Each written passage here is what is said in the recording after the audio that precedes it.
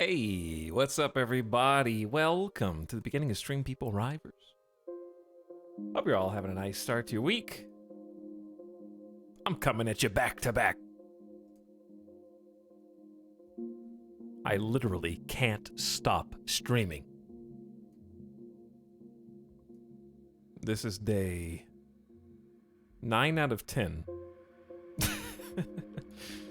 I think. I got things to do. I got new games to play. You don't just get to sit around for months complaining about the video game drought, about how there's nothing to look forward to, nothing exciting. At least not for me. And then when there are finally games that come out that I'm like, oh, those are fun, I want to play those again. Just what, not do them? You gotta do them, because I have to earn the right to complain the next time soon when there aren't any more new games that I want to play. Okay? That's how it works.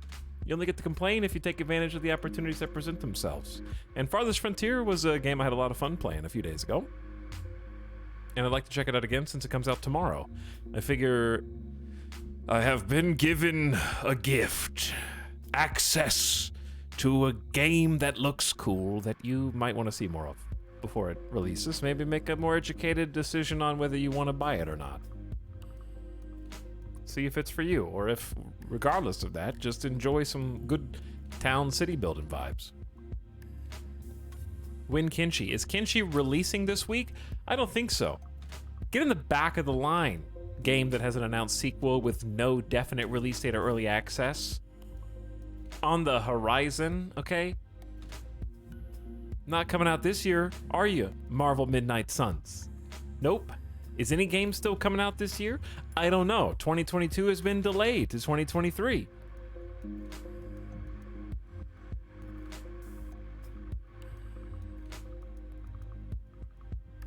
But hello, Ali Venture. Arvarak's Brain Flood is here. What's up, Karth Vader, Zed Witzel, Strange Wolfful? Hello. Hi, Dandy Kit. Etsk. Illustra and Ivernat, Quesadilla Queen. Yo, obligatory is this like banished? It sure is.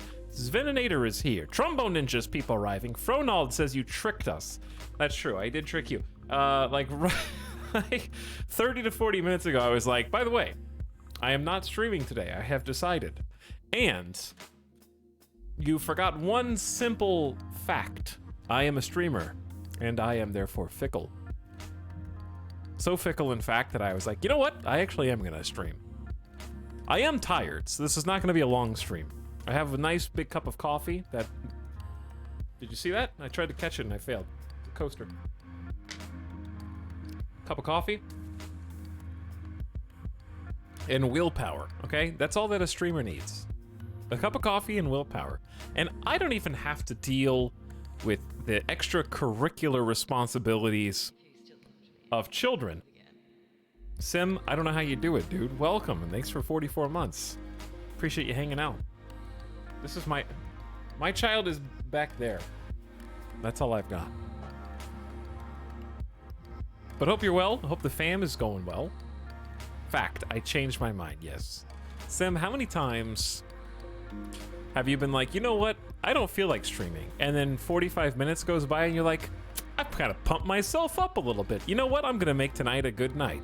Or the inverse is true. There have been times when I've woken up and I'm feeling on top of the world, and then I'll eat lunch, and then all it takes is one chemical imbalance in my brain, and I'm like,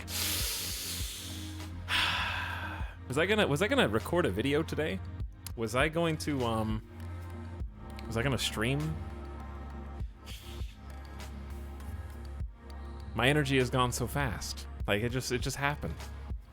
Because the weird thing about content creation, whether you're gonna make a video or stream, is you're basically gambling on your own body and brain. Because nobody's forcing us to stream for 5, 6, 7, 8, 12 hours, you know? But at the same time, we have those expectations of ourselves. So like my expectations right now are generally like 6 to 8 hours at the moment. And I'm gambling that I'm not gonna feel like a pile of garbage 2.5 hours in and regret making this decision. All the time, Etalyx.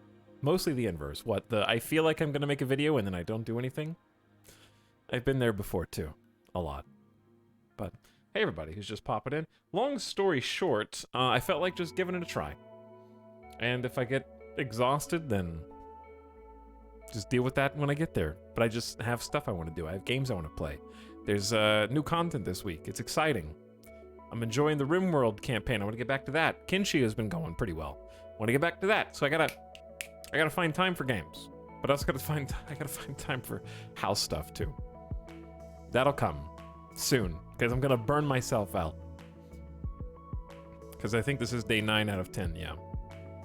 But it's also like just the pendulum swinging the other way, because there's been lots of sort of time off, not really off, but just doing other things, moving was a huge pain, and it's nice to be able to come back on the other side of the move, even though things aren't unpacked and cozy yet, and still just be like, okay, deep breath. Deep breath. Can focus on work for a bit.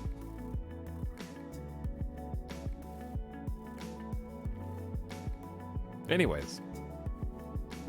Twitch gave me an ad even though I have a sub. That wasn't me. Sim said you've done that for me before. I had a horrible Halloween. I caught your stream. It made my night. Influenced me to stream and have a great night. That's the other thing. A lot of streaming is 2 parts. It's 1 part mental, and the mental aspect has to be there. And then the second part is physical, whether you have a voice, if you're sick, you're ill, you have a cold, or if you've just been talking too much, or you're exhausted. For me, like after a stream, I don't really get sleepy. I just don't want to talk anymore. After I'm done talking to all of you guys, I just want to shut up and watch YouTube videos or watch TV and just like let my brain sit in a vat of rejuvenating. What the word acid is coming to mind, but that wouldn't be rejuvenating, I don't think. Cox worked out the code to the digital lock on YouTube Prison. He escaped, living the life over there as a free man. I don't know about that, Avic. There is something beautiful about having the repository of all of your old content. It's just a different business model. Because I do enjoy the idea of both, but it's very hard to do both consistently, as you well know. As someone who does both. I did both for a while. I couldn't hack it on YouTube anymore. I just got home from work and my food is almost done. We'll cook faster. But I appreciate both of you guys hanging out and giving your perspective. Avic was last seen playing this very game that we are about to play, Farthest Frontier. It's a very cool game. So much though, you know it's gotta be, because we're playing it a second time today. We're gonna continue the colony that we had before. I don't foresee us starting over unless we get raided. And if we get, and I don't mean the cool Twitch raid, I mean like in the game.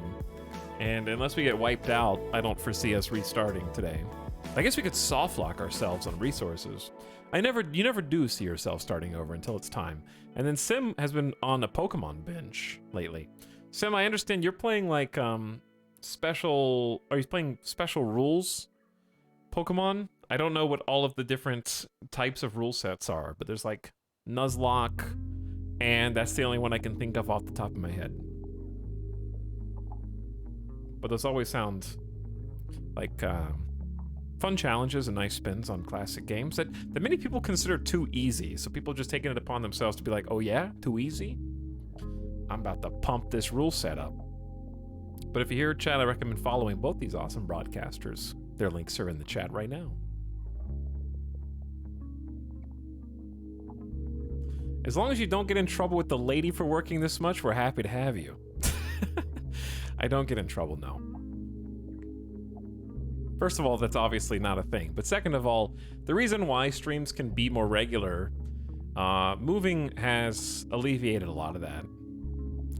Because now, instead of living in 2 places, I get to, you know, often see them before stream, and of course see them after. As opposed to, you know, earlier, in the year and just before moving, it was like, well, I'm working today. I will see you in a couple days or something like that. So that's definitely been one big benefit of moving in. It's easier to balance work life. Right now, work is overbalanced, but also, like I said, there's just so many games I need to play while they're here and not look this gift horse in the mouth. Because if other content creators will be the first to tell you, when you want to do something, if you don't act on it, it'll eat away at you for the rest of the day or the week until you actually do it. Like if YouTube video content creators, if you have like a video idea and you're like, I really want to do this video idea, and until you actually start putting pen to paper, making something happen, it's occupying all of your extracurricular thoughts to the point where you can't really enjoy your free time anyways. So you might have time off, but it doesn't feel like time off because you can't relax your brain. Damn, I used to watch you for years, boy! Ozmate, well, now you can watch me for years yet to come, hopefully. Thanks for hanging out and following. Glad you found us again.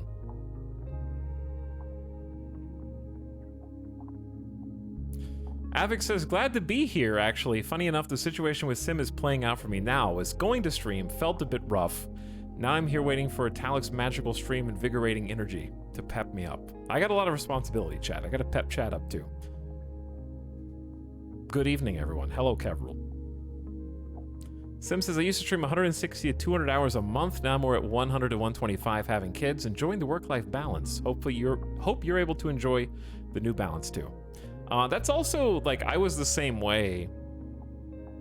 Just 2020 and 2021 was like that, where it was just easier to play video games and have, like, a comforting sort of community to both enjoy you guys chat and give a place for you guys to hang out. Because, you know, there's a lot of anxiety and I don't want to say tensions were running high, but the world was a scarier place in 2020 and 2021, and then we became numb to the pain. And now it's 2022, going on 2023.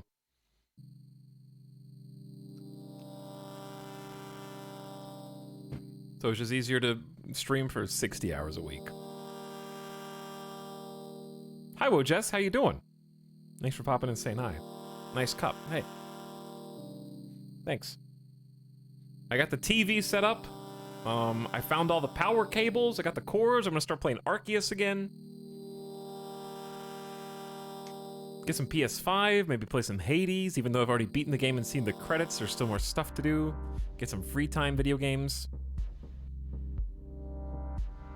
Thanks also beginning of stream subs. Couldn't do without you. Thanks Sarion for a 10th month. Hi Sarion. Sim, thanks again for subbing. Novosibirsk, Seven Wonders Duel. Yeah, there's some board games back there. There's Jaipur. There's Seven Wonders Duel, which is a great two-player board game. And also, I believe that is Rivals for Catan. The good Catan. I'm sorry, but it's true. Rivals for Catan, I haven't played in a while, but it is my preferred version of Catan, because I do not like regular Catan at all, actually. And it's one of the few board games I would refuse to play with someone. That's just a personal opinion. Hi, Taxon Chat. Hello, Reanimated Bit. Simulacra is also here. Hey, Simulacra, thanks for the 20-month sub. Darkbee Dragon OG says 88 months, but what comes after? That's like over 7 years.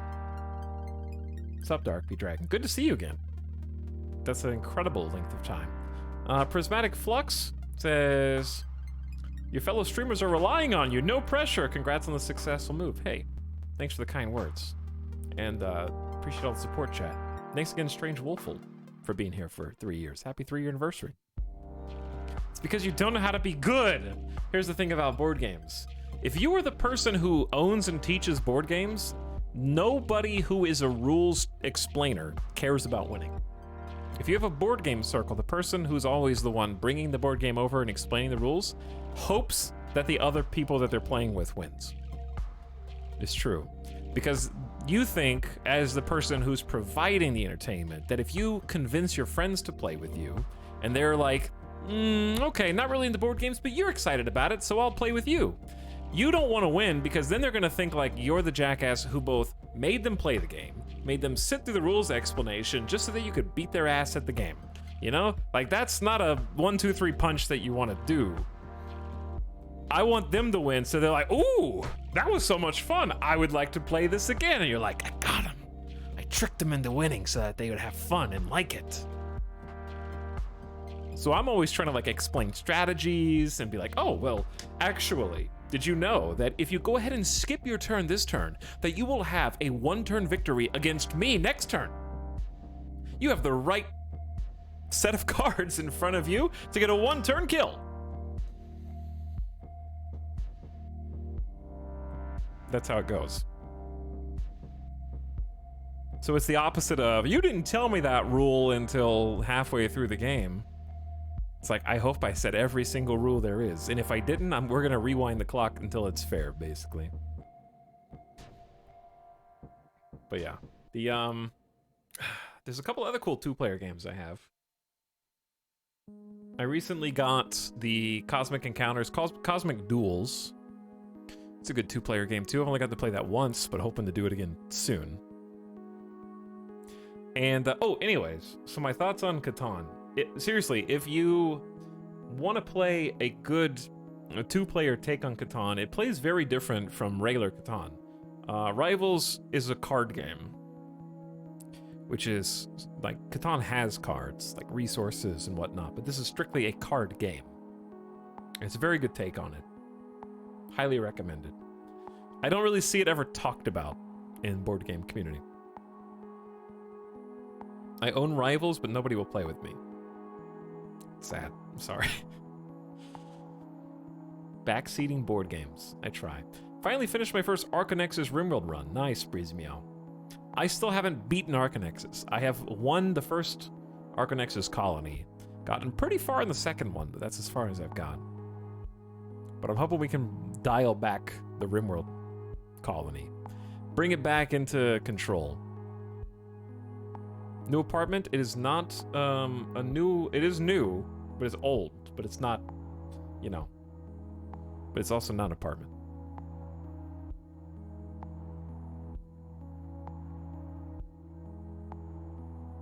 I need a clip of that explanation. I have friends who need to see it. What, playing, like being the rules explainer and being the one who introduces the games? Speaking of introducing a game, check this out. But yes, I did just move, is the short answer.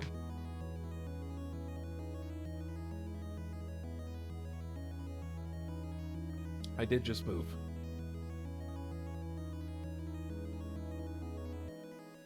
And we've got sun, and I don't remember where the camera goes in this game, so we're gonna start it over here. Farthest Frontier. It's the card game Catan. I got it, I just didn't know it was called Rivals in English. I see.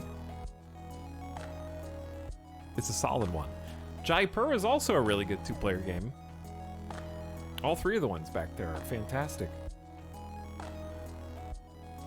I have so many board games. They're just, you can't see them. They're off screen. They're right in there. I'm gonna try and get like a shelf, put some on display, and hopefully get to play some soon.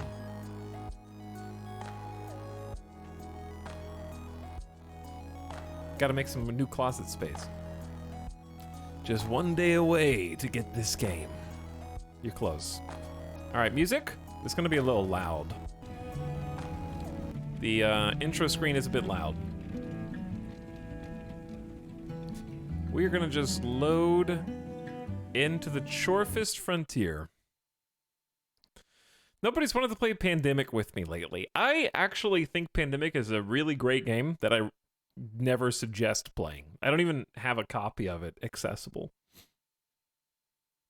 I will not suggest playing Pandemic unless I am intimately familiar with the people I'm going to be playing it with.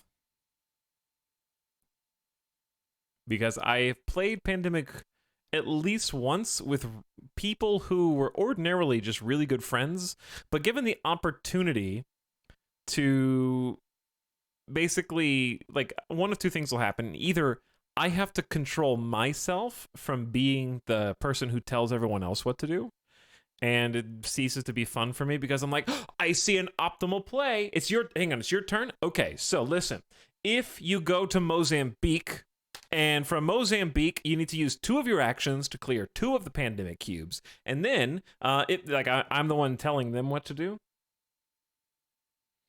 or someone else is, but I can dial it back, and I figure out when that's happening. Also, don't worry about the optical. It's just, for some reason, when this game loads in, it takes all of my computer's resources.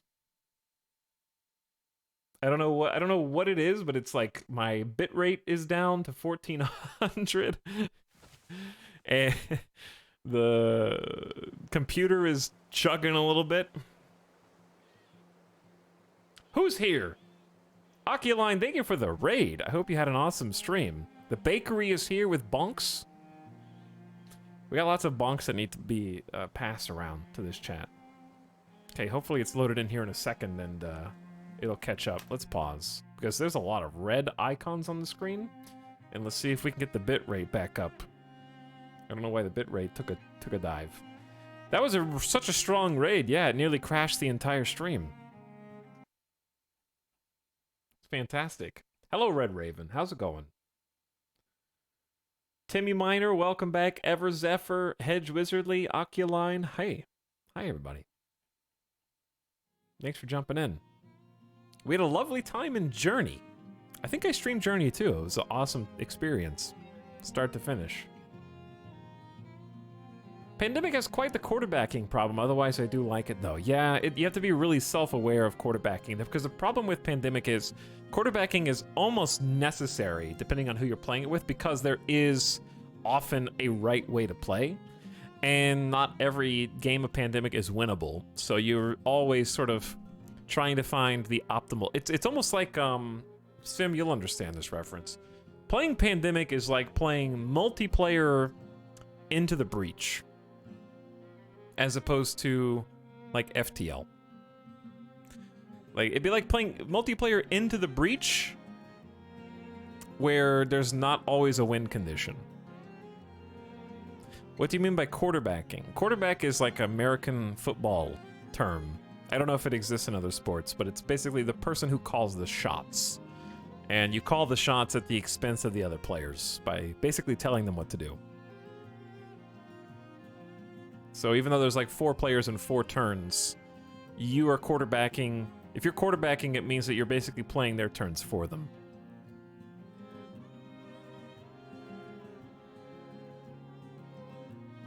You want to coordinate but not control. Yeah, you want to give them options, but basically there is like a strategy that's going to be best. And there is a wrong way to play. So it's hard not to backseat Pandemic. Okay, my food is ready. You can start the stream now. I will. Because I think you guys got your bitrate back to 4,000 instead of 2. Have you played Gloomhaven? No, but I own Gloomhaven because you're not a board game enthusiast unless like a third of your board game collection is unopened and unplayed. So that's where I'm at right now. But if you're here on my channel, you haven't already checked out our friend Oculine. They were playing some Journey. It's really good vibes in there, and I'm glad you had a good stream and sent your nice people over to hang out with us. Okay, welcome to our city, everybody. The game's not out yet. It'll be out tomorrow. We're playing a preview build, and we have a city in progress with a lot of... What is this?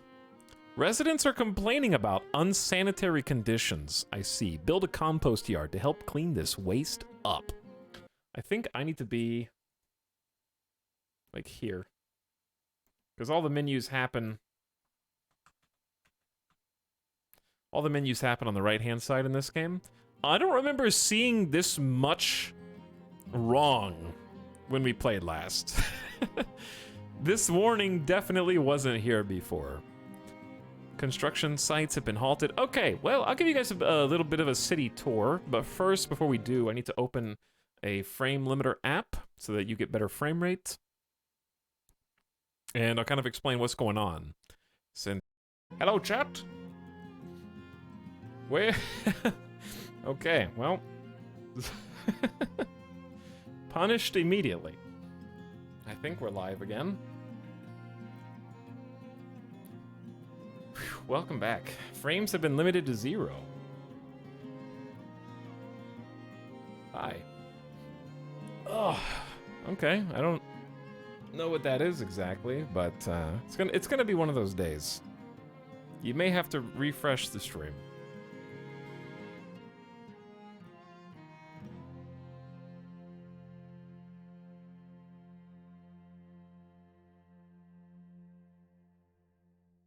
All right.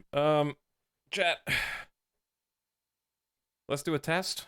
Let's see how laggy you guys are. We're gonna see if you need to refresh or not, because I'll say a word, then chat will say the word, and you'll see the gap between when you see chat say it and when I say it. And if chat says it first, you'll know to refresh.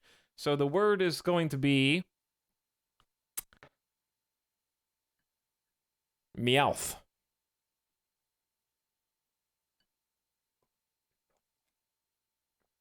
Okay, there you go. So if you saw a bunch of people saying Meowth, and then like 30 seconds later you'd said me say it, then that's how you know you're lagging. That's right. That's right. Indeed. Well, we're back. Hopefully that was a one-time thing. So, where was I? Yes, as I was trying to say, we've got a burgeoning town here that we are responsible for placing every single building, from all the roads to all of the settlement structures to the town center itself.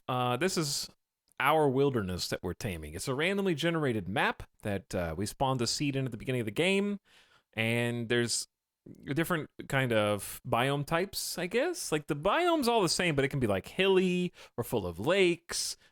Different terrain presents different challenges and different availability of resources and such, right? So we happen to be near 3 lakes. It's a kind of a nice area because we have a lot of fishing here, and we've kind of built a little offshoot road so that we can get some fishing shacks. These little guys right here, there's 1, 2, 3 fishing shacks, one for each of the lakes, so we can produce some food for our peoples.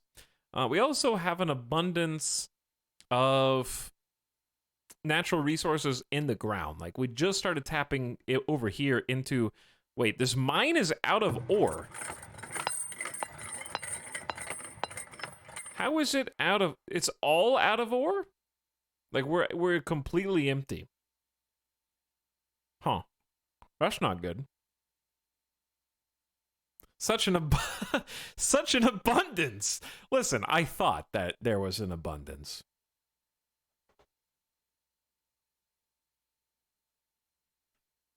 Well, we have next to that clay, which does have 847 yield left. Then on the opposite side, there, I believe, is some sand. Possibly further out. I'm still, oh, yep, there's the sand. So we haven't started tapping into this sand pit yet. And hopefully, I guess we'll find some more iron.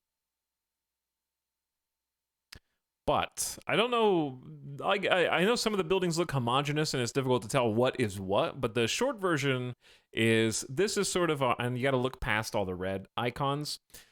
This is sort of our city hub where, even though the city center is here, we have most of our peoples living in this vicinity. So they're surrounding the markets. So all those green places, those are the houses that people currently live in. And we also have some other supporting structures to kind of augment them, such as a school. So if you played games like Banished, you'll kind of be familiar with some of the mechanics here. Like having a school allows your peoples to go and get training, and then they get training, they become educated. Certain jobs require educated citizens, but even if they don't, I think they'll produce more resources, or rather perform their tasks with more efficiency if they've been trained. So I want to see, how do you tell how many people are actually getting an education here? I don't know if some of those details are on display right now. Because I remember schools could only house so many students in Banished before. But yeah, then we just finished building a bakery, and some of these buildings, the people like living near. So they have to enjoy where they live before they're happy enough to upgrade their houses. So we're providing them with goods and services so that they feel comfortable building a better version of their house. So like this is the starter version, just like a little kind of default shelter. And then when they get the sufficient upgrade requirements, in this case, they need 2 food types and 30 desirability out of, they got 29. Once they have those 2 things, they'll upgrade into a homestead that looks like this, that provides them with more happiness, and the house itself is more durable, probably against raiders. And maybe Avic could help me with this. I'm assuming that happiness, let's see. I would assume that happiness mostly impacts their work and how productive they are, but I'm not sure when the game talked about that. That would be the most logical.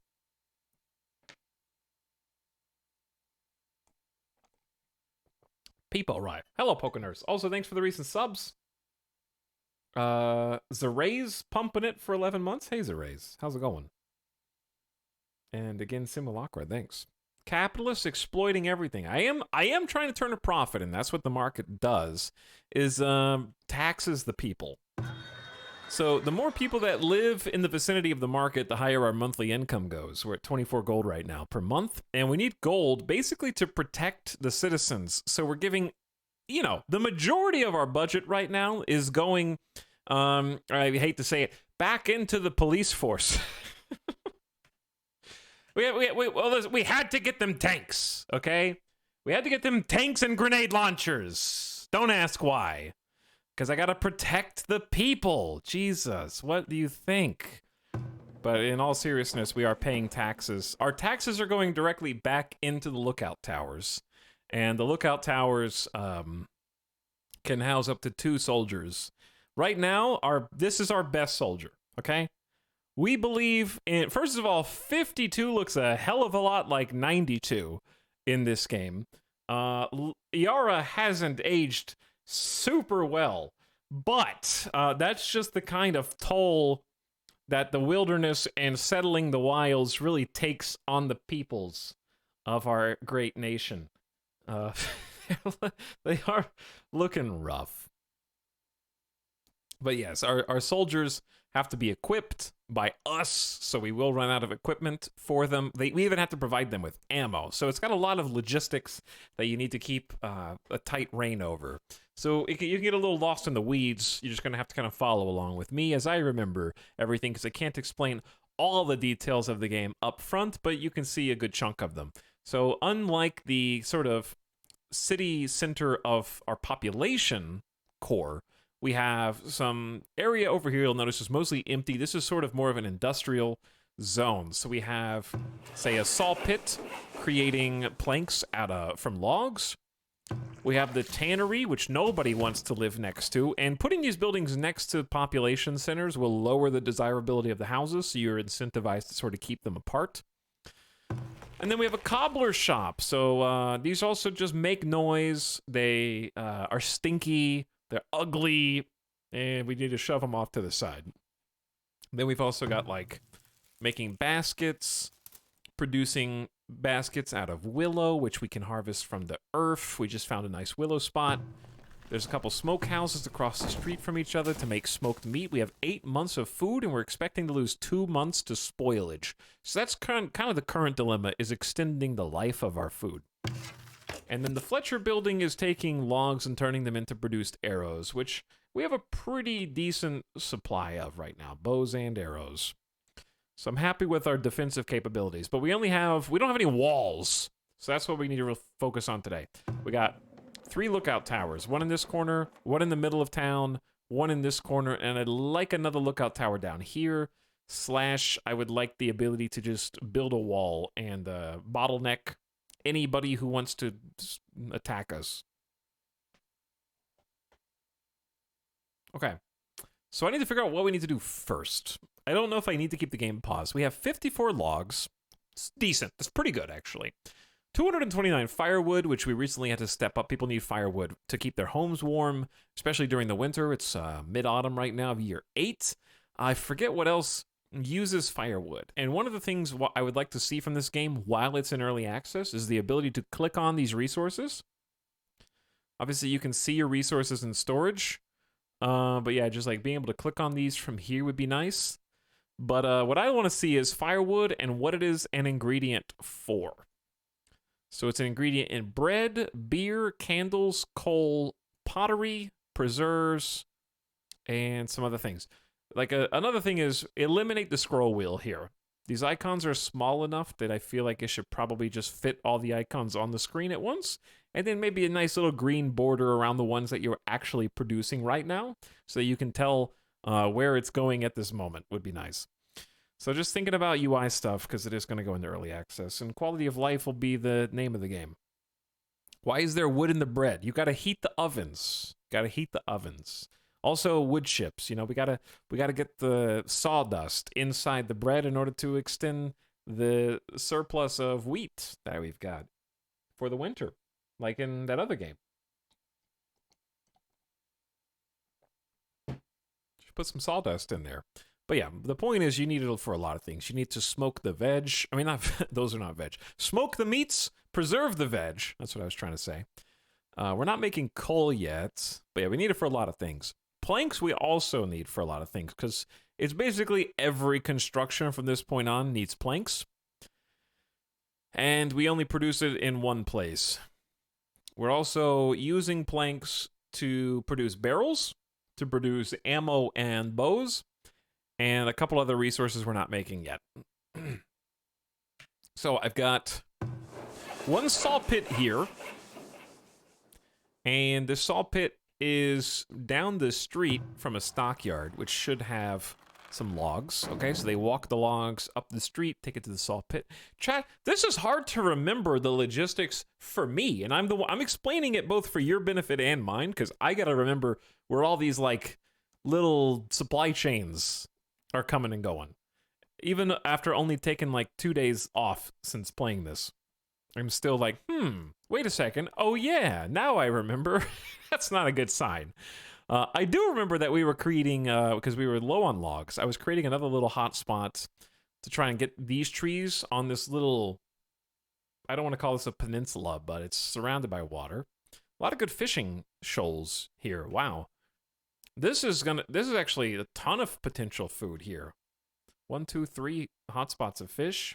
You need a flow chart. I do need a flow chart, but yeah, this is another thing. So we got number 1 is this work camp, which I'm gonna move the circle of the work camp over.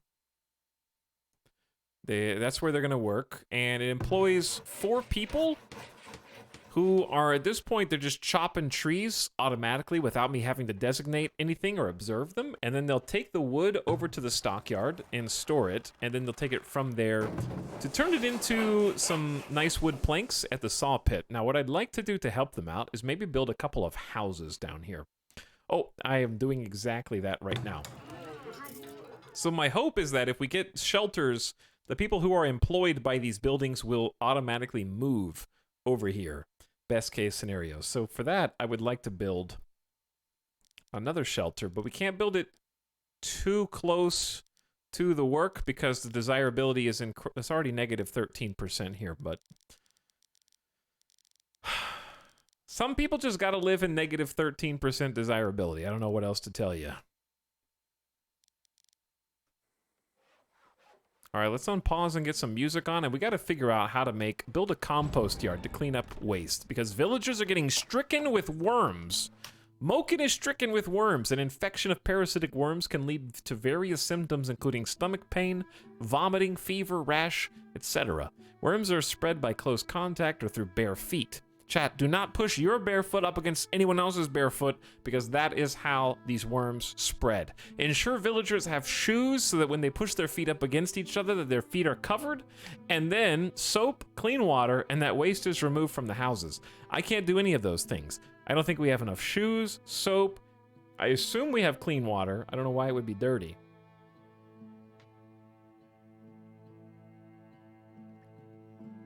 Do work camps replant trees, or are we just clear cutting? I believe we're just clear cutting. In fact, I'm not sure if there is a replenishable source of resources in the game yet, because I do recall reading on their early access page. They say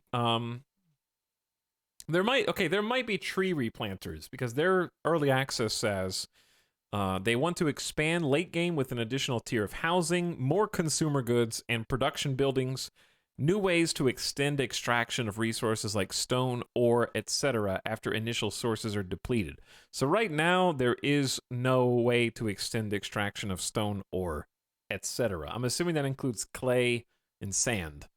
So maybe some additional ways for those resources are not replenishable, but trees are replenishable, because I know for a fact that there are young trees.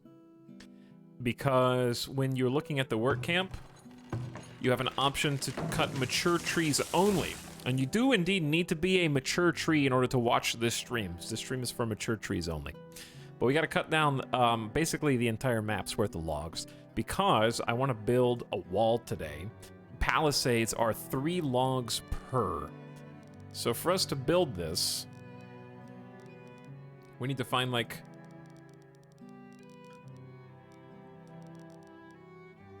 I mean, this is going to cost 60 logs just to go from here to there.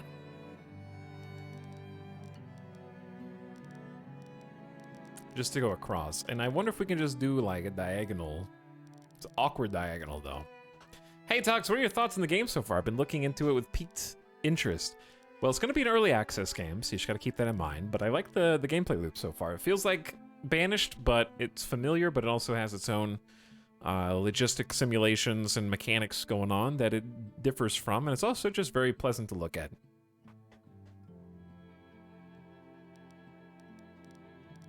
So it's got a nice aesthetic, and I like the minute details so far. Okay, we need to focus, chat. Let's get rid of the biggest thing, unsanitary conditions. I need a compost yard, which I'm gonna assume is an amenity. Okay, maybe a resource.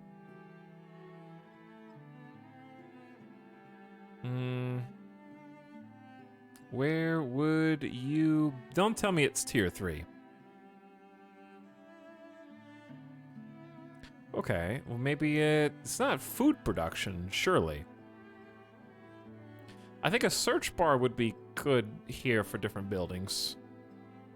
Where the heck is the compost yard? It's not under housing. I've seen it before. I remember looking at it. It should be here somewhere. Poop storage. Is it poop storage? There's a wagon shop, granary, cooper, and the vault. I would think it'd be under resources. Let me look again. There it is. Compost yard's tier 1. At the compost yard, night soilmen collect human and animal waste, which is converted into usable compost that can be added to crop fields to increase fertility. I don't think I've built one of these already. So it needs to be far removed from the living areas that people inhabit, because it's impacting their desirability in a significant way. But I also like the idea of putting it near the farms.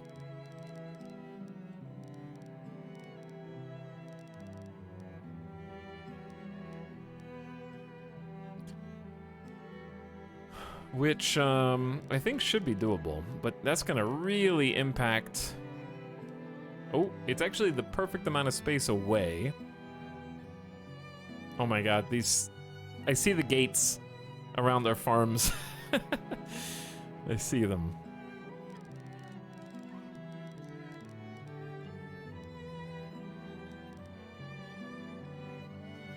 Okay, let's put it over here, back behind the farms, along this little road. That'll fit nicely.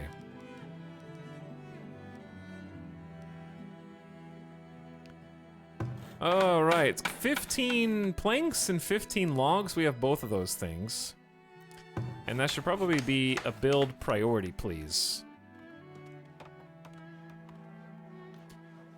I said I wasn't planning on restarting today, but this, I don't think we had unsanitary conditions last time I looked, but it's possible everybody just gets sick and dies because I never built one of these, and then we just have to start over. What kind of price tag does this have? Chat, or the other day said there was going to be like $30. I'm sure you guys would actually like seeing a new colony, but I want to actually, you know, build a lasting colony, if possible, that succeeds.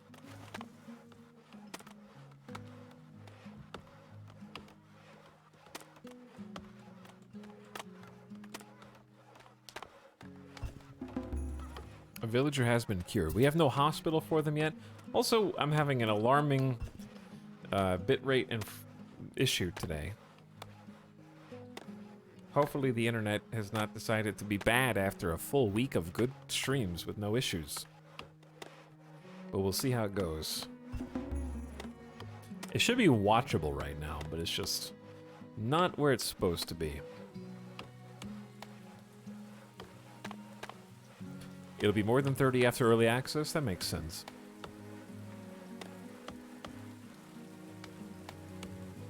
A full-blown castle town with defined districts would be cool. Yeah, you can go pretty big in this game. And I'm hoping that when they say they want to add in-game production and stuff, they want to go even bigger than that.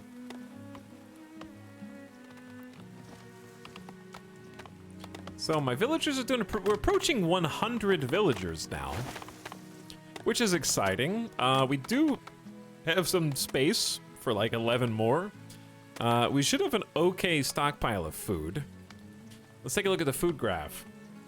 Food graph says we produced a little bit less than we did this time last year. I believe we'll need to add some crops. So we have crop rotation system in the game. That's not difficult to explain, but it does take some time. Effectively, you can set 3 different schedules of rotation for the fields, and each of the crops has different effects on fertility, the weed level, whether it grows over rocks, and whether it can withstand heat or cold, with some other things. And then you can add clay or sand to improve the soil mixture, but I don't have enough of sand to do that. So we are just on the other side of a rye harvest. I need to kind of see how much extra grain we have compared to how much bread we're producing. But I'm noticing that fertility levels are dropping, and I'd like to build those up. And I believe clovers are good for replenishing the soil fertility. But the problem with clovers is, well, food. I don't want to eat clovers. So probably do at least 1, maybe even 2 rounds of clovers. And that's, well, that's all you can squeeze in, huh? What if we do 1 round of clovers? This is supposed to be the wheat farm. Wheat is very frost and heat tolerant, but it demands a lot of fertility.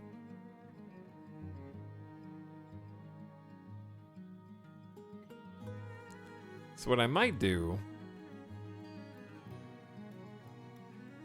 Rye is a lot less fertility dependent and has similar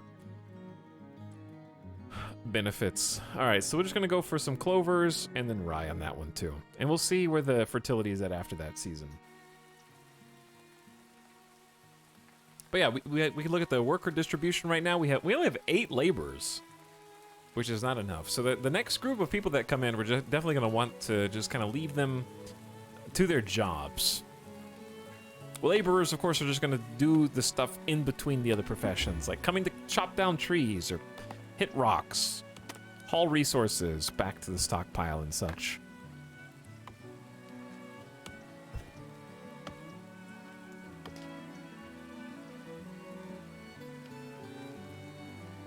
I'm sure once the full game comes out, the game will continue to be supported. Crane Entertainment made Grim Dawn, and they still update that game. That's a good point. Games like this do tend to be launched and then sort of like, okay, that's done. I don't know if there's been any that have continuously got updates that are what I would describe as banished likes. Because the other thing is that these games do have sort of a cap. Like, once you hit a certain tech level, there's... The only thing that you can do is add more bloat to the mid-game. Anno is still getting updates. I meant games that I like. Maybe I need to try Anno again, I guess. I don't know which one to try.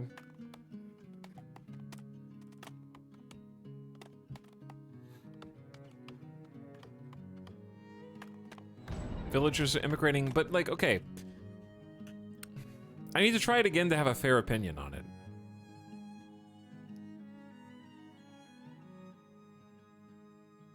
I just, like, my problem, I don't remember which Anno I played. Let me see. I played Anno 2205. Chad, is that one of the... That was 2015! Whew! Is that the good one or the bad one? I think I also streamed 1800. That was a bad one? That's a bad one. Okay, that may be part of the problem. I don't know if I think I may have streamed Anno. Let me see.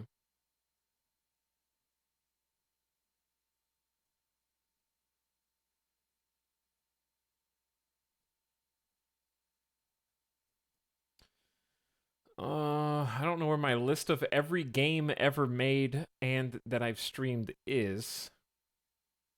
Chat, there's a lot of games. There's a lot of video games that exist.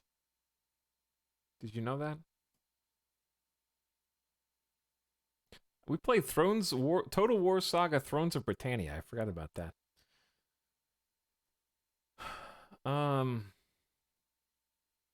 Alright, I'm only gonna look for a second longer and then I'm gonna give up.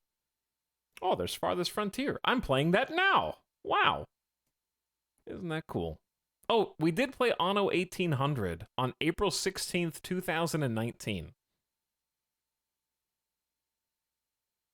Oh, we found it in the Kaibo archive. I enjoyed 1800. 1800 is good. I don't even remember playing it, so that's how much of an impact it made on me. I saw this game and I immediately thought it was for you. You're right, Hofflehass. It is. It is. Absolutely right.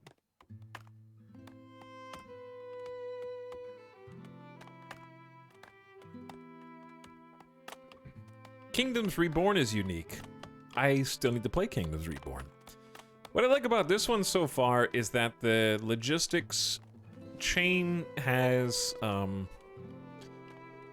mostly good micromanagement. Whereas sometimes I can get bogged down by bad micromanagement. Uh-oh, why is this colonist so slow? Okay, we intercepted the wolf. Good job. Well done, everybody. There hasn't been a lot of bad micromanagement in this game yet. Whereas I seem to remember in Anno, I just got bogged down by minutia all the time. But again, I need to play it again.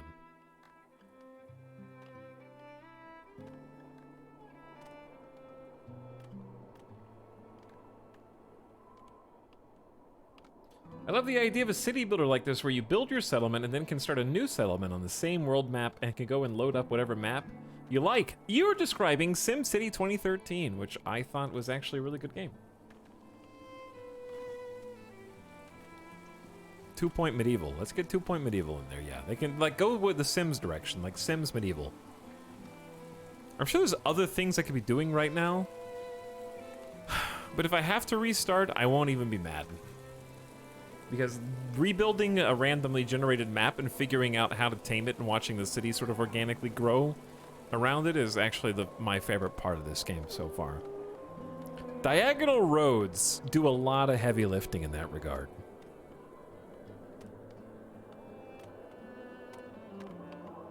And yes, I can fast forward, but I'm just enjoying the cold winter building the poop yard. I forget how to, I swear you could move the camera. Can you not? Am I crazy? Zoom camera in, zoom camera out. Maybe you can't move the camera up or down that way. It's probably a conscious decision so the devs don't have to render the entire map in. Waiting for Manor Lords. Manor Lords looks cool too. I haven't really seen much on it though. SimCity 2013, the one that was always online? It is, yeah. That is the same one. So during the winter, a lot of the peasants will just kind of retreat to their houses where they get warmed up, and we need to keep track of clothes. That is another thing I would actually love to see from the UI as the game develops, is like you've got these set resources up here, but I would love to see a drop-down second bar. That I know this is asking a lot. I know this is asking a lot, and I'm just a needy gamer. But a second drop-down menu that shows these resources in a configurable fashion, where I can click on one, favorite it, and it'll go to that top bar. So that I don't have to open this menu, because I don't like this menu.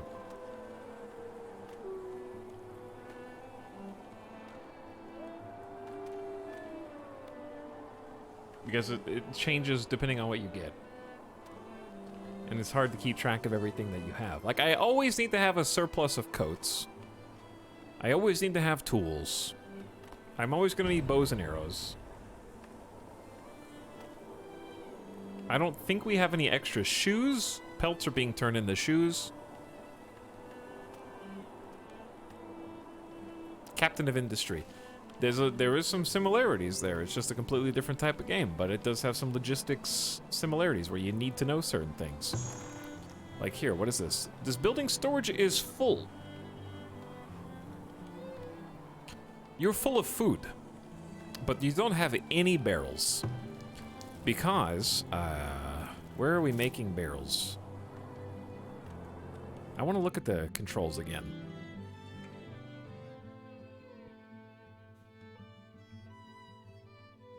Toggle building widgets, unit widgets, and resource widgets. F2, F3, F4. Oh, you can hide those. You can see all the people. Oh, okay, that's cool. That's a bear. That's why I have a the bear is just going to attack a house.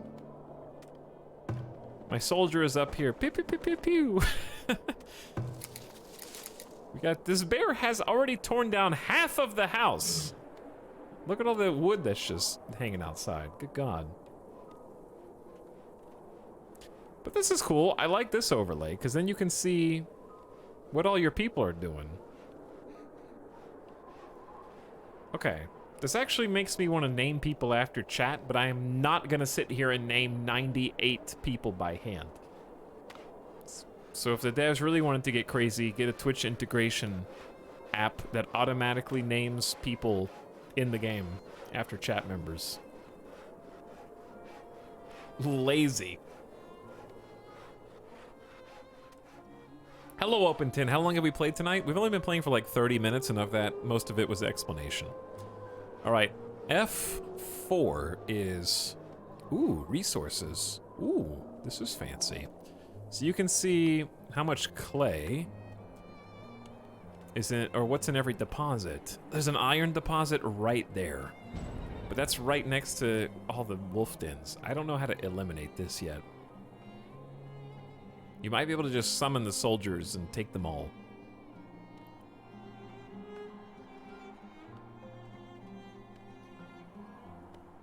$2,000 gold under these trees. I actually had no idea that was there. So this view is extremely useful. You can also see bonuses, like 50% bonus fish. A building is on fire. Not what I was hoping to see tonight. There's sand and iron there. I didn't see the iron. Okay, that's a pretty large fire, actually. In this game, you can usually pick up and relocate any building that you want. I'm not sure why you can't relocate this one right now.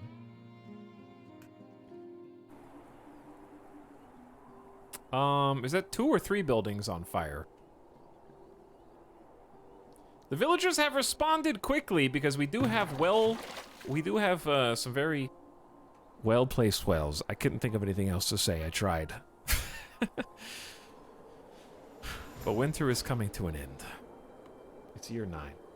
You don't really relocate mines. Apparently not, no. I could just build another one, though.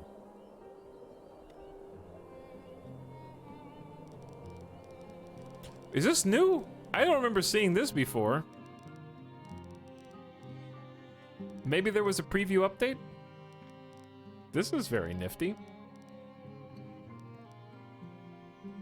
Or maybe I just wasn't paying attention before, because now I can see where all these resources are at a glance. Extremely valuable.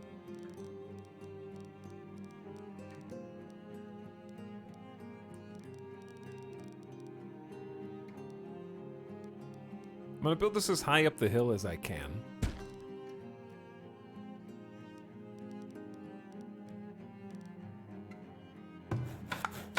I'm not sure if I actually built that the correct way around. Hold on.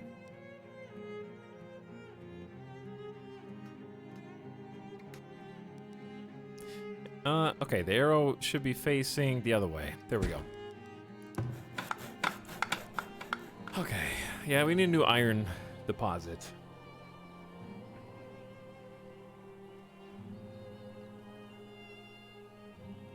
People arrive. Hello, Dorito.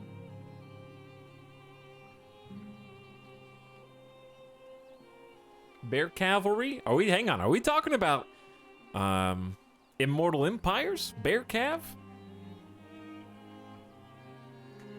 Maybe. But yeah, this is a much nicer view. So we can turn on the housing overlay, missing melee weapons. This building has room for more workers. We do have Willow, so I'm gonna hire somebody in here. Baskets are good because they allow your workers to carry more things, so they just become more efficient when they're hauling. But I need to see how much willow we actually have. We have 104 willow, and it's only 2 willow per basket. So we need to go obviously get some more, but I'm gonna hire 2 people. Make the baskets. But yeah, I do think that the problem with the resource menu, in my opinion, is it's a horizontal menu that moves depending on what you have or don't have. So I think the best case scenario is just to show empty items all the time. Put empty items maybe last. Okay, hang on. This is better. This is better. I like this view better.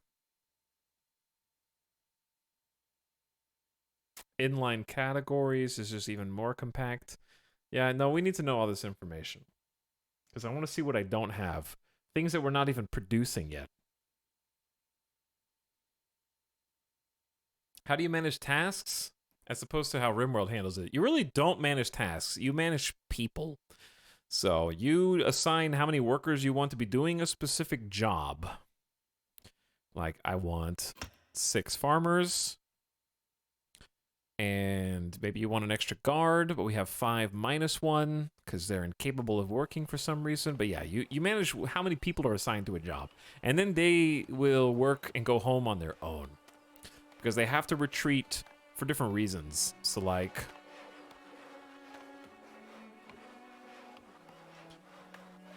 we can find somebody who's going home right now, maybe. Wilthrin is unable to work. There's supposed to be a miller.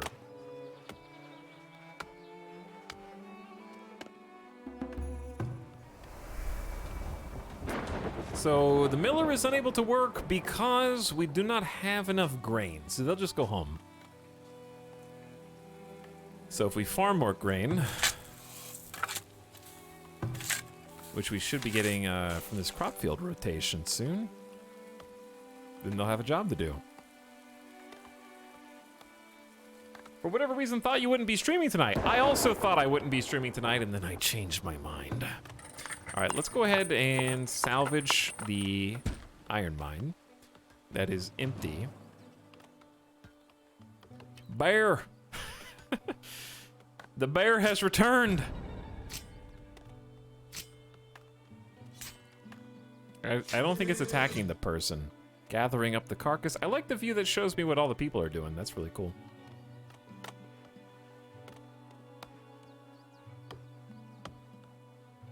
I like the aesthetics of the menus in this game. Yeah, the game itself is just very pretty. I just need to figure out how to advance our civilization and get prepared for the next, like, big raid. We do have a compost yard now. So, the Night Soil Mensura is gonna go collect all the poop. We have up to 3,600 waste storage here. And we can use that for fertilizer, which is gonna be huge. I don't know if I have to manually assign compost, or if it'll just go when it's done. We're gonna find out. But hello, the dark. But thanks again, Seamus, for the 14 months. I am finding the new house comfy. Thanks for the gamer bucks. I appreciate the sub support. And Simple Anarchy's back for 17 months as well. Thanks for popping in. Okay, I want to actually watch this person. They are collecting waste as we speak. They're carrying 60 poop right now. But yeah, the reason that they regulate their own schedules is because they need to eat, they need to stay warm, they also need to change clothes, you need to make shoes and coats for them. I think shoes make them walk faster. Coats keep them warmer longer, so they don't have to go back and burn firewood in their houses. And then I'm not sure what linen clothes do, probably make them happier. They can carry food around, and they can also go fetch food from their house. The market has a grocer who distributes food to houses, but there's only one grocer. So I'm not sure how useful that is, like only having one. You might be able to upgrade the market to employ more people, but we need 50 bricks to do that. We don't have any bricks yet. Because the upgrade bonus is, yeah, additional workers to keep the houses well stocked.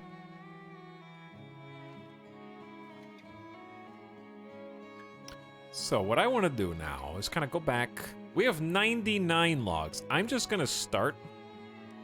We have 11 laborers and up to 6 builders. I'm going to start building the log wall. The log wall. I think it needs to happen.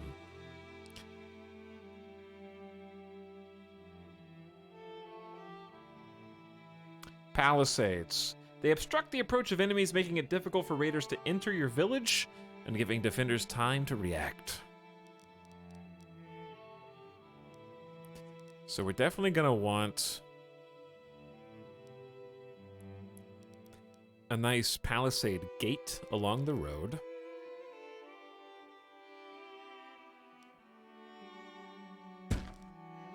"12 logs by itself. So they can't go through the water, to my knowledge. So we're gonna block that off there. And then I'm gonna build the other length of road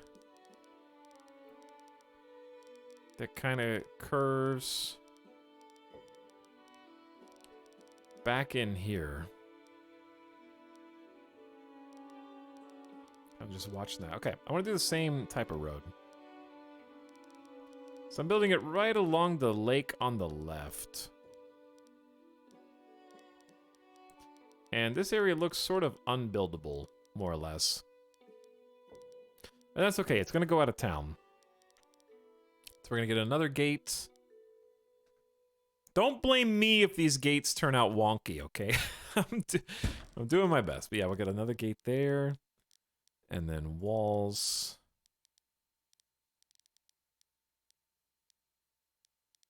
Is that just because there's a person there? Or just, I guess that's unbuildable. Hopefully they can't just walk around through this. I hope that's considered water. Should be. And we're protecting our fishermen with the minimum amount of walls necessary. But then we're going to need something to defend them if they start breaking this area down. So I'm thinking like...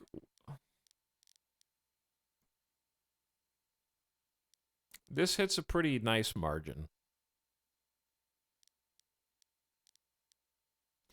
And it's right next to the road. It's kind of on the road. I don't know where they're more likely to attack us from. But we do have 12 extra gold. I don't know if I should pay. I'm going to pay maybe one soldier to work out here. Okay. I just know this is my next gaming addiction. Hello, Bumblebutt. What's up? It's been pretty fun so far. I thought raiders can't even find this settlement. They've only found it once so far. Hopefully they never find it again. I think this game would lend itself to rudimentary terraforming, like building up the banks or making land bridges. You can't go that far. It's more rudimentary than that. There actually is a way to flatten terrain so that you can try and build on hills. It is slightly effective. It's definitely been useful for us so far in getting some buildings on some slopes that we couldn't otherwise. But I don't think you can really build up much. You can only build down right now. But clearly there's some terraforming in the game. I don't know what's planned for the future. So let's just let them get to work on that before we start giving them another job.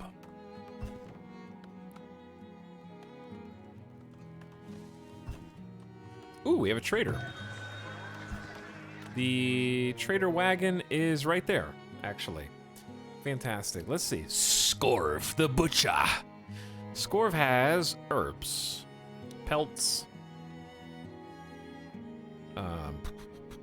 coats, clay, shoes, meat, and 18 crude weapons. They would like to buy...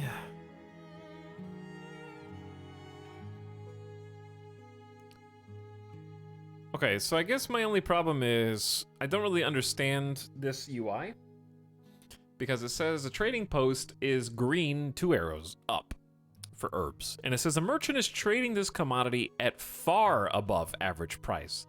Does that mean that they're buying it at far above average price? Because they're both buying and selling it right now. They have 200, but they also want to buy some.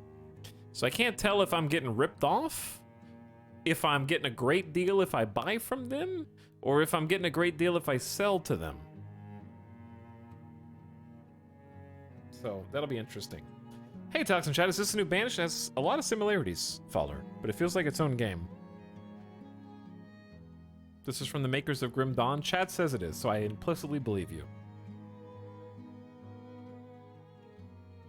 So like here, we don't want to sell them linen clothes because I don't have any, but they give me a terrible price.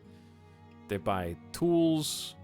I think we bought tools for 25 gold and they're buying them for 38. So that's actually a crazy good deal. But I need them. I have to use them, I'm sorry. I could sell them some stone, but we're a little low on stone right now. There's not a lot of deposits around. So I don't think I'm going to do anything with this. I think I'm just going to let them go. Goodbye. I don't know how to dismiss a trader. He's departing in 4 days anyway, so... I would like a large notification whenever a trader comes in. Like a dismissible note, like an alarm. That would be cool.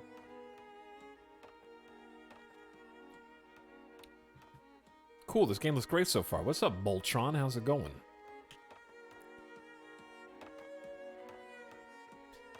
Okay, let's take a look at the buildings. I want to see what we need. Because I wanted to make another city center. Because you can see this one doesn't have a lot of room left for more houses. Not a lot.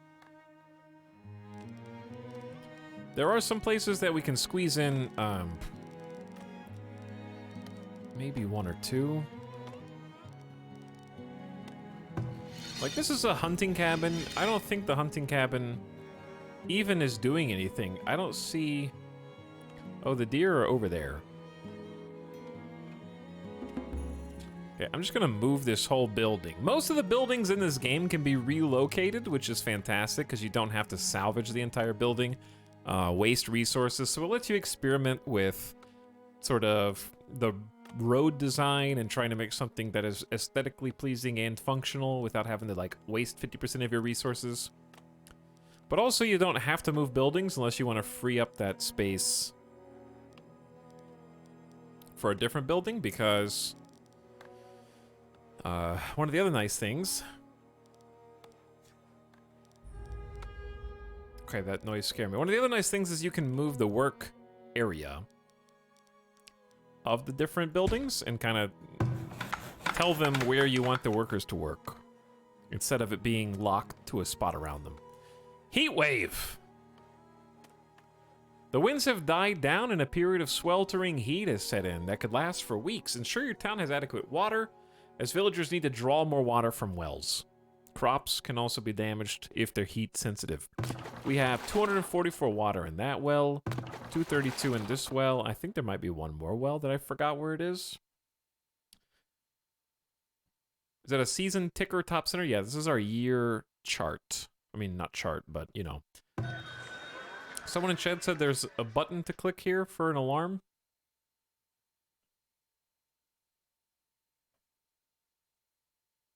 Isn't that a setting to get a notification about traders? Where?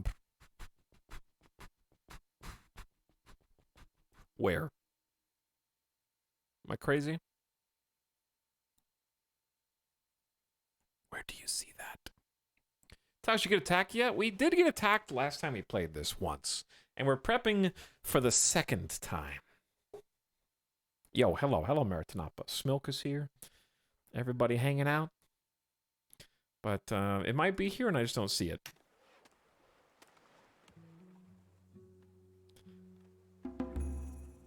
Setting as an escape settings.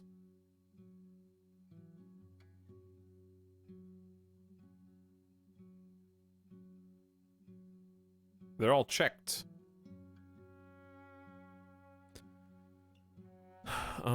So if it is there, I just don't notice it anyways.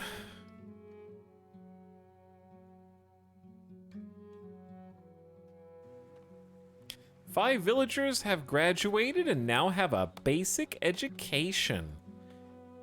So smart. So learned. It would be nice if basic education had a tooltip that said, like, what that tangibly means for the colony.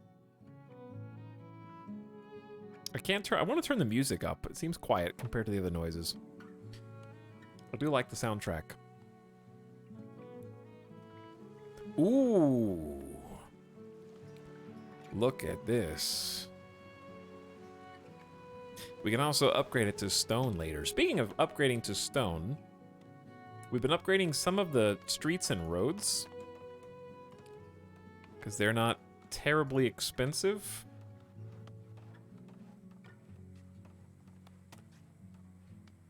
And upgraded roads, while they cost stone, do give you a walking speed upgrade, which it doesn't say that. I would like if it said the percentage of that upgrade to make it a little more tangible. 8 people have arrived, and they want to stay in your village. I only have room for 5 people, so they're going to be homeless. But also, I do feel compelled to accept them and then just make more food. We only have 6 months of food. All right, 8 villagers. Yep, I know. They don't have anywhere to live.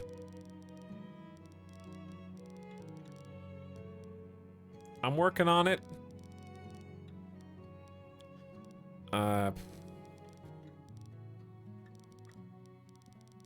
What I wanted to do... Oh, yeah, that's why we moved this building over here.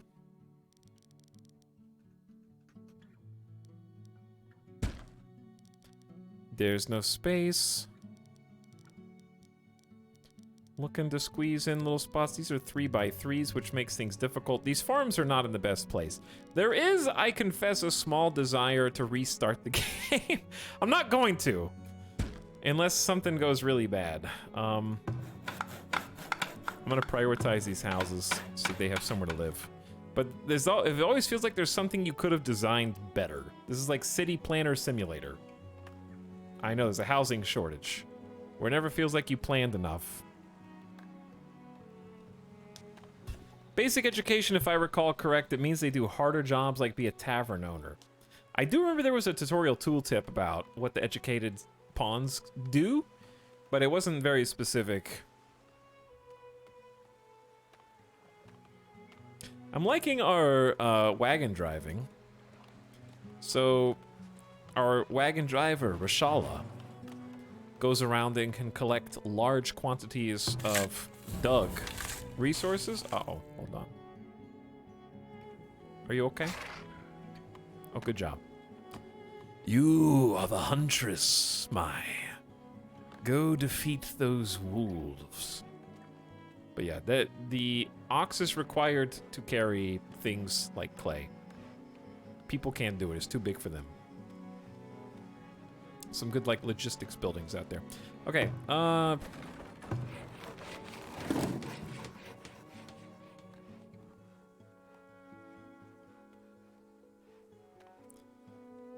we'll get there. I think one of these work camps is almost out of stuff.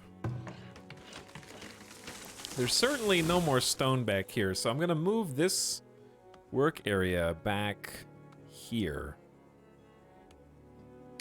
Because there's a healthy amount of trees in the circle. There's also some big rocks, and you can also set the ratio that you want them to tackle the resources. So I got them set. Right now, we desperately need logs, so they're collecting 3 logs for every 1 stone.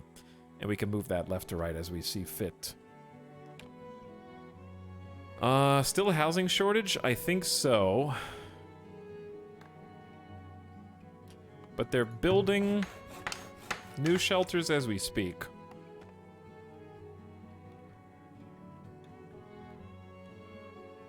Anyway, chat, how are you guys doing today? And also, what do you think we need to tackle next in our great city?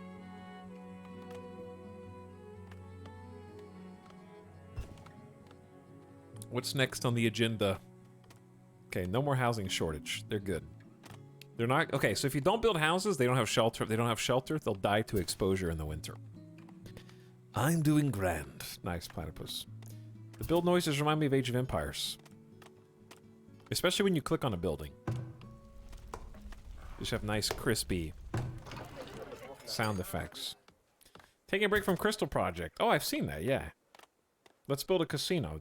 Can we gamble in the frontier? I'm new to this game, but it's really relaxing to watch. That's good. Hopefully none of them start dying of unsanitary conditions because we started taking care of compost too late. Then it won't be so relaxing. First good day in a while. Hello, little Bobby. Can we give them video games? Eventually, yes. When they realize they're living in a simulation, as we have, they can start to unlock the potential of silicon in their own world. And then they'll get there.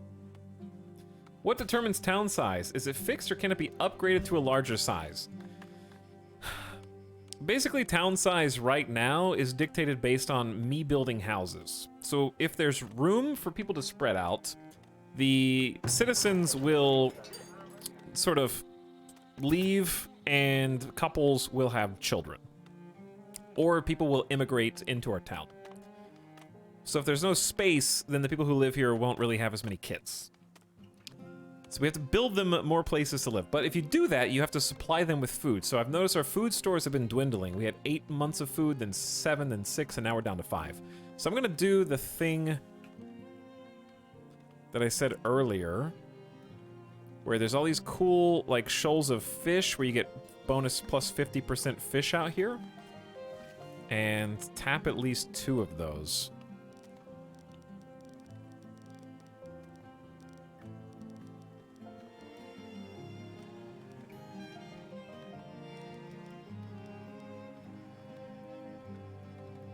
I'm just trying to find the best place to actually build this.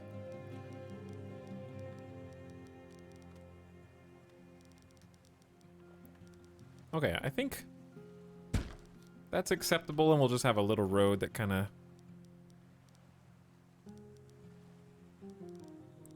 hooks up next to them. I wonder if this game is the same baby boom death spiral that Banished has. It definitely hasn't been that pronounced, because I am intimately familiar with that death spiral. But it doesn't seem like it happens as much. There's a lot more focus, I think, on immigration and people coming in and you having the option to reject them. So, like, I just accepted 8 more people. I didn't have to. Let's get another fishing shack.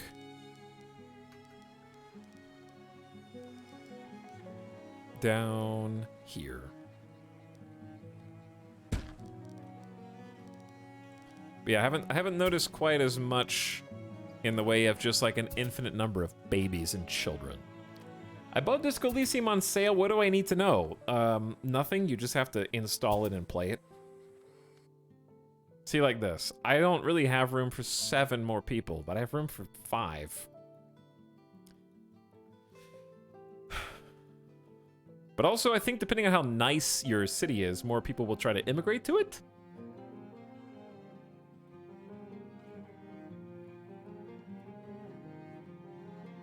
In Banish, you need a town hall first before they can start appearing, and death spirals can happen well before. Mm-hmm. That is true as well. Doesn't temporary shelter help about fishing huts and stuff? Yeah, I've been thinking about doing that. I'm just not sure what the effect of like negative desirability is on some of these distant spots, if they'll just be unhappy. What I'd like to do is go ahead and accept them, because I built 2 shelters along the road that's sort of in between the market, so they don't have to go as far. Because I don't want them to spend all their time getting resources. But yeah, like if I built, so that's a hunter cabin. If I built a house here, it's gonna have negative 19% desirability. I don't know what effect that has on the actual people.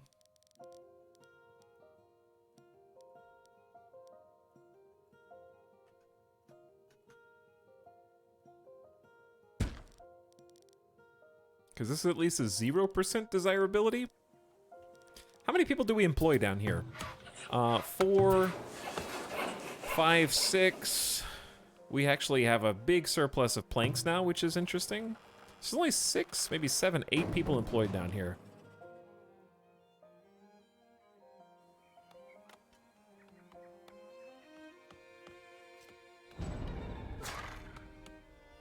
Are you okay?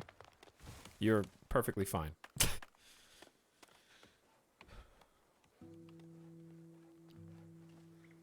Okay, I want to focus on... Actually, just let them build what they want.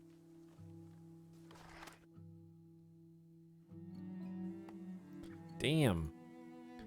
The Hunter is going... just...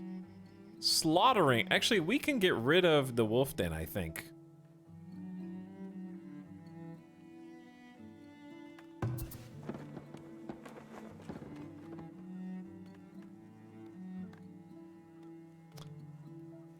I'm gonna try something.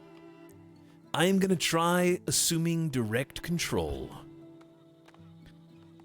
I'm gonna let the carcasses get deposited, and then I'm gonna bring both these people back. Oh my god, there's like... I think the other wolf is eating the carcass, but yeah, I'm gonna have both of these two. You can command them to manually take shots. And this is how you absolute ballers. I think this wolf den is empty. I'm not sure if you can actually get rid of it, but I'm gonna go see. The corpses are unfortunately decaying.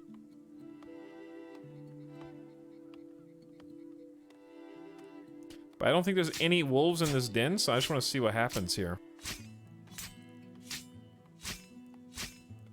Okay, no more wolves out here.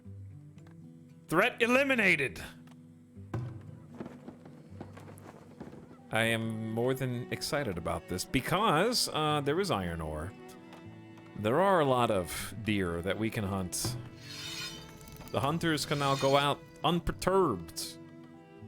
Easy, easy. We do have a gathering hut. We do have a forger shack, and I'm gonna tell the forger shack.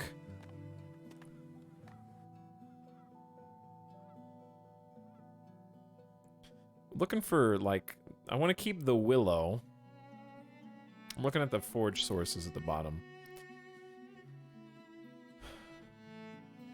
Like, willow's the most important. Ooh.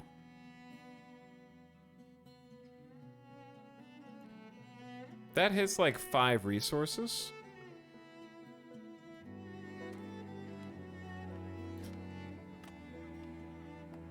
I like how they cut down the wolf den like it was a bush or something. Yeah, all you gotta do is put a big rock in front of wherever it was that they were birthing new wolves, you know? No big deal. Alright, we do actually have to speed up building this house so we don't have a housing shortage into the winter. This looks good. This is looking good. Do I have to close the gate myself, or does ringing the bell auto-close the gate? We're gonna find out. But we do have at least one little inlet blocked off. I don't know how we're gonna build a palisade around this entire city. We're gonna have to probably just selectively pick and choose. But yeah, we got 4 people employed at this work camp. We got 4 people employed at this work camp. We're doing our best. And they've chopped down like all the trees in this area almost. This used to be lush.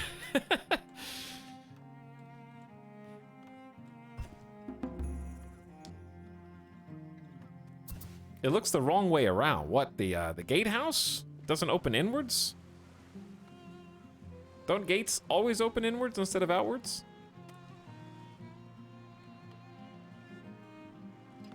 Because you gotta, like, block it off with, like, a big giant log.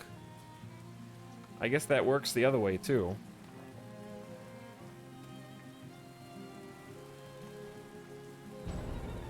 Or does it? Gates open inwards so you can bar them. That's what, yeah, that's what I was saying. But I doubted myself. Villager stricken with a foot wound can result in tetanus if not properly treated. They don't have shoes.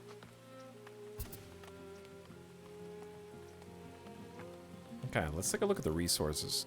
To make more shoes, we need pelts.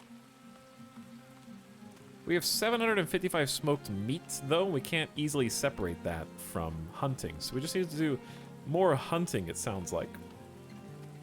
Speaking of hunting, we moved the hunter's cabin.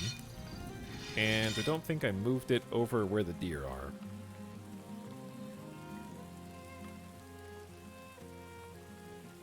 It says that there's a risk of predators over here. I think we're just gonna have to deal with that.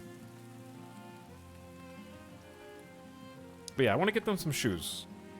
Zior says, hey Chad, hey Ta, how is everybody? Pretty good, just hanging out, trying to build this city up. But if you have any questions about the game, chat, now's a great time to ask while we're kind of just like moseying on through. What I'm trying to do right now is I think slow down on planks. Because we're just overdoing it. There's something that I would like to see in this game, and that is resource, like, desirability sliders. Like, on this resource list, it'd be awesome to have each resource have a slider that tells you how much you want to have. And then if you have more than that, the people who are doing that job will be released automatically to fill other jobs or become laborers. And then when it goes under a certain point, they'll be rehired. Because right now, it's difficult to, like, I can't stop the people that work in the saw pit from making saws. Or, sorry, from making planks out of logs. It's taking all the logs. I have to fire the people from the saw pit to slow them down. Which I guess is the micromanagement aspect. Did you move the iron mine circle? Maybe, maybe not. Where was it? It was... Where is the iron mine? There's 2. There's iron ore here. Oh.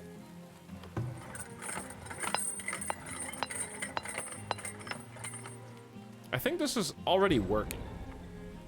You can't actually move the circle of the mine. It just has to be built within... Uh-oh, villagers feeling worse. You can actually have 6 people digging in the mine. There's 432 iron left in this slot. It's actually really good.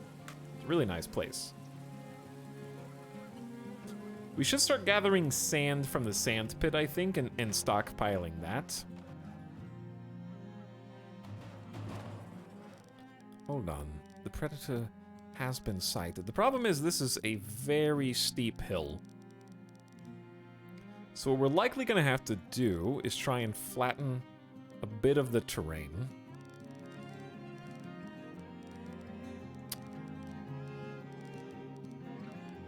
Okay, see, this is almost perfect. It looks a little weird with this dip, so I might try and like make another arc. I don't know, we'll see. Okay, but yeah, I need to flatten this. So we're gonna kind of pick a flat-ish area. That's gonna be a lot of labor, but hopefully it'll give us a space to actually build the sand mine out there. Beer soon? I can't make beer. Brewery is a higher tier thing. It's tier 3. Which, so far has been the only thing that I want to see changed, is some of the tiering of the building unlock seems counterintuitive to me, and I can't quite wrap my head around it. Okay, so we're looking at the fishing resources. The text is really small. We want to stay away from this fishing area and overlap different zones if possible.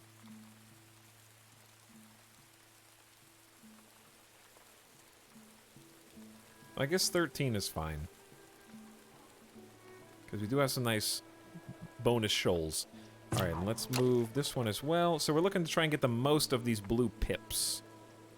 And the number at the bottom counts it for us. So it's like 12, 13 is the most. We have like a 30, there's a 12 plus 40% bonus fishing area here. A building is on fire again. And this is like 13 plus 50%, 200% productivity. There's a lot of fish there. The smokehouse is on fire! Now that's ironic. How far do the ages in this game advance? I mean, it stays pretty much like to stone castles and stuff like that.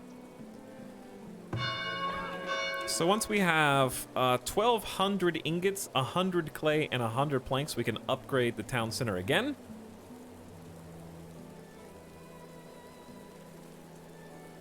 But the third and currently final tier of buildings is like the blacksmith, the foundry, the brickyard, stone fortifications, big statues, and that's going to be the part that's like the end game is what the early access is going to be working on. So it sounds like they're pretty happy with the first few tiers, because there's still quite a bit to do. And this is one of those games that is fun to play on one-time speed for me, because there's always something else you can be optimizing.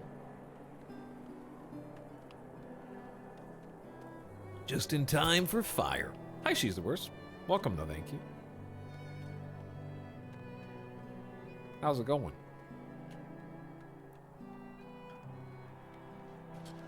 Okay, my little villagers have started to dig. They're flattening out the terrain. It's gonna take a while. But they put their back into it and work together. We do have 20 laborers right now, so that is a solid amount of extra people. Enough so that I do need to worry about food. So let's do two things. Number one, the fishing shacks are full. Okay, we need to store food, because we're losing food to spoilage. It's spoiling, like we're gonna lose 3 months of food over the next year is the estimate. Just because it's not being preserved. So in these like root cellars, we need barrels to reduce spoilage. And I need to find out where we're making barrels. I believe it's the Cooper. And one thing also I'd like to see is when you select a new building to build, I want to see the other building highlighted. Like this is a Cooper. And I want to see that highlighted so that I know that I have one, so I don't accidentally build a Starbucks across the street on the other corner from the other Starbucks. But yeah, we got 2 people who say they're unable to work because we need iron ingots, which is of course a huge problem, and that's what I was talking about. So I can't actually make barrels until tier 3, I think. Because tier 3 is when we get a foundry that'll make ingots for us. Otherwise, we have to buy them from traders.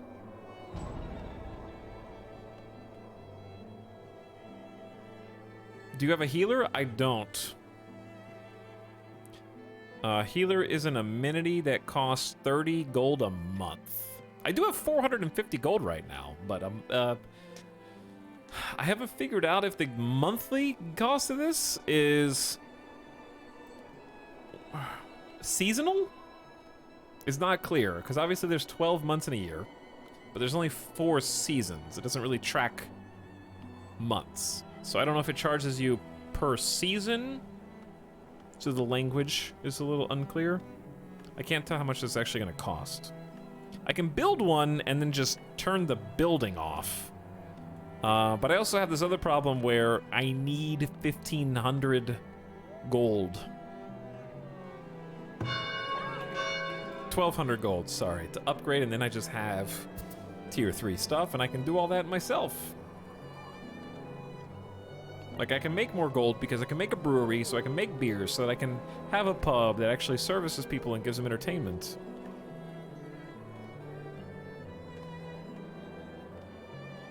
Because we're not making enough money right now on just a single market setup.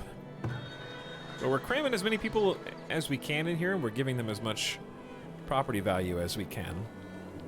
Which is actually, since we have so many planks, I think upgrading to homesteads would be actually a good idea.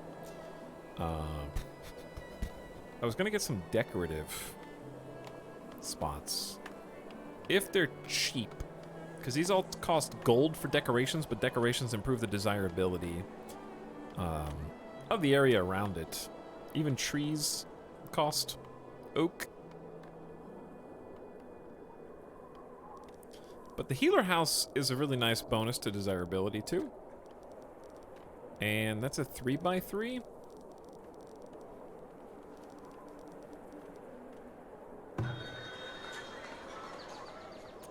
So what's great about the market upgrading, if we could just get 50 bricks. I don't know how to make bricks, but it'll service a larger area of houses. That'll be good. Thanks again, Ziora, for 28 months of sub. Hyperphotic is also back for a 3rd year. Hey, hello, Hyperphotic. Welcome to stream. Let's do some automatic building upgrades. Firewood is low. Chat, we only have 19 firewood. What happened? What's going on here?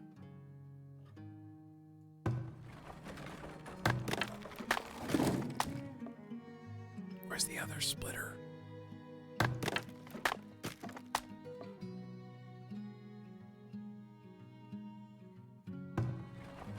There's only 6 logs stored here.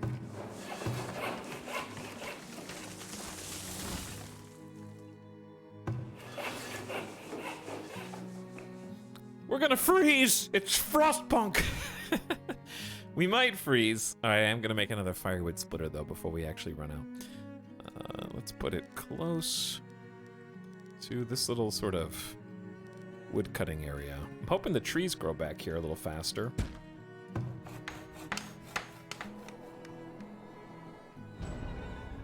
Uh-oh, people are getting cholera? Contaminated water that causes violent vomiting and diarrhea. Recovery is good if they are provided with clean water. How do I know if my water's dirty? Or if they're getting dirty water?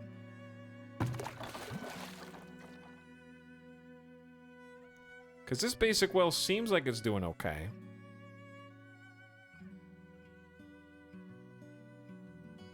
And these can be upgraded with ingots. You taste it, that's how you know it's bad. We also have typhoid from uncleanliness, causing vomiting, rash, fever, sometimes fatal. Ensuring waste is collected from houses and stocked in houses with soap, and rat populations being kept low reduce the chances of an outbreak. A lot of bad notifications going on here, chat.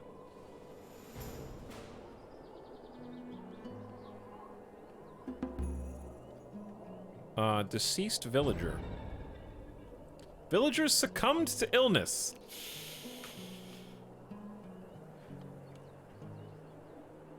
That's not what I want to see. Did someone call me? No, free typhoid. You can go back. Go back into your hole. Frostpunk 2, dude. Frostpunk 2. When is Frostpunk 2 even supposed to come out? Is there even a release year at this point? The good news is because winter is over and we made it back to early spring, we should be balancing the budget on firewood.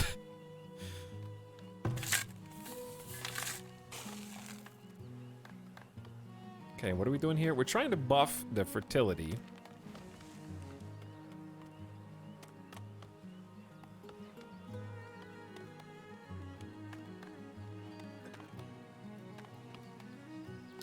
Let me see, what do turnips do? Turnips tolerate disease, do well in average soil. All right, let's just do that, and then maybe another batch of turnips.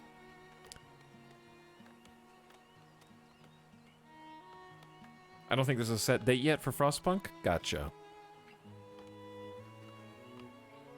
Too many smellies. There are too many smellies in this village. I think it's being fixed though, because the compost yard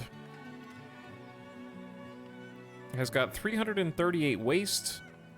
We're producing compost to take to the local farms. Should be increasing fertility.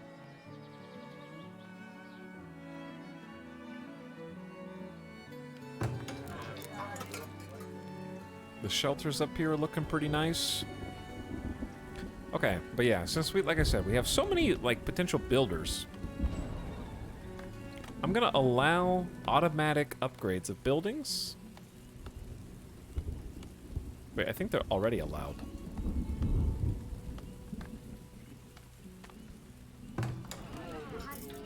We are so close to getting the rest of these shelters to homesteads.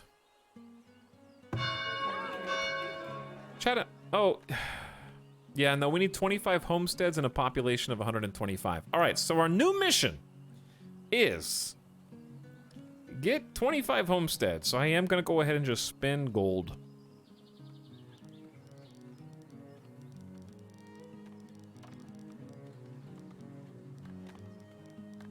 I'm gonna get a little garden in here. Do we have like a 1x2? There we go. All right, yeah, we're gonna start making this place look a little nicer. Ooh, a little garden trail right behind the school.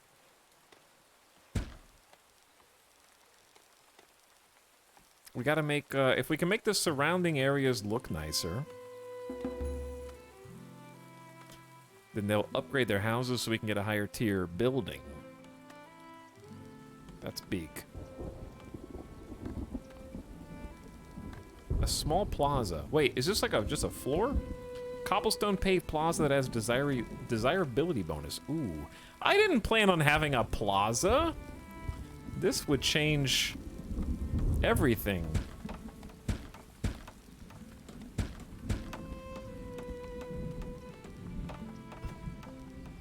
Too bad. Did they say how much the game is? Chat said that it would be like 30 bucks, is what they said. Dwarf Fortress make releases later this year. Hopium. Frostpunk 2 comes out this year. Dwarf Fortress comes out this year.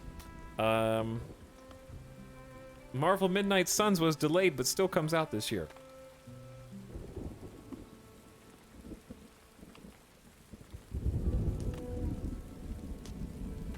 I only have eyes for Victoria 3. What's it like to have eyes into 2024? How does that feel?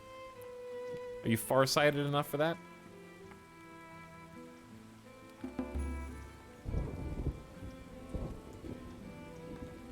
Immortal Empires comes out this month. Immortal Empires actually does come out this month, yeah.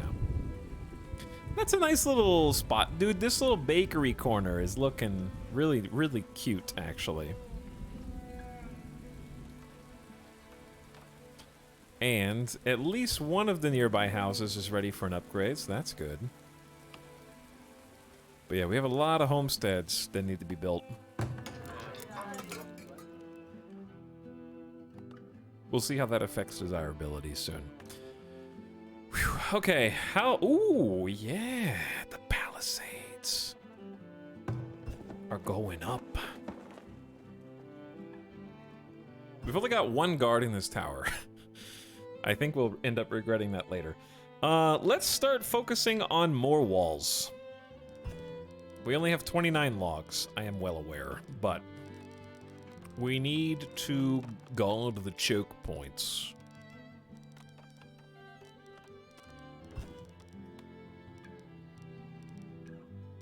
Like, building the farm outside the walls would be pretty sweet.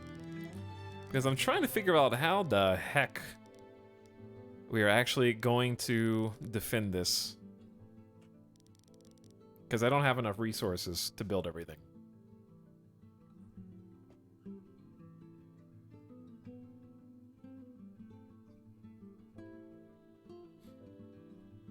Does Midnight Suns come out this year? No, it was just delayed. That was my joke. The joke was that chat thought that all these games were going to come out this year, and none of them are coming out this year. There are no more games coming out this year, in fact. They're all canceled.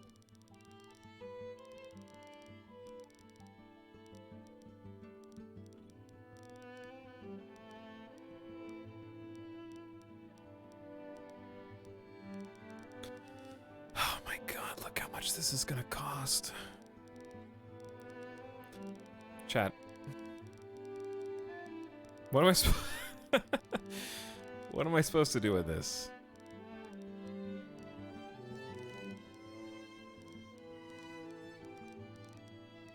Slope too steep. Uh-huh.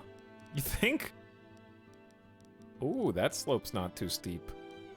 Dear God, 168 and it's still going.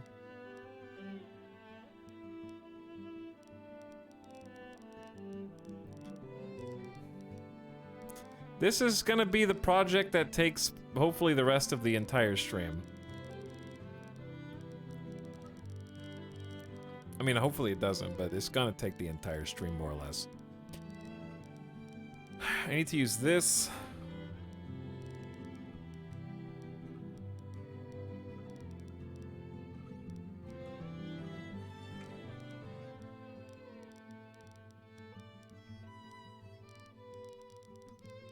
And some of these things are just gonna have to be built outside the wall.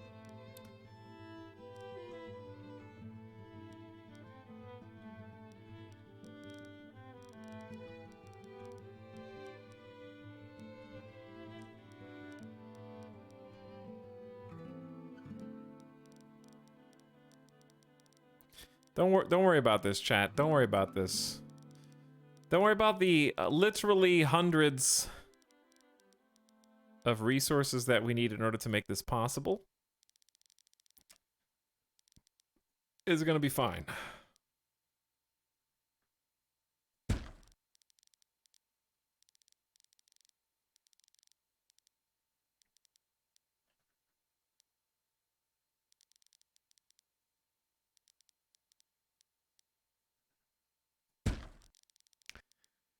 Whew, okay. We're gonna need more exits than that. Probably one here. And then probably something over here too. Just so we can escape. Classic Mega Base dreams. Yeah. Poof. Goodbye, logs. But guess what? I've got a plan. We're gonna make another work camp. 'Cause I need more trees to get cut down.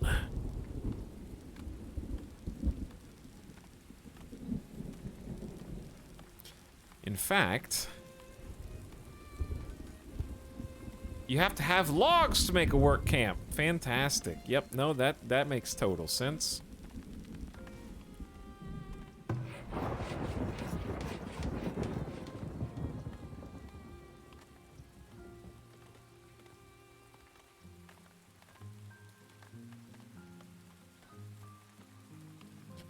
Alright, you guys are now working in this zone. Cut down the trees that are, like, right inside the walls. How's the colony going? Did the poopsmith sort out the crap-pocalypse? Oh, crap cataclysm? I like that too. Yes, the poopsmith has been largely effective. However, we are now dreaming of a palisade that surrounds the entire town instead of doing the smart thing, planning on a palisade early on that only secures the important buildings like your villagers' housing, putting some of the work buildings outside the walls. No, I actually don't think I can do that because of how clustered. We are getting a lot of illnesses though, and that is troublesome because I can't work with a lot of the amenities that we need.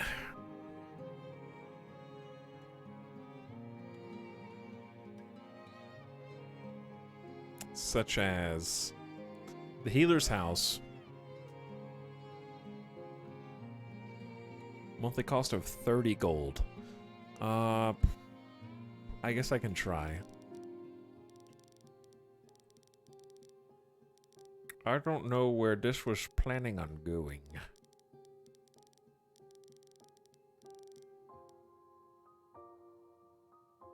We can up the desirability of a lot of these if I simply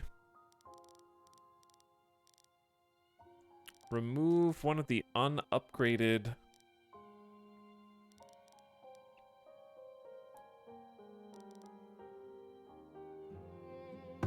Because I think it's a 3x3.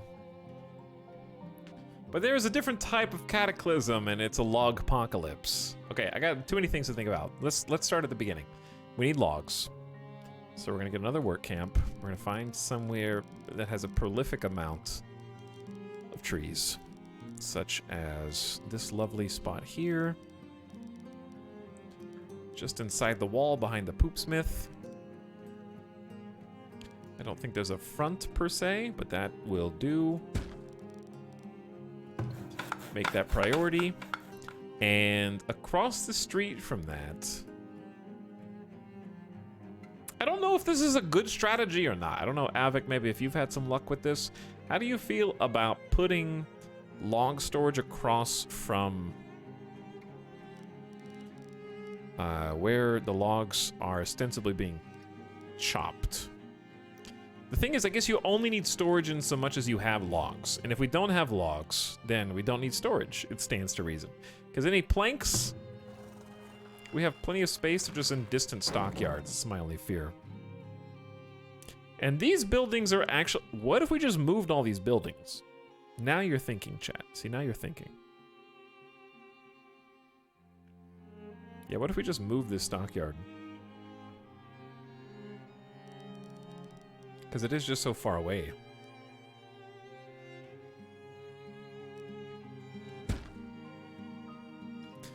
Yeah. Yep.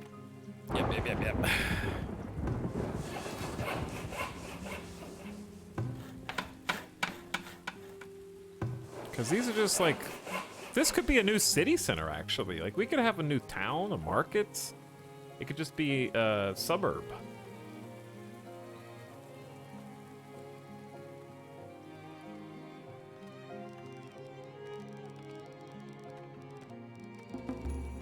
Because, like, I'm thinking, what if... Let's do some reorganization here.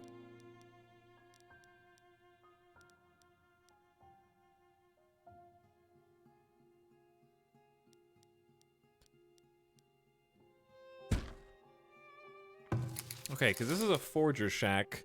And we need the forger shack to continue to grab willow. And there's a lot of willow that we're not currently getting.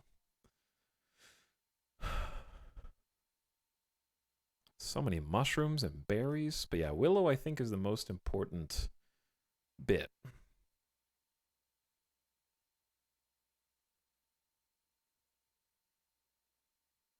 So that's probably good. Whew. Simply acquire more logs. I'm working on it. I am working on it. Okay, so the fishing shacks can stay. They're not bothering anybody. Firewood splitters are fighting for control of those logs too.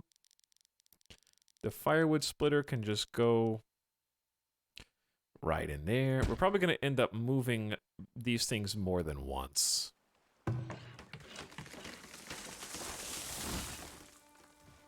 And then this work site can be dismantled because we can just move this one.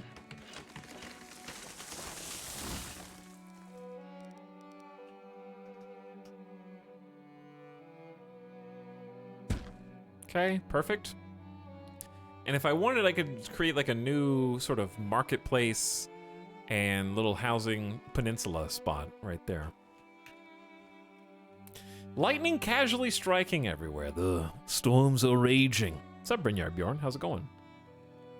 But yeah, to answer the how's compost looking. Compost pile status is 76% of the decomposing. So I'm assuming that means 76% of our current waste storage is turning into usable fertilizer, I guess? Collecting, I don't know what that means. Like, maybe that's how much is out and about that we haven't put in here yet? Goodbye, trader. Yeah, my bad. My bad. There's a lot to do. There's a lot of good micromanagement, I think. Not really happy with all the villagers succumbing to illness. The palisade is going up. We just need additional workstations, so let's fix that now. I need to find a nice big batch of trees. This is actually a very nice spot.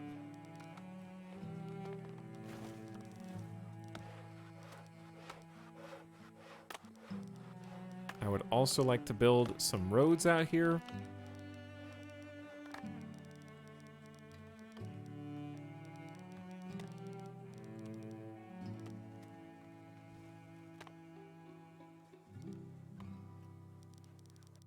Trying to keep these sort of highways.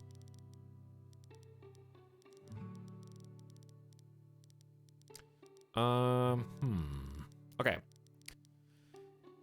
So I probably want to have like 1, 2, like 3 spaces. And then create a diagonal there. This is going to be a little bit of a funky road, but I think it'll look good.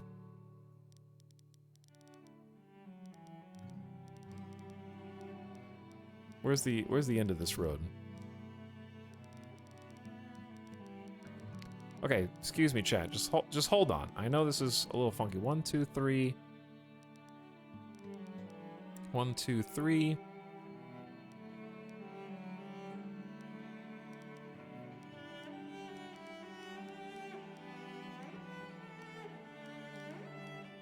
Trying to round this out, but not doing a very good job.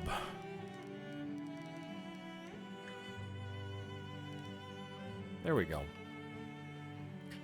That's better. I'm trying to just like create some infrastructure lines and crossroads and things that'll become usable. And I can put a couple of these buildings just like up against what is going to become a wall.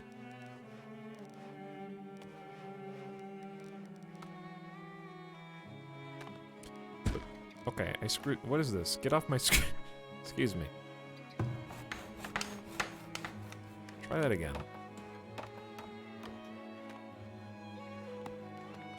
There we go. All right, we're gonna put a priority on this building too because logs are the premium right now. So when logs are the premium, you can't depend on the work camps to do it for you.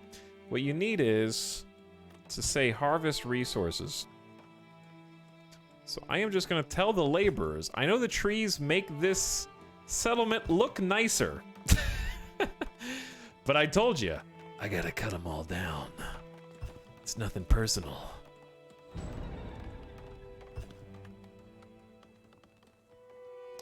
Whether they're mature trees or not, they gotta go. Because we need lumber. Have you used the compost yard before? It's not intuitive. No, that's what I was just saying. I have no idea how to use it. Evening, Mr. Frontiersman. What's up, WPG guy? How's it going? Will the release Tuesday have more content than the version you have? I don't know, P-Walk, because I'm not a dev. I assume that most of these games usually have a release day patch, but that doesn't guarantee anything. But it will just be an early access. It's probably a very similar build, if not identical. Brynjar Bjorn also subbed and said, what happened? Hey, thanks for 19 months. Appreciate the sub. Does the terrain change seasonally with the snow? I mean, it looks visually different. And people go inside to keep warm. Which, by the way, we still have not enough firewood. Chad, I only have 3 months worth of food. Okay, we might have a collapsing colony on our hands here in a second unless we make some drastic changes. Okay? I never made the arborist building, which is my bad.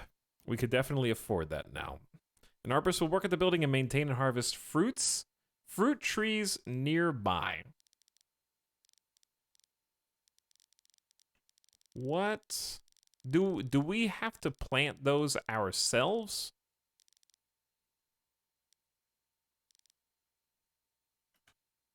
Time for another crop field. The problem is this 50% fertility is really bad. I have not found a good crop rotation that I really like yet. Still working on that meta. I don't want to be told though. You plant trees inside the circle. Okay, so we just want fertile soil then. Which is interesting that fertility goes down near inhabited zones, which I guess makes sense. Well, no, it's actually 100% fertile. So the dark green is the most fertile. Never mind, that's not what I thought it was at all. Someone's going to eventually create a flowchart of crop rotation. I think it does depend on the area. Ooh. Yeah, I think it does depend on the area, though. Because different areas are different rockiness levels. Top of the fishing hill. I think that is... Fertility 86 is pretty good, I think.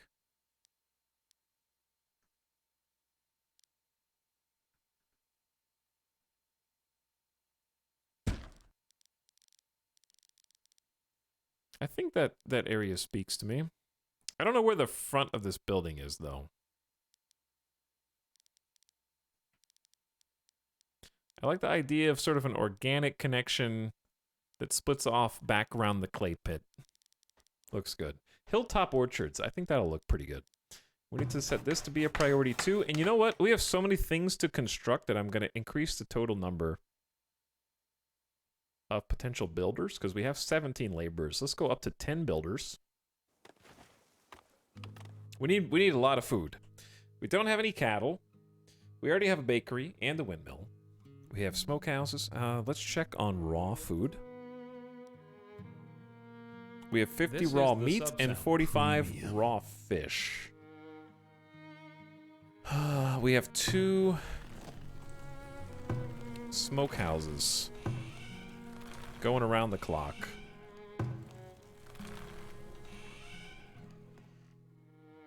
Ooh, city skylines roads. Indeed. What's up, Stoy? Thanks for the tier 2 sub.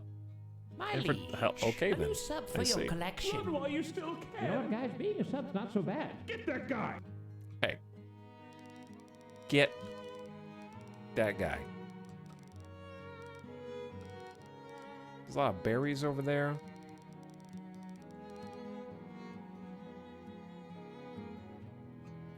I'm looking for the perfect place to go gather some more. Somewhere on the edge of town. That's just a bunch of herbs. I think back over here is it's okay. Right next to the the gatehouse. They'll build that eventually. I need to make more I do need to make more farms. Who's gifting subs? But thanks again, Story, for 26 months and 2 subs and 1 an open 10 gift and 5. Kojanks, Warbster, Orbital, Amethyst, and Bork. Yo, what's up? Hot Dog Moisturizer says, thanks for introducing me to Hydroneer. Looking forward to the farming update. Hydroneer is a really cool game. Glad you found something you like. And glad you're enjoying yourself. Okay, so one of the reasons we're going to be low on food is because we've been doing crop rotations to increase fertility. We're finally going to get some food. And whatever comes out of this will also be food. We should have gotten some carrots. Though I don't know what we're doing with the root veggies. Do they just eat raw root veggies, or do we have to cook them into something? I haven't really figured that one out yet. Also, I've queued so many things up for construction that I can't remember what we're getting and what we aren't getting.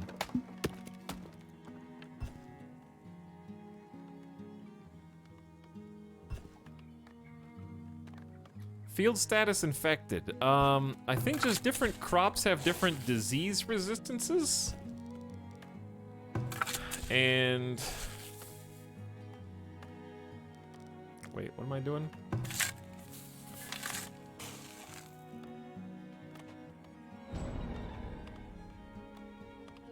And they can get infected. Apparently that's what happened. Turnip leaf spot. So I'm not sure how to fix that. There's a lot of really deep systems. Okay, the arborist might be able to help save us.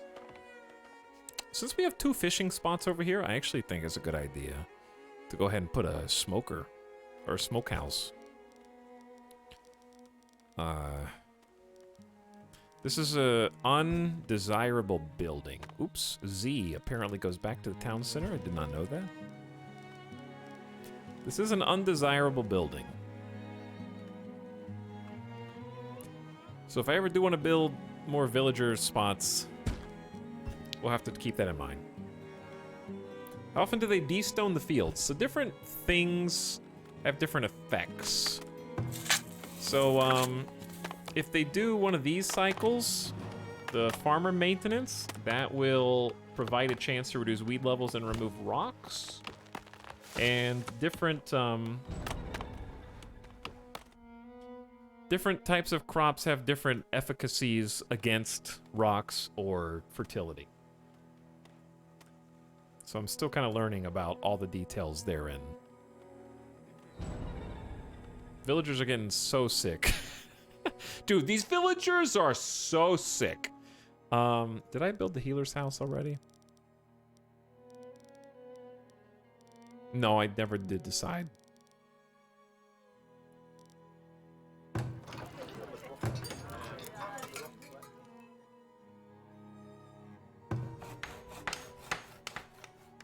Homestead build site, 0 out of 6 planks. I say...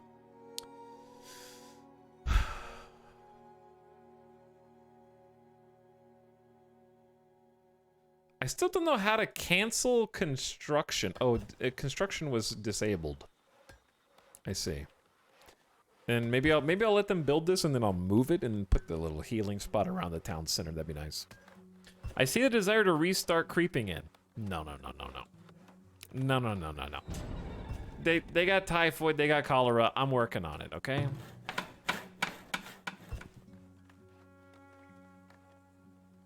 We're doing fine. See? We got a work camp with 4 slots. We want 3 logs for every rock. We got tons of trees. You know what else would be fantastic? An arrow up here. So that way, if it's like, I have, sorry chat, don't clap, 4 work camps, I don't know, let's say, and have an arrow that'll automatically take you to each of your work camps. So if you find one, you can automatically just hot swap to each of them. Boom, boom, because I want to know where the rest of them are without scrolling across the entire map. There's one. Once again, running out of trees and rocks over here. How did you guys cut all these down so fast? Let's go out here instead.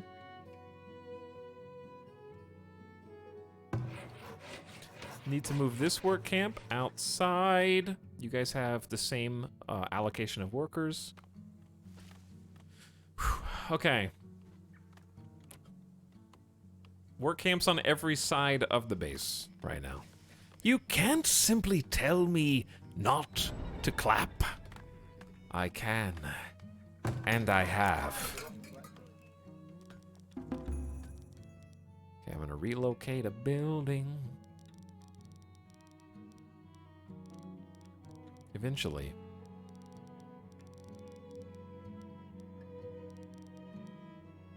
I guess this road doesn't need to be round, but it does look nicer. And that is obviously the most important thing.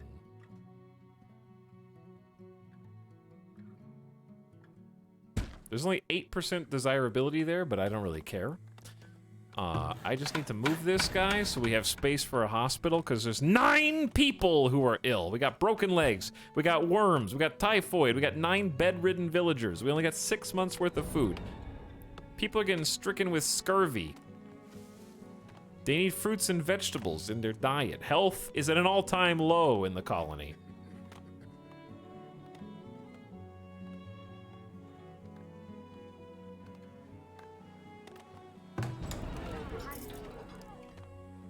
People are succumbing to mass illness. Crops have been lost to disease. There's some chaos happening now. But thanks again, Open 10, for the gift subs. I appreciate you supporting the stream. I hope this doesn't snowball.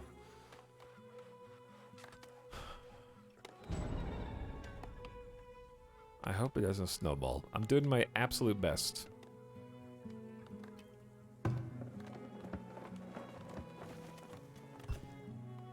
I'm gonna make sure there are 2 soldiers in each of these guard outposts too. Because you never know when raiders are going to appear, and you want the guards on duty if they do. Okay, they're almost done moving this house along. Healer's house is coming in. We have to pay 100 gold, 20 clay, and 30 planks. I have all those resources. We have how do we have an overpopulation issue?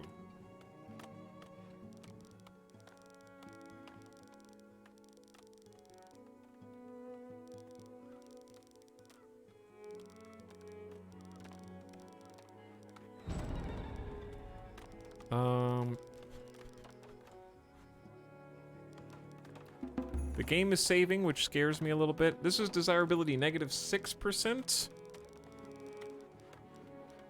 Looking for, like, at least not a negative. Alright, there's 13. They're not really going to be taxed. But that's okay. They just need somewhere to live.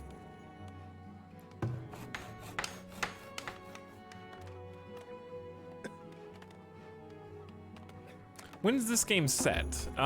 During the roofs made of hay and walls made of little picket planks era. So it's I think it's in the 3 Little Piggies era. That's right now. That's right now. Oh no. Okay, chat. Look, I have a healer. I don't think I have enough money for the healer, but we can treat sick or injured villagers, saving their lives or reducing the time it takes for them to recover. I believe. We're getting some storage of water, getting some, we need a the tier 3 town center in order to make this upgraded again, but it should have improved the desirability of some of the local buildings nearby. We need 25 homesteads to bulk up. So like 1980, yeah, this is like 1980. Before I was born, things were wild. What is that? There are no fruit-bearing trees within range. Yeah, I gotta plant them. So, what year is it?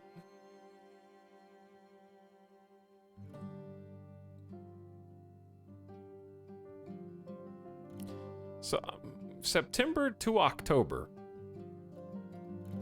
Chat, what hemisphere are we in? Have the devs considered that spring, autumn, summer, fall? Spring, fall, winter, and summer varies in months depending on which hemisphere we live in? Because, I don't know, June to August? What is that? What is June to August right now? Nobody cares about the Southern Hemisphere.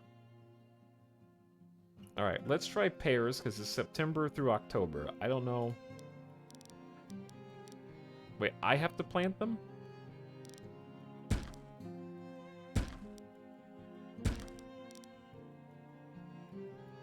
Total lifespan 611 months? Wait, can we move the circle? Is there a hotkey for this? No. I can probably move the circle. I can move the circle.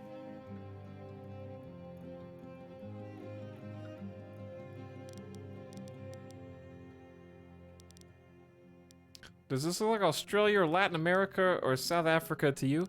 Do you not think that South America is green? I have some jungles to show you, okay? You don't think that there's green and snow in South America?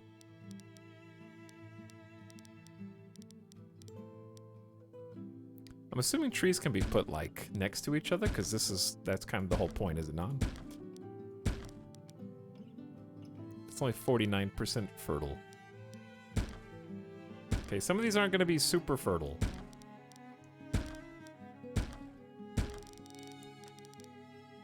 That's going to be our pears. Okay, apple. Wait, what is this? These are also September through October. Don't copy my homework. All right, apple trees.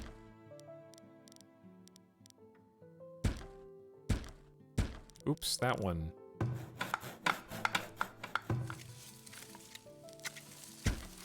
This is gonna be a neat little hill.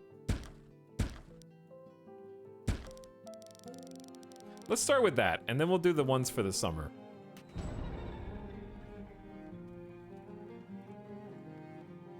Crops lost to frost. I mean, that rhymes, that's cool, but 26 wheat had experienced an unexpected frost spell. Wheat is supposed to be incredibly resilient to frost, so I don't know why that happened. Look at this. Villagers are being treated for illnesses. We have 10 beds. I need them to come in so that they can get treatment instead of succumbing to illness. A poor child named Savala has succumbed to cholera. Unbelievable. Chat, there's gold ore in the ground. Two things. Number one, it's mine now. Number two,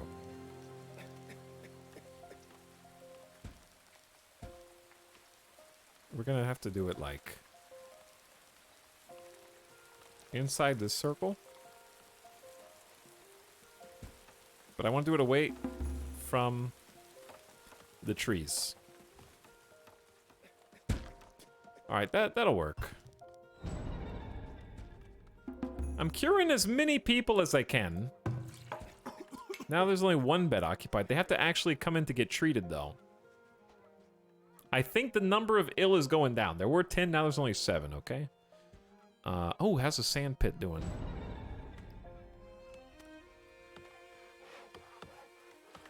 I don't think I ever built a sand pit building, did I? Because the slope is too steep.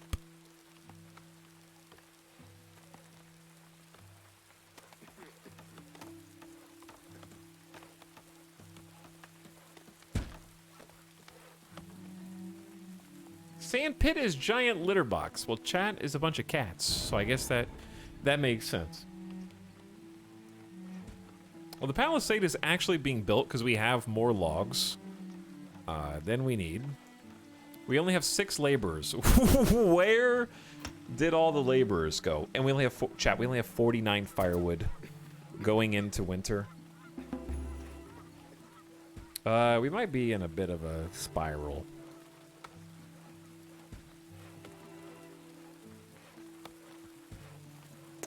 Maybe. I'm gonna lower the number of builders.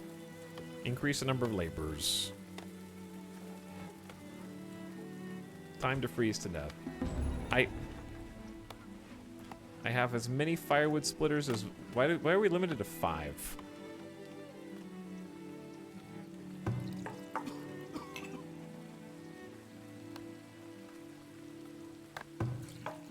The healer's house is loaded with healing herbs. Villagers succumb to illness. How full is the graveyard? There's 16 bodies in here, and there are headstones starting to gather in the corners. If I learn anything from Frostpunk, it's overwork your workers during a crisis. That's a good point. What we definitely don't want to do is increase the amount of housing that we have, because people are just immigrating, villagers are being born, but the number of sick is going down. The healing house is having an effect, even though a few people are still dying. Okay, one more person died. One more person died. We just have to survive winter. I need firewood.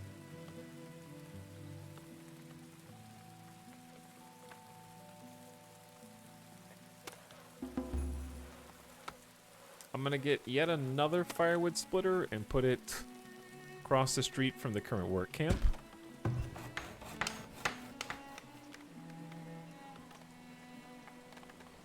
Chat, the palisade is being built over here. Like, it is sort of working. We have negative 20 monthly gold, and I need to make some more at the trader. I don't know if I can. Seeing the graveyard fill up stone by stone is neat, if not morbid feature. I don't know if it's exact, because it can hold 144 corpses. I think it's still a representation, but yes. It seems like the illness is going down because they're dying. Okay, why did you have to say that right now, Miss Rin? Can you please just let my people be cured? There's not a single patient in the healer house.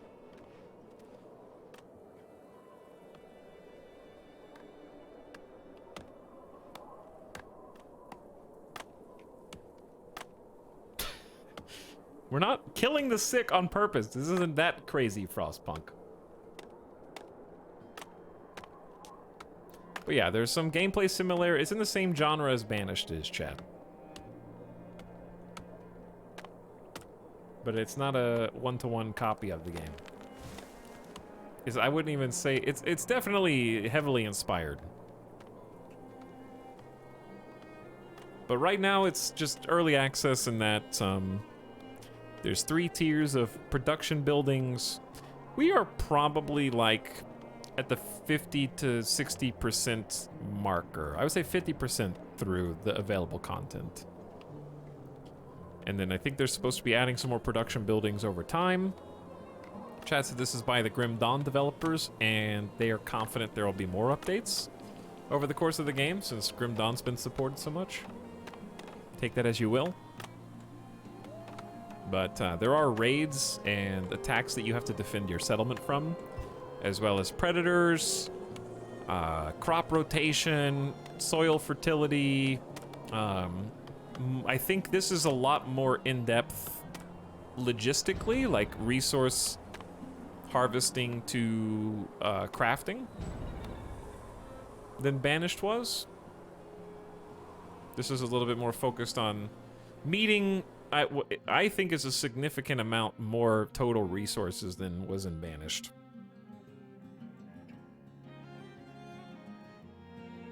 So like in this game, you've got to keep up with how many bows your people have, how many arrows they're allocated, instead of just clothes only.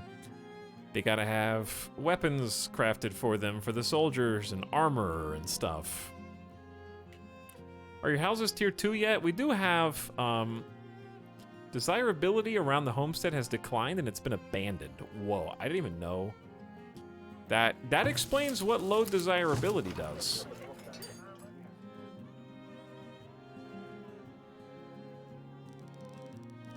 Did not realize that was one of the features. I assume eventually the raids get worse and worse. Yeah, we've only had one real raid so far. This is a 25% location desirability, so I'm gonna go with that.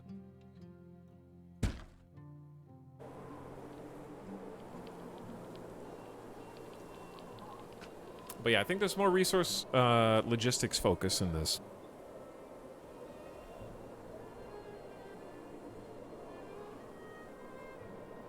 And kind of planning out your settlement based on where you want loud, undesirable industrial buildings to go versus where you want your people to live is more of a focus of the gameplay than in Banished. They did a great job with the graphics and the overall aesthetic. I agree. I really like the way it looks. The aesthetic is nice. The music's great. I just want to see some more quality of life with regard to the UI that I've kind of mentioned before. What do you do with abandoned houses? In this game, you can just move most buildings. So I'm telling them to move it, which is labor, but doesn't cost resources. But time is money, as they say. But I'm still very much learning how not to overexpand, how to build good city centers. So I don't think I'm going to be able to win with this city. So it's nice that the default difficulty is such that I do feel like I am probably in need of a good reset. Because we do have actually good firewood now. 5 months of food. We're trying to balance it. I'm getting the sick down. I want to keep playing this settlement instead of restarting if I can. Because I want to see more content and not just restart. But if I lose, I'll reset. You can see a new colony. Because it's fun to watch it blossom. Like, we started with literally nothing. There wasn't even a town center here. You get to pick the location. The maps are randomized. The resource groupings are randomized. I get to build all the roads. I get to build each of the individual structures. So it feels very personal, and it feels like winning or losing is I did that. Colonies can get way bigger than this. Yeah, colonies can get way bigger than this. That being said, the game will need a little optimization in different areas in early access. Because, like, I'm only getting 51 frames per second. I'm also streaming the game, so that's part of it. But certain buildings lag the game when you have them selected. I think I was looking at the Forger Shack. I have 20 frames per second while scrolling with the Forger Shack. Because it's calculating, I think, all the different resources that are on the ground. So, too many ticks. It reminds me of opening a RimWorld production bill and trying to scroll around. So, pretty sure there's a no memory leak as well. People in chat have mentioned that before, yeah. I like that an abandoned house actually has a graphic for being abandoned. I don't know if you can reopen it. One would hope. Chat, we only have 3 months of food.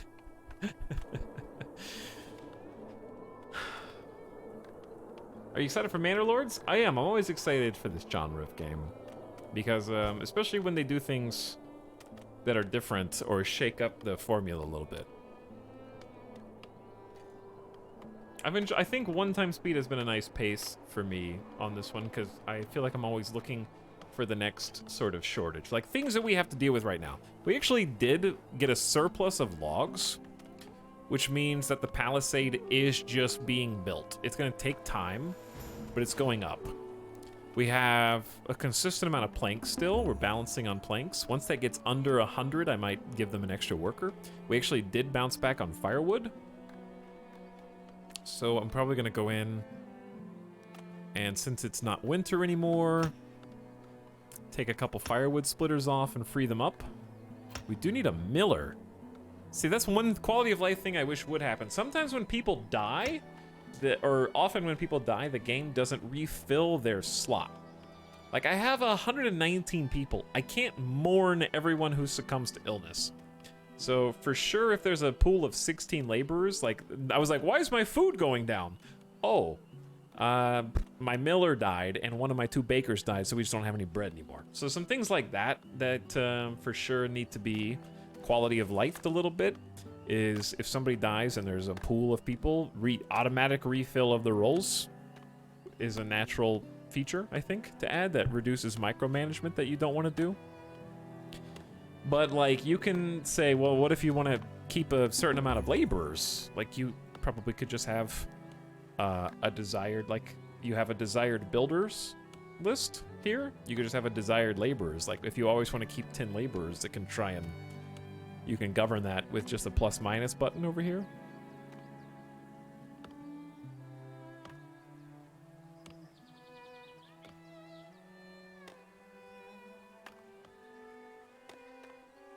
Slideshow stream. Sorry, Mr. Sharp. It should look fine now.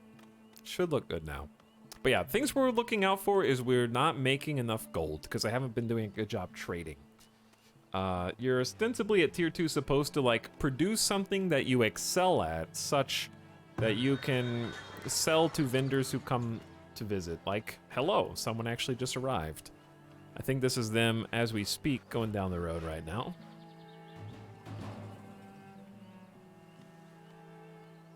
And they're buying clothes that we don't have, pottery that we don't have, and pelts, which we only have 4 of at good prices.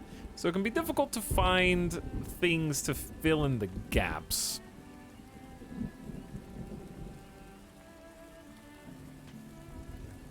Like I don't have bricks. Yeah, I don't have anything I can sell to them unless I just want to get rid of logs, which I don't, because I'm making a mega palisade.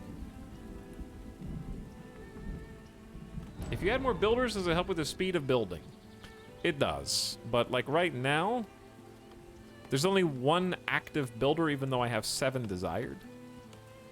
And I'm not entirely sure why that is. I haven't figured that out yet. Because I have 80 logs. We have all these palisades to build. And 6 people are just not working. I don't know. Haven't figured that out yet. Oh, there are 2 traders. Oh, yeah.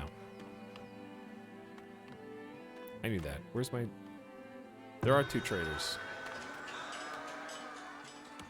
Trader 2 comes before Trader 1, apparently. We have 22 baskets, and they're buying baskets for quite a bit. They're here for 52 days. So we have to do this kind of complicated song and dance, where we take our baskets out of our global stockpile, move them to the trading post manually. Everybody wants linen clothes. That's like probably the primo trading good.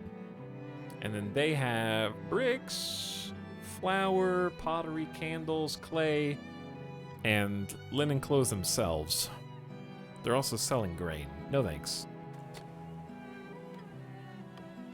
So once you ask for things to be brought, your employed traders they're highlighted in yellow. They go fetch the goods and bring them back. If they don't bring them back in time before the trader leaves, then too bad.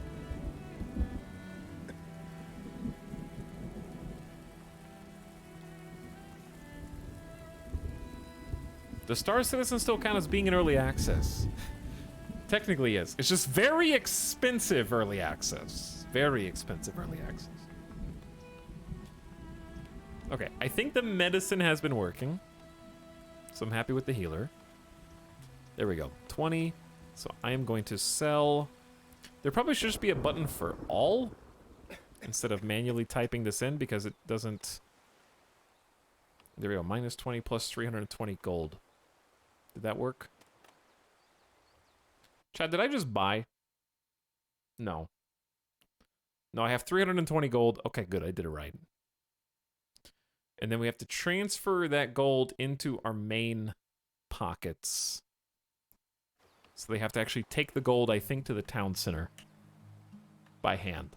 So if you like manual logistics and micromanaging those, you're really going to like this game. If that sounds tedious to you, just keep that in mind. Can you afford to buy items from one guy and sell immediately to the other?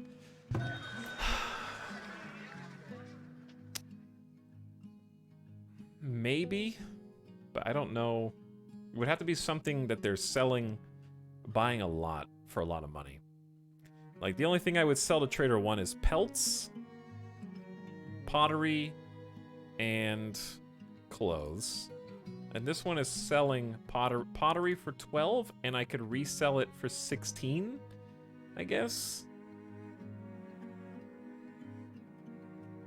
so I make 4 profit off of this. Okay, I mean, you have a point. Let me transfer the gold back. I don't know if we have enough time. Raiders! Of course! Chat figured out how to play the stock market, and we're under attack. 17 raiders have been discovered nearby, and guess what? They're attacking the one corner that I do not have very good lookout coverage. Actually, that's not true. I do have... We're gonna hire somebody. Sound the alarm! Garrison the villagers. Did that work? It did. Alright, everyone should run and take cover, please. Everybody retreat. Our newest soldier is seeking weapons. I hope they can find the weapons in time.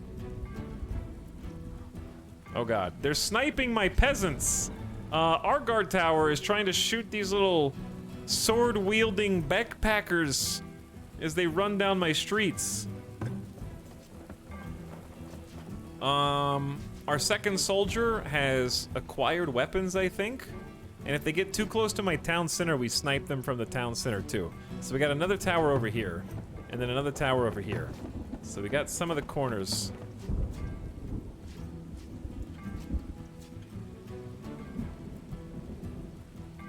Okay, the second soldier has made it. Where are the other raiders? 5 villagers are being attacked.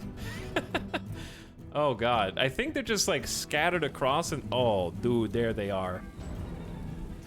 Oh no. Why do we only have 1 person in this lookout tower? Why? I don't think we can. We gotta start paying. We gotta start paying the soldiers, chat. This is. They're attacking the. They're trying to steal stuff. They just stole a bunch of clothes and ammo.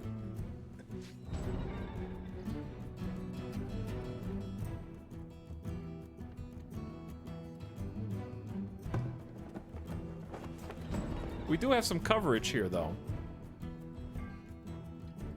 What building is being attacked? Oh, they're attacking the town center down here.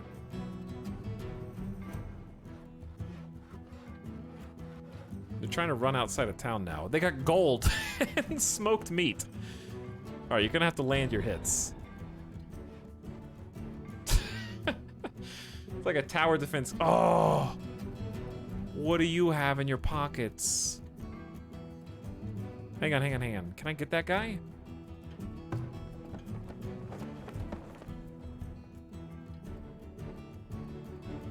I'm gonna send my soldier out to go 1v1 them.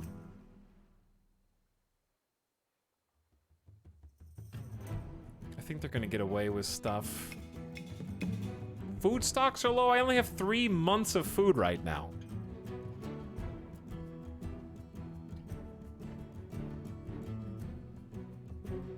I don't have shoes. That means we have broken shoes. My soldier's not gonna run as fast as they possibly can. If we had shoes, we might be able to catch them. What's up, Sub Legend? Getting comfy in the chat. I think they got away.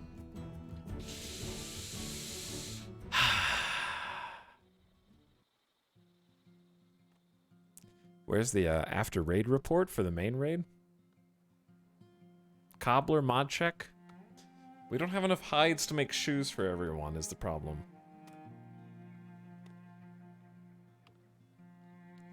I'm not really sure if he even stole anything.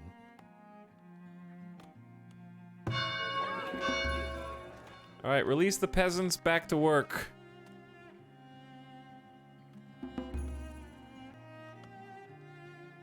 We only got 4 months of food.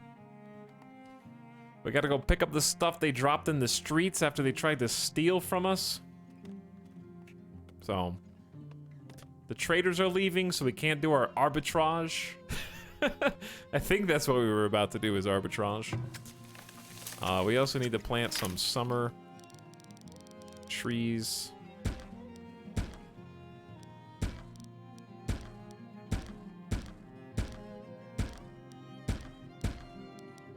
No, not there. Not there, please. Wait, is it the right tree?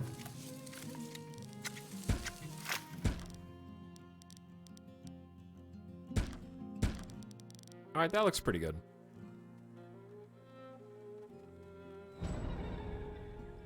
The lack of shoes is a decades-long issue. That's because shoes and clothes both take the same resource.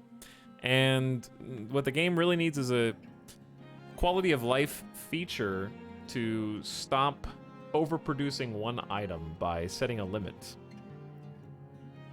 Instead, what I have to do right now is micromanage and say we have 63 extra articles of clothing from the tanner? Yeah. We have too many hide coats. Therefore, close down production on this building.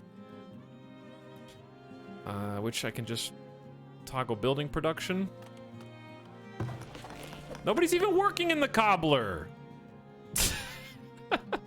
Okay, that one's on me. But it's also we don't have any pelts. We have like 0 pelts. So I'm gonna double up on cobblers. But yeah, they take the same resource and hides are extremely hard to get. 22 villagers graduated at the same time? That's a lot of kids in school. How many children do we have? 27 kids! Oh, were we talking about problems with the baby boom earlier and running out of food? Couldn't be me. Anyway, hi Max Catfish. There's a lot of logistical shortages in my colony right now. A lot of them. Food being chief among them, but the trees are going to be helpful when they grow. Until then, I do think... Sorry for the frame lag, everybody.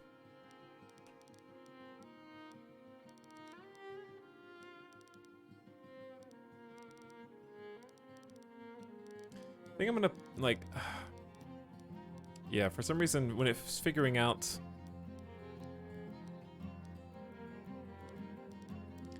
where this is gonna... I wish you could tilt the camera up. I'm locked in.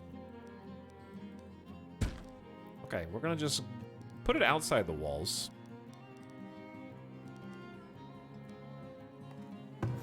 And then prioritize its construction. But yeah, I'm a little still confused over why more builders aren't getting... Now they're being hired. 8 people? Turn them away. We are full. 27 kids are gonna grow up and just become laborers. I'm assuming laborers maybe start in adolescence? I guess you could see how many people are working versus how many are not. 85 are fit to work out of 124. So I think that's 66, 76, 85. Yeah, that's adolescents, adults, and seniors fit to work. Learning from watching streamers that maybe once I get this game, I should build walls pretty early. You don't actually need walls that early. What you really need are just enough soldiers. If you have enough towers spaced out, then you'll do fine.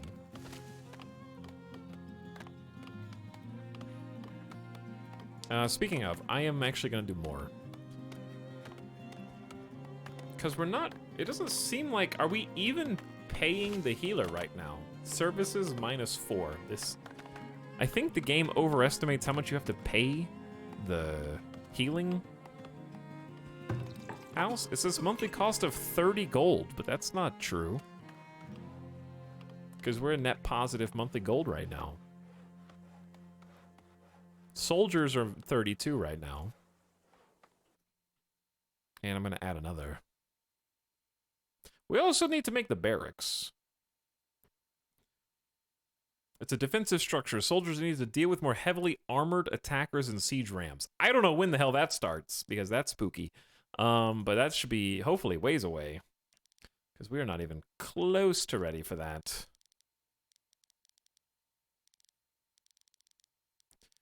So one of the things is probably just move this lookout tower close to, where the door is. They are approaching now, sire. But yeah, building buildings right now is kind of lagging the game. So I apologize for any weird frames. Don't know if anybody's going to attack there, but yeah, I just want to create like a nice tower defense around the outer palisades. I love how well all the buildings, roads, nature blend together. Yeah, it's starting to look really filled in and nice. Zap Guy is here. What's up, Zap Guy? Take a look at the farms. We need to drastically increase fertility levels. If we're getting sand, I want to add some sand.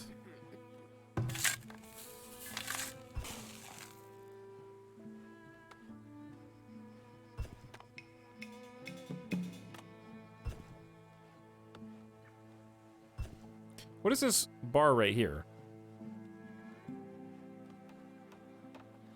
Is that where it's currently mixed?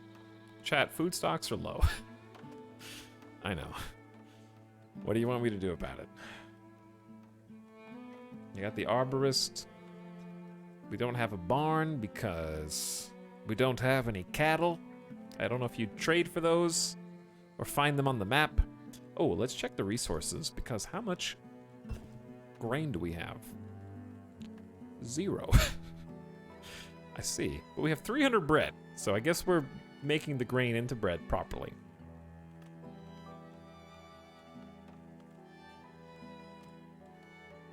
Lots of fish. I think we have too much raw meat and too much raw fish and not enough people doing smoker jobs. Even though we just hired a 3rd smoker.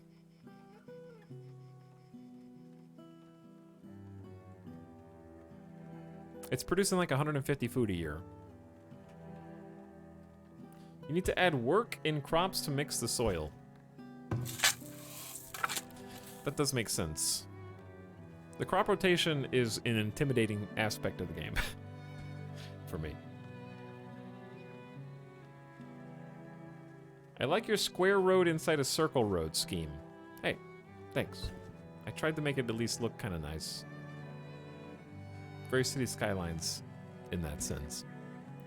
I guess I could go do some more hunting since we just said how we don't have enough deer.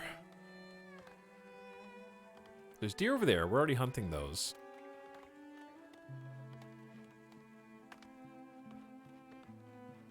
We can also explore further edges of the map. We could do some more fishing. That doesn't give us hides. We're already hunting the most accessible deer. We only have 2 spots. I think more crops would be nice, but the fertility level over there is bad. We don't have a lot of access for farming on this map. But fertility can be compensated for with, I think, just fertilizer and working the fields, maybe? I don't know. It's probably just not naturally fertile.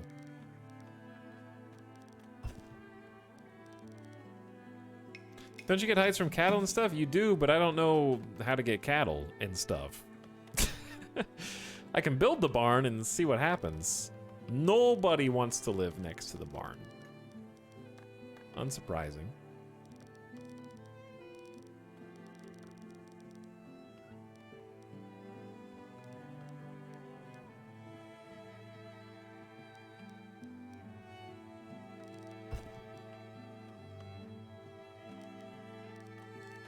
Alright, I'm gonna put the barn like stacked against the wall over here.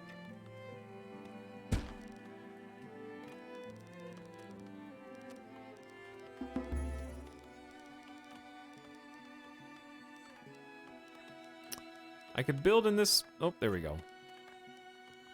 Sometimes the game doesn't like building 1 block over.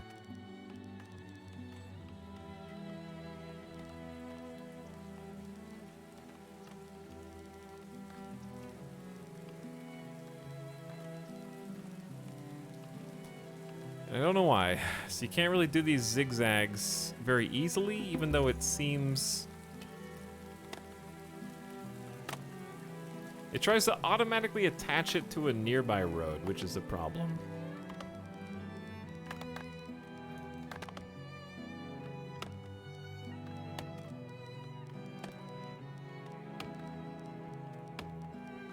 I don't know how to stop, sort of this lock-on.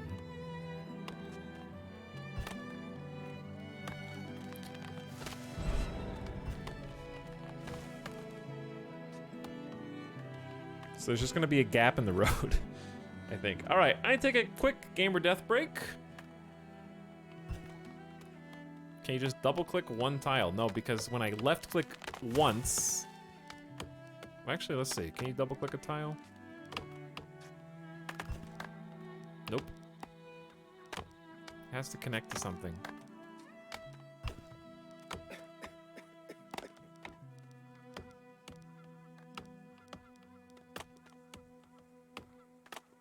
It'll let me do that abomination. Might be able to just cheese it. Okay, I cheesed it. I fixed it. All good. But yeah, we have actually 97 logs, so this palisade ought to be going up a lot faster. We just need more laborers, because I think the children are just taking a long time to grow older. I need to take a quick BRB. But before I do, I need to get this Forager Shack operational with the correct gathering spots. So we definitely want like eggs, mushrooms, and berries. That's berries, herbs, and mushrooms. I guess that's fine. Just anywhere around here is good.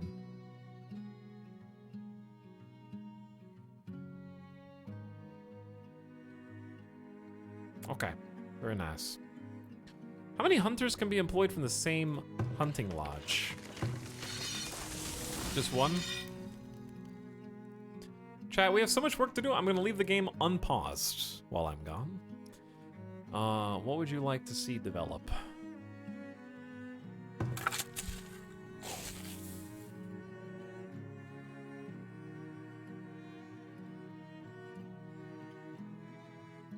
How good are these beans? They have no frost tolerance. I see.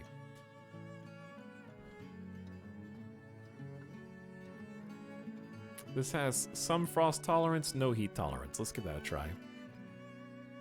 No pause. I want to see the barn. Okay, you can see the barn.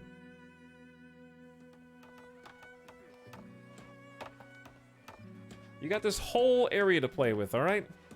I'm just going to turn the game volume down momentarily, or at least the music, so that I can do this, and then this, and then I'll be back. If there's a raid, we're just gonna... I'm not gonna save scum unless a raid comes while I'm gone. But thanks for hanging out with me today and watching the continued development of our beautiful frontier town. Let's keep it alive. 5 months of food. I'm sure it'll be fine. Just get some new farms. We'll do that when I get back. BRB.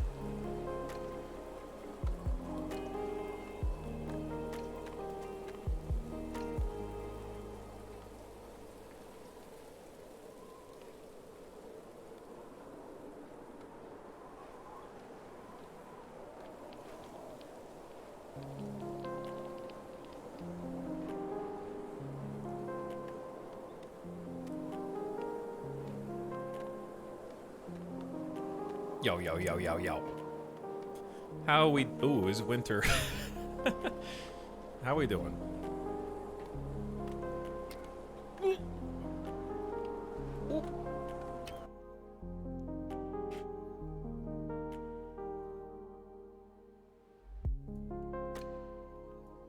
I think the internet finally stabilized. Is there any emergency? Can I do some gamer stretch? Okay. This is a nice screensaver background.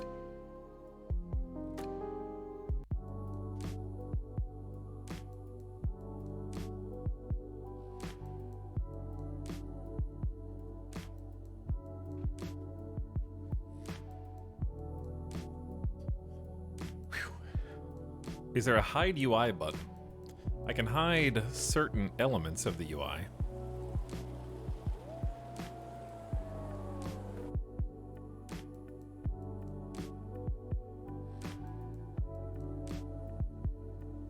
Right bracket. Oh, damn. Chat, somebody just got dysentery. But yeah, you can. Christmas vibes.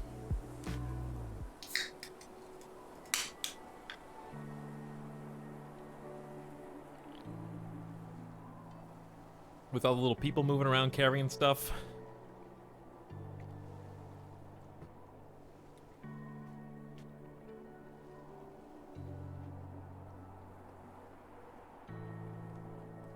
Yo. Sausage roll unsuccessful. We tried. You sleepy? Are you tired, sausage? There's a dog under there. Okay.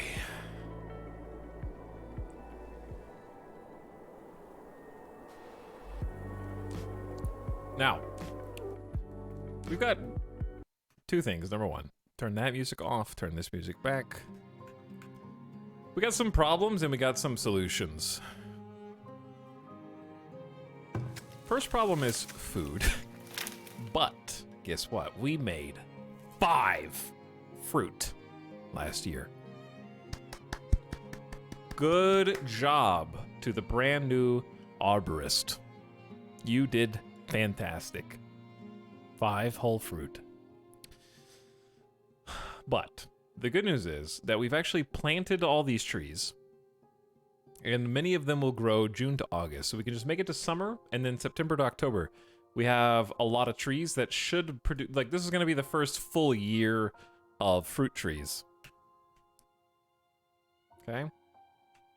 I'm hoping that we just have enough food to balance. We have 300 vegetables. We still have too much raw meat and too much raw fish. And I think that's where the 1 month of spoilage is coming from right now. So what I'd like to do, because I know we have 3 fishing shacks down here. I know we already have 2 smokehouses, but just why not a third? Smokehouses turn the raw fish and meat into not raw fish and not raw meat. This smokehouse alley down here. Let's hope for 6 fruit next year. Ah, if only we could be so lucky.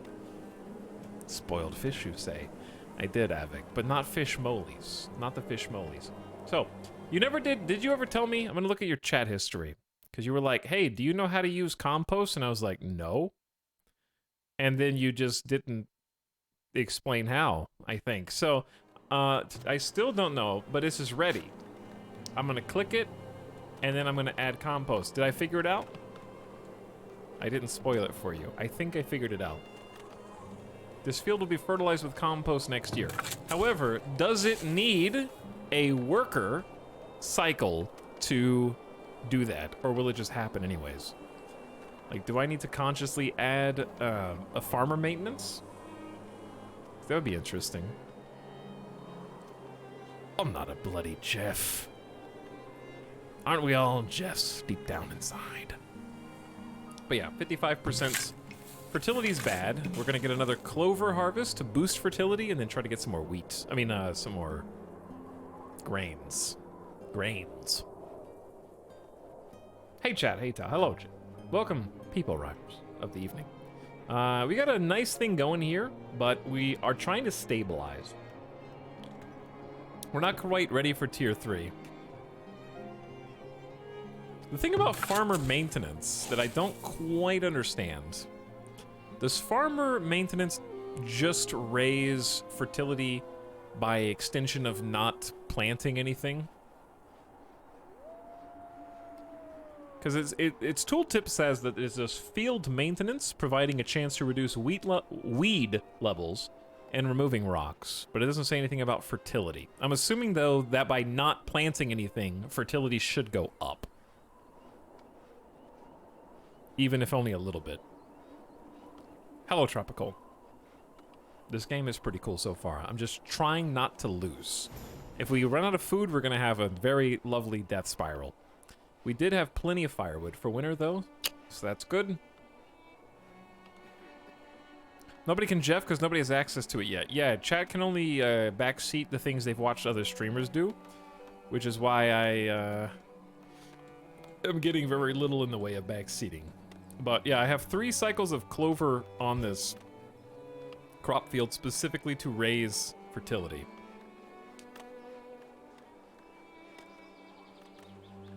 And what's nice is we have a history, I think.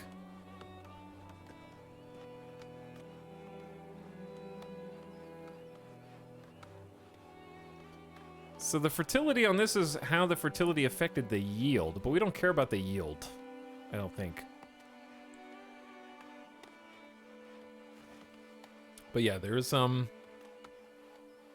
a history of how the yield compares to previous seasons and years, which is pretty cool.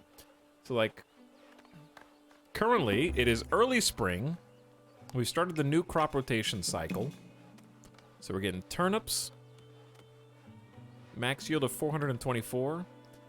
It's 65% fertility. I'd like to get these all the way up. What I want to see is the fertility going slowly up year over year while we still get food. That would be best case scenario.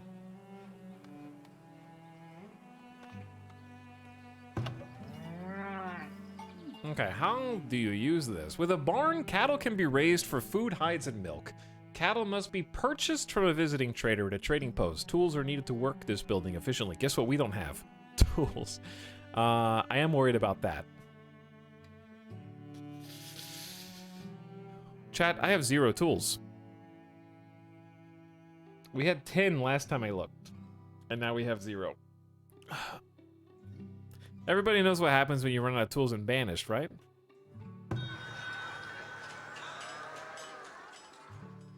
You know what? If they wanted to get really fancy with the trading post, because this is already fancy.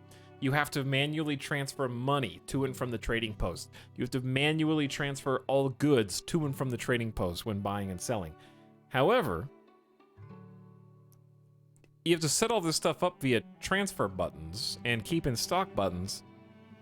Why not have buy and sell orders? Let's take it to the next level, devs. You want to get detailed? Let's get detailed, baby. Let me set up an item transfer that will automatically sell to a trader if a price is above a certain level, and automatically sell if a price is above a certain, or above and below. Because then I don't have to look and see when a trader comes in at all. Because there's too many items to do all this by hand each time.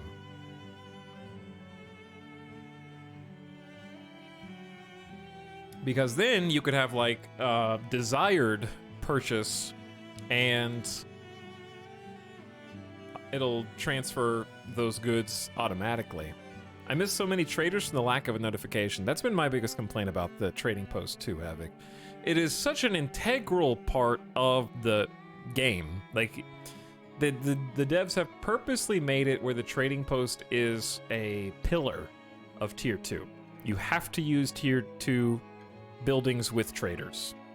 There are a number of buildings you can make at tier 2 that can't function without first encountering a trader that, say, sells you a gear to make a windmill. So you can't actually use the bakery without the windmill, can't use the windmill without the gear, you gotta buy the gear from traders. Stuff like that.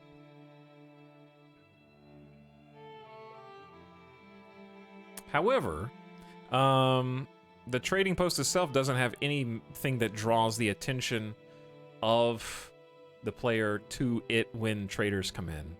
And for it being such a central aspect of progression, it needs to have more of a spotlight shown on it.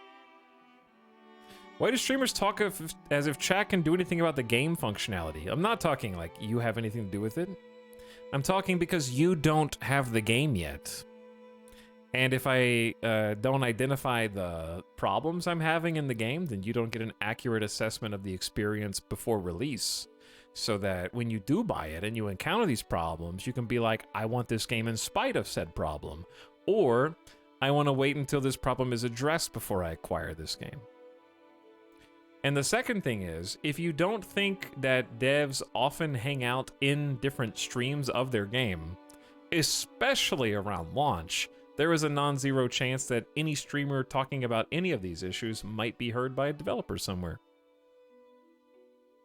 But that's secondary to basically just identifying problems to the chat.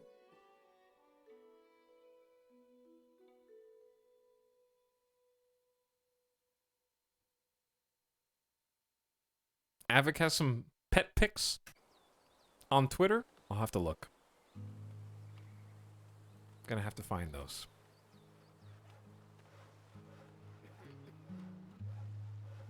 Devin is in here, and he could be any one of us.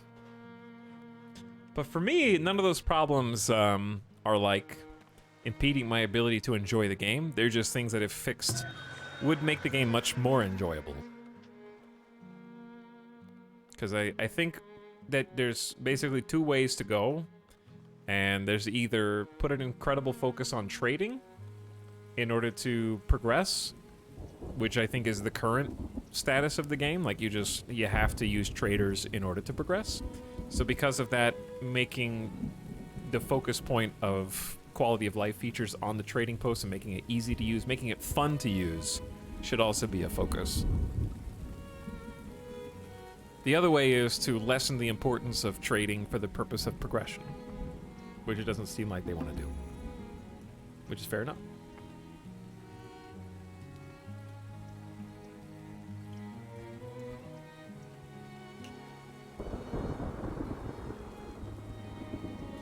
Okay. I'm hoping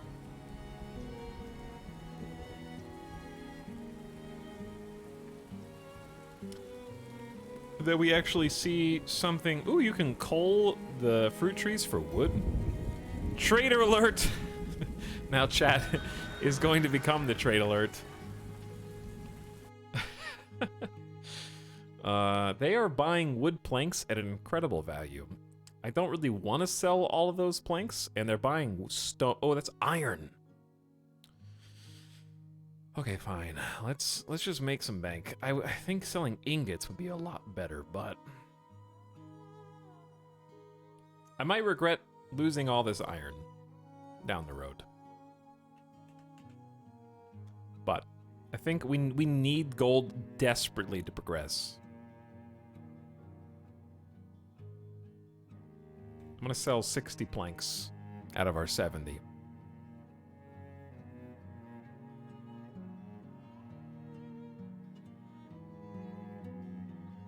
Okay. Out of what they're selling, we need tools. But I can't tell.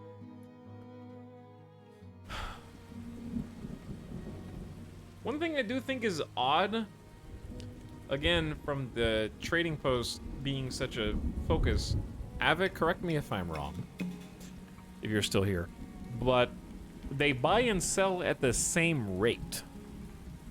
So there's not a separate value for how much they're willing to pay for your items versus how much they expect you to pay for theirs.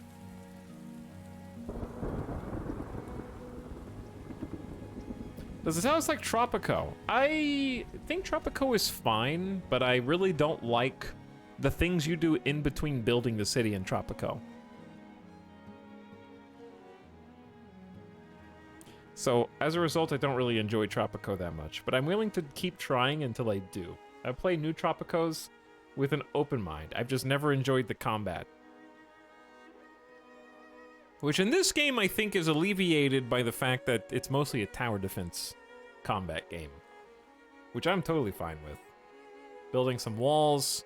Eventually we're just going to be overrun by like super armor. I don't know when that's going to happen. But eventually if we don't have like a barracks, then the raiders will win, I think.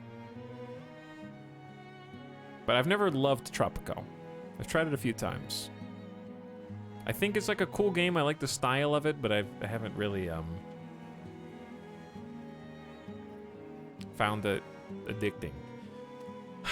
It's also difficult to take opportunistic trades because the traders leave so quickly after they arrive. Like, we can only have 2 people stocking the trading post right now. And they got a long way to go before we can bring 250 iron ore over here.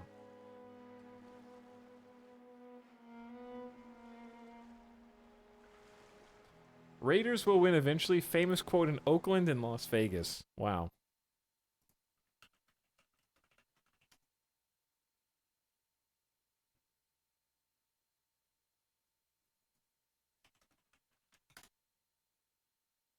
That hurts. What was their record? Let's see.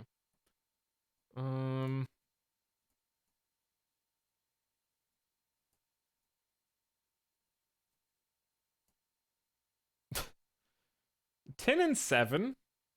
They were 10-7 in 2021. That's not that bad. Etop pretending he's not a huge fan. I have no. The Chiefs were 12-5. The Raiders were 10-7. That's not the Broncos who were 7-10 in the AFC West. That's not the Jaguars who were 3-14 in the AFC South. Okay.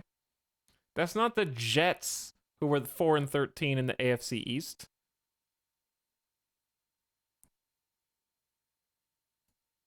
That's hard. That's hard to stay a fan. At least you get to see some wins if you're a Raiders fan last year. Okay, the departing in 6 days. We don't have time for the stone to get transferred over. He has multiple fantasy leagues. Storehouse and trader next door would be beneficial. Hey, look at that. It's a storehouse next to my trading post. Thank you, Thetor. Unfortunately, different resources come from different stockpile points. So, they're getting some of these resources from afar because planks are stored in a different location, which I seem to have misplaced, but, oh, it's right here. Stockyard. So, we can only store so much. Right there. I could keep things stocked for these opportunities, but I don't know if there's going to be an opportunity for us. Let's wait until it gets down to the wire and see if we can get like one more deposit.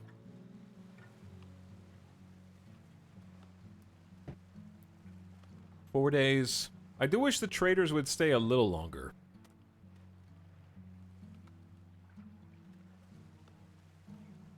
Two days. There's a deposit here. 1 day. All right, I got to get it before they leave. Like I said, there should also be like an all button.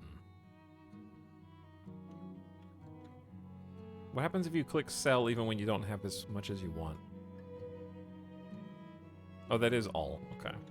We're about to make 672 gold off of this plank trade. That's not bad. And the stone is worth another 6. Wait, that's also worth 672. Chat, what are the odds of that? I am suspicious. But yes, Avic confirmed that the buy and sell numbers are the same for the trader. So that means that when a merchant is trading far above average, even though it's green, it's not good for you to buy. It's good for you to sell, but not to buy. So you want to buy stuff that has red 2 arrows down. Like fish. But we also need to, like, upgrade our stuff with lots of gold. So I don't want to go crazy. Like, see, now I gotta buy extremely overpriced tools. Those are way overpriced. So I haven't really figured out how to get good at trading yet, basically. I gotta buy at least a few tools, though. Typing numbers in doesn't really work.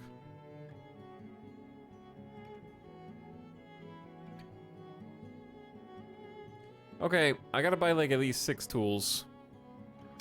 Even though they're completely overpriced. And we're gonna transfer all the gold out of the trading post to global storage. Thank you, traders. So they actually don't transfer the gold back. It's just automatically available. They don't have to carry it, which is interesting. Yo, look at this palisade. I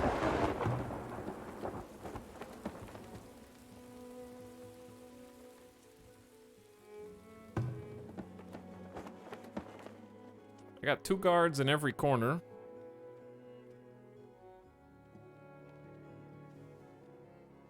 This is going to be somewhat difficult to guard. I'm not sure if they'll funnel in through the gatehouses or not, but yeah, we're almost done with this wall, kind of. I wish the fences and walls could be curved too. That would be very nice. I agree. I do agree. Okay, our focus now that we've hopefully taken care of food via the arbor, should be getting 25 homesteads. We only need 4 more and a population of 3 more. So that should be very doable. I think the abandoned house is actually just permadead. Permadead, yeah. Interesting. They can't fix it up or re-inhabit it, from what I can tell.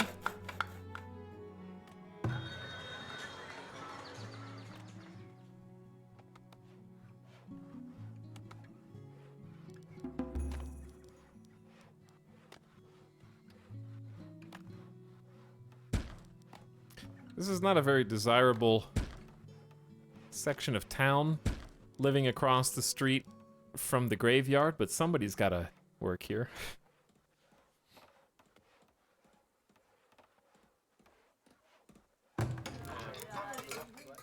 The shelters are at only 18 out of 30% desirability, and I think maybe some of these buildings. What are you at? You're at 0.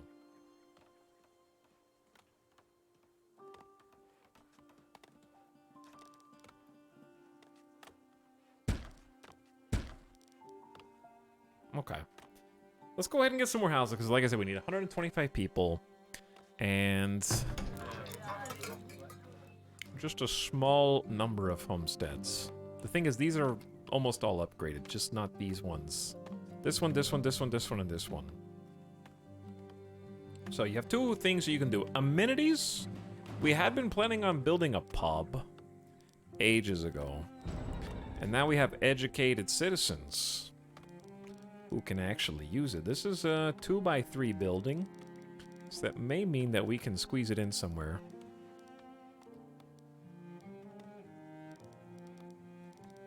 It's difficult to find the good spot that hits the most.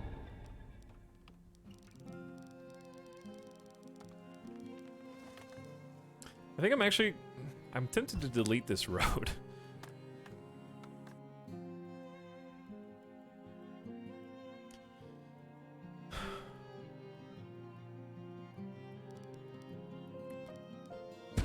That way I can squeeze the pub in.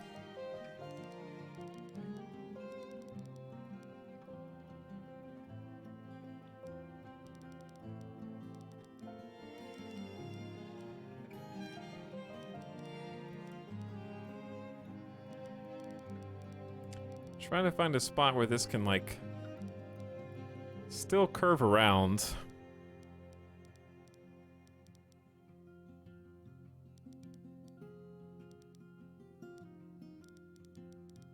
Okay, now this is just as ugly as it was before. Hold on.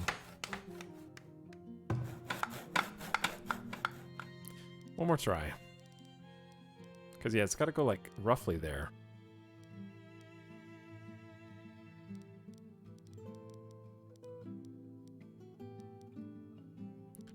I think this'll work. It's got a weird dip. Super organic. This road is incredibly organic. And then we're gonna find 15 gold lying around to make this nice little garden. And then eventually I do want to go through and like plant some trees and stuff, but I'm gonna get some shrubs. A little garden.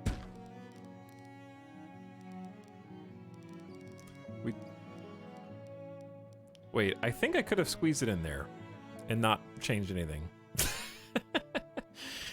Hold on. But then it wouldn't have been close to these. All right, that's fair.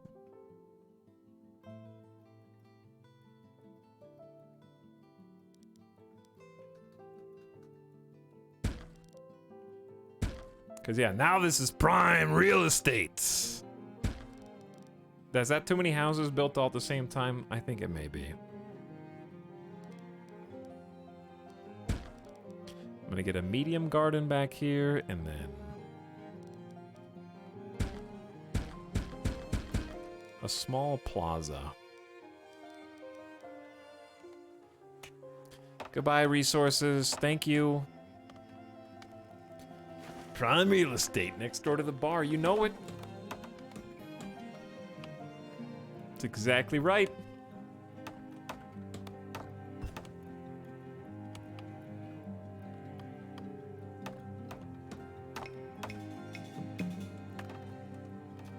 As someone whose neighborhood is right next to a graveyard, it's easy to forget. It's only a problem when a funeral is going on and you're trapped by the procession.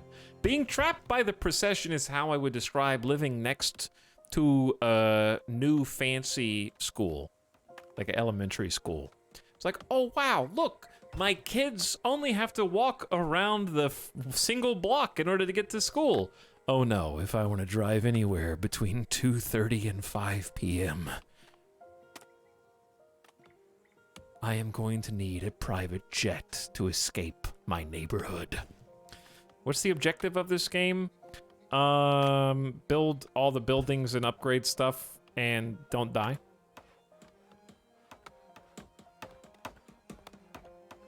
Become the farthest frontier. That's true. Is the game out now? No. Your name is Bing. If you use your own web service Bing, you could have figured that out, but I understand times are tough right now and you gotta like outsource search engine optimization results from others.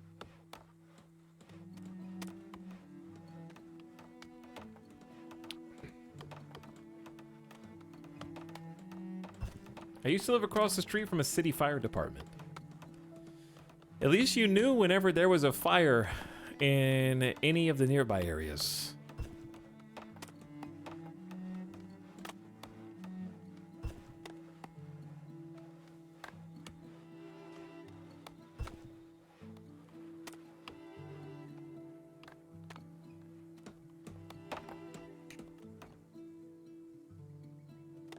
Hey, Todd, what's the best barbecue place near me? The best barbecue place near you, Meatwood Flack, is... Hold on. Best barbecue place near Meatwood Flack. Hold on, I'm looking it up.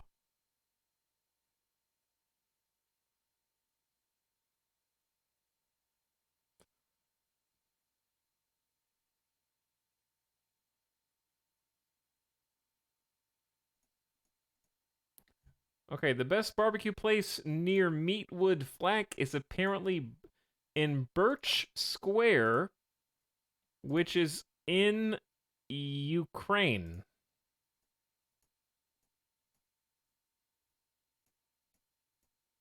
So, you've got some choices there. Good luck. I wish you the best. Thank you, Google, for answering that question to the best of your abilities. Time to switch to Bing.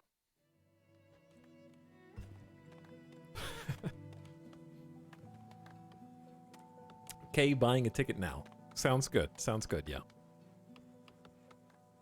Okay, you know what? Increasing the number of houses you have when food storage is still at an all-time low is definitely a good strat. I also just noticed that tree maturity takes multiple years before it starts bearing fruit. So this is going to be interesting. We're expecting a grand total of 4 fruits. This year we've got 54 fruits. Is that good?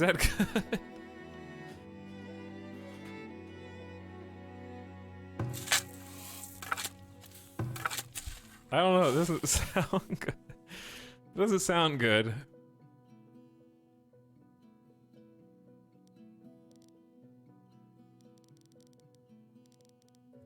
I wish you could make farms that were different shapes than just rectangles. What happens if I do this? It builds the farm over everything.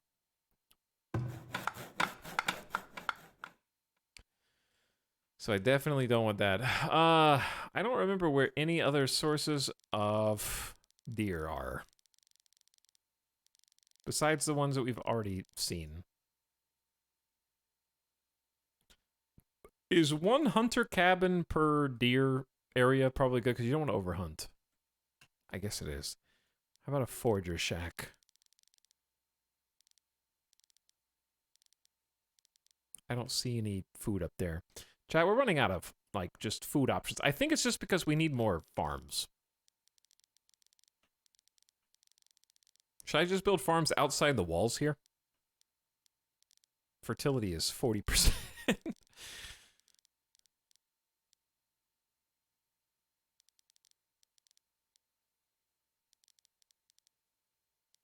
Fertility's 57%. Good job, we're doing it.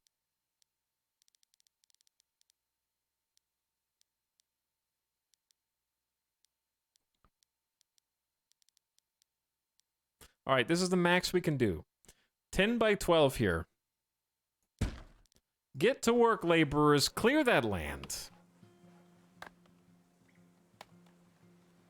I found that 2 hunter cabins gradually reduce the available deer, but removing 1 let them eventually recover. Nice. Can you hunt animals? Yes, we already are. But we only have 2 good spots. There's 1 right there, actually. This spot has a lot of deer, though. It has the 3 up arrows, so I think your up arrows might also change your results. So we actually are gonna try doubling down on the hunters.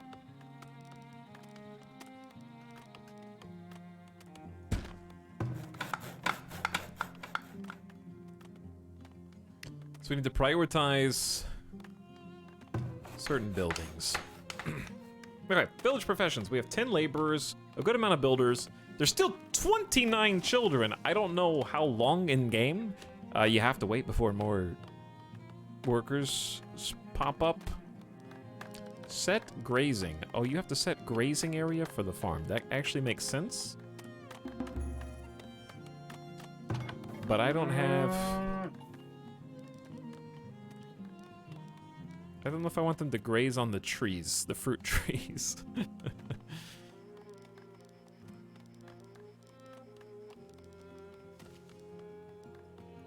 But we'd have to trade for cows and stuff, and I haven't even seen one yet, I don't think.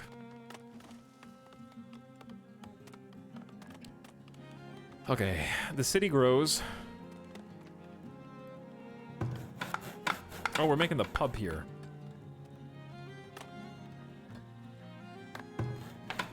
So we need to prioritize a few specific buildings. If we don't, they're just going to keep just randomly building the perimeter palisade, which I'm shocked is actually coming along pretty nicely.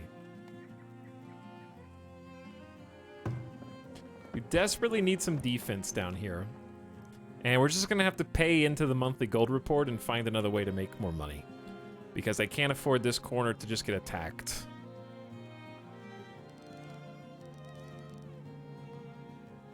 It doesn't need to be... I think you cover more area when it's like kind of over here, because we also almost... We're covering blind spots of the other guard towers too. And protecting the citizens, which is the most important bit. I have seen people say this about so many games. What, this reminds me a lot of Banished? I have definitely seen so many people say that about this game. Hey, Tox, how you feeling today? Did you get better? Well, I wasn't sick. I was just tired. I'm still, like, not at 100%, but I'm feeling good. I'm feeling good. I didn't sleep well last night at all. So I was worried that I was going to need to postpone the stream today because I just had terrible, the allergy, I did have insane allergies yesterday, you're right. So I wasn't sick, but man, that was like a 9 or a 10 out of 10 on the allergy scale for me yesterday, which is probably the worst it's been, maybe at least tied for the worst it's been in the last like 6 months. Because it continued after the stream, it continued while I was getting ready for bed, it continued while I was sleeping. I was just like sneezing non-stop.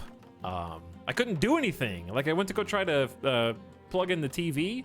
I went to find the power cables, found the I have like a 2.1 with a subwoofer. Dude, I just watched the entire 245 crops just died to rot. How do you prevent rot?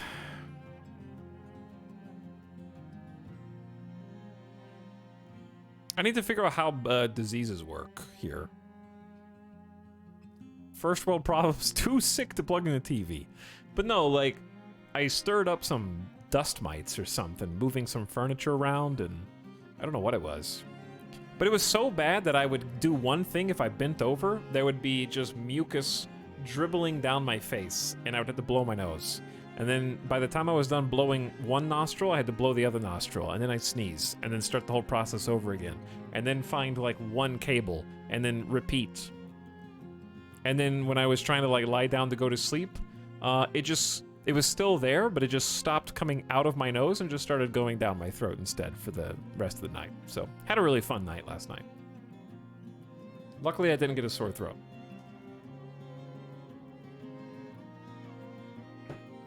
But I woke up coughing and clearing my throat.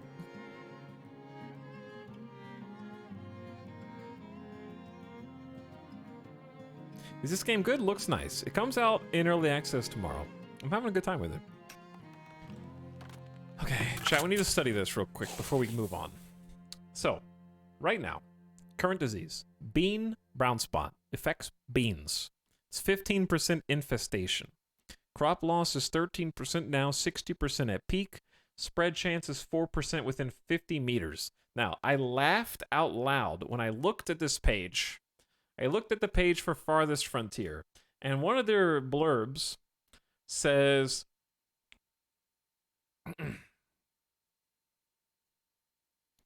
Most detailed farming system ever is the key feature of this particular blurb. I will show you what I'm talking about here. Most detailed farming system literally ever. And then the reason I laughed is because it says strategically select from 10 crops. Because I'm like, oh, well, if it's the most detailed farming system ever, we all know there's only 10 crops in the world, so that makes sense.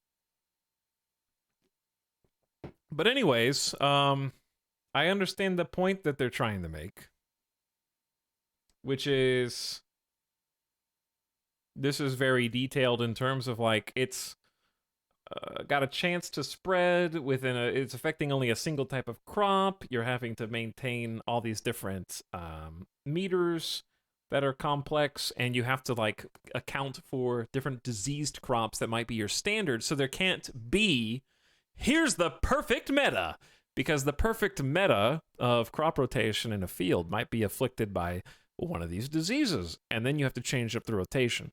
So it's keeping you on your toes. So I understand what they're trying to say. It's probably the most advanced I've seen for a logistics resource strategy game,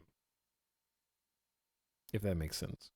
So I'd say that's probably true, but I doubt it's more detailed than Farming Simulator. Just a hunch. But maybe I'm wrong. So yeah, I think we need to ditch both beans and turnips. So we're going to remove beans and turnips. Okay. We have 64% fertility level. I'm going to try and boost that a little bit more with clovers. And we're going to go clovers. Cabbage is incredibly heat tolerant, but is incredibly dependent on fertility.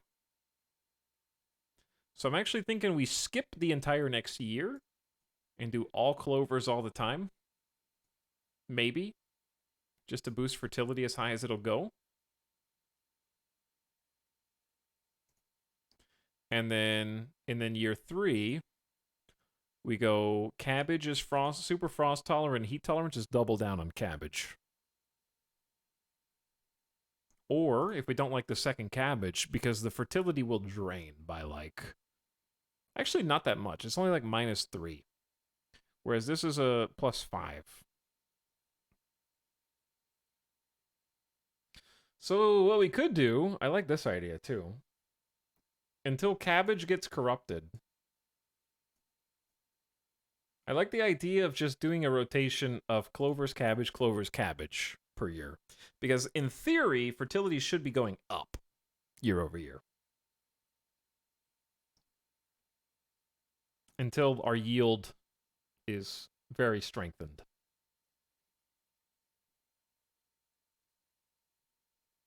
Let's give that a try. I think some sound effects on this page would be nice too. No diseases in this field though. But it could spread, it said. I don't know if it can spread field to field. That's very unfortunate. We just lost a bunch of food.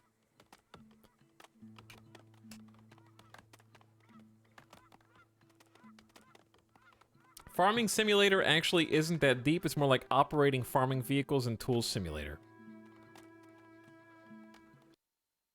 Okay, I believe you, chat.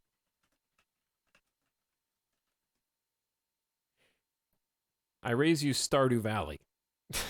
How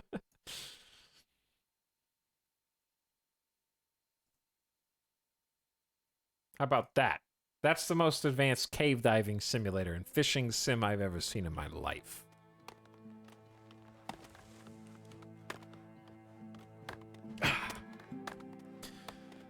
Okay, now, we are struggling still maintaining a food stockpile, and we're low on planks. I know what to do for that. We just sold a bunch.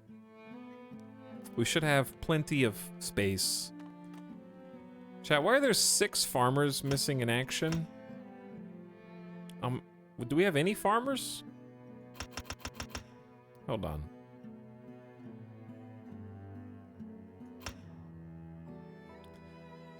We don't need Coopers because we can't make any barrels.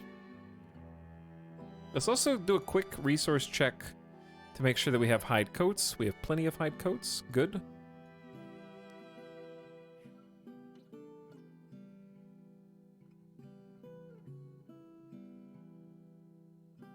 What I need is additional people working in the sawmills. Everybody's at the pub. I think everybody might be at the pub. We don't need a herder because we don't have any animals. So yeah, we need to definitely sort of fine-tune this.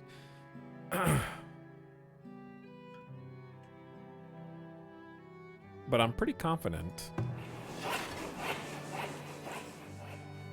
that the saw pit could definitely use some extra people.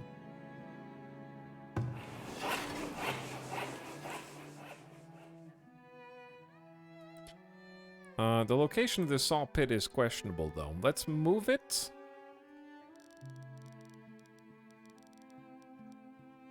To this corner, too. Right next to the work camp, which doesn't have any trees. All right. There are no stones in range of this work camp. There's no nothing. I think if a building is completely unable to work, there should be like a bubble up here that's like, hey, bro, P.S., nobody's doing anything. Nobody's doing anything, dude. Make them go do stuff. Okay, what about this? You can see the circle that we've been clearing here, which is kind of cool, but yeah. go this way. Firewood splitter doesn't have anybody working here. Let's get one person working at each firewood splitter. So they spread out. Deforestation. It's the name of the game, baby. We're making the biggest palisade known to man. We have 29 children who need to grow up so they can help.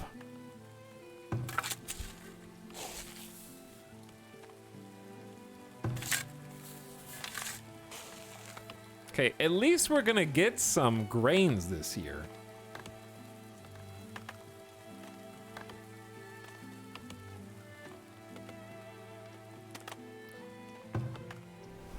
We need more. I'm wondering if we shouldn't just double down on grains. But I do need to get the fertility up.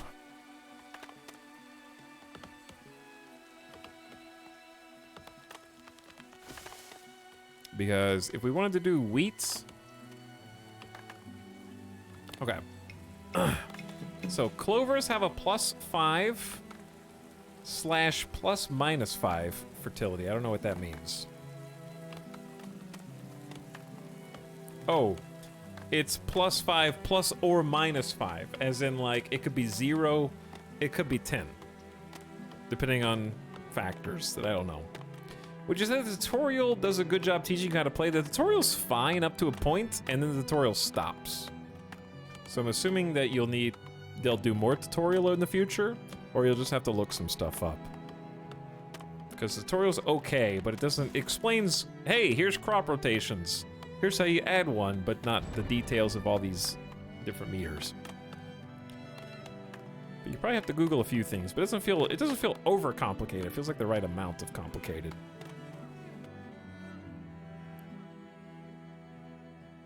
So all three, wheat, buckwheat, and rye, produce grains, just in different forms. So wheat produces the most grains, but requires the most fertile soil. Buckwheat does not yield as much as wheat or rye, and has no frost tolerance, but it has a really short grow period, and does not need fertile soil, and can improve soil quality. Okay.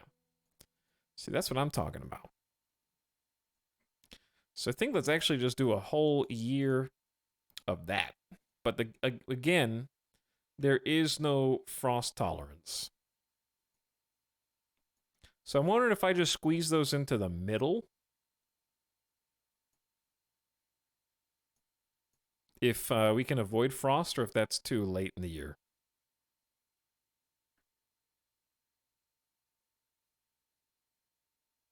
Tax, why don't you add some sand or clay to help with wheat? Because first of all, you have to do a full year of work maintenance in order to add that. Second of all, it's only a plus 10% soil bonus.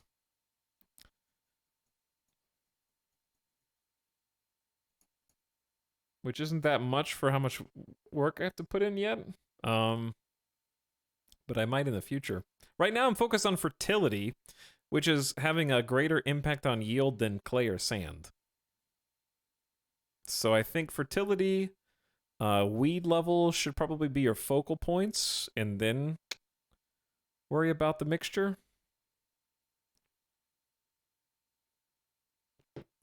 So that's what I'm gonna try. Let's give this a go.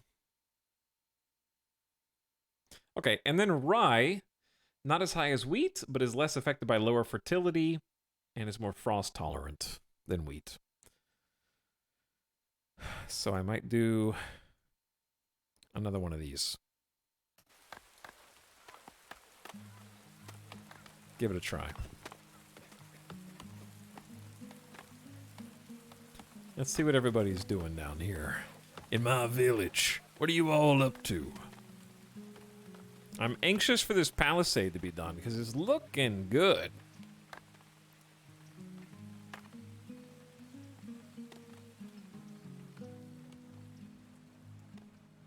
I like how this overlay lets you see who's carrying what, where they're going. People are still stocking the market with stones.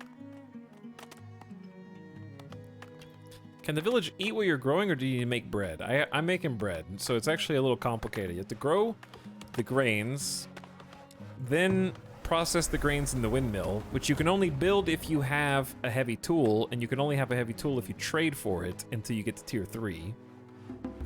At least, I don't know, maybe you can't even make these in tier 3, but you do have to trade for this in tier 2, which is tough, because you have to find someone trading it.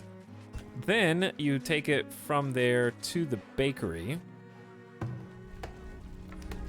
and make bread. Impending blizzard?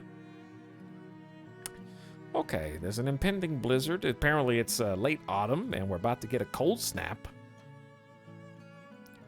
We're gonna go ahead and the most important thing I would think is probably firewood splitters. Okay, this is another thing that bothers me.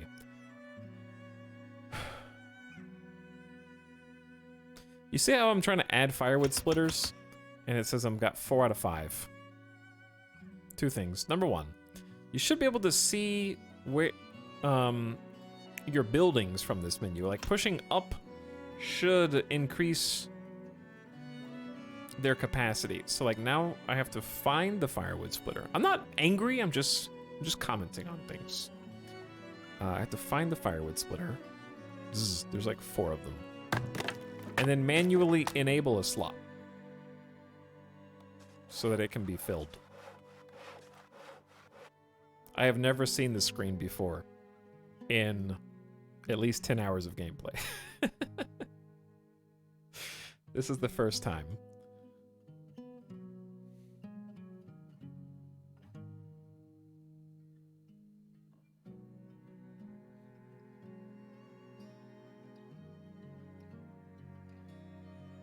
Seems very convenient to pick someone with a low commute. I'm assuming it already tracks that anyways. I'll take you. And the reason we're picking that is because we have 0 laborers, I guess? Yeah.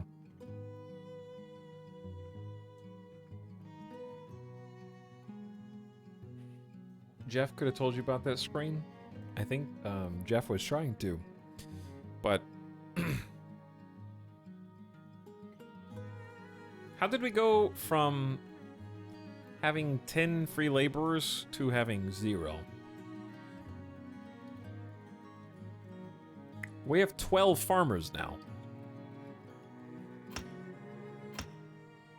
Anyway, what I was saying was, I think it would be nice if you could open up slots by clicking plus. Right now, I can't get that 6 slot open unless I find the building itself and then open it.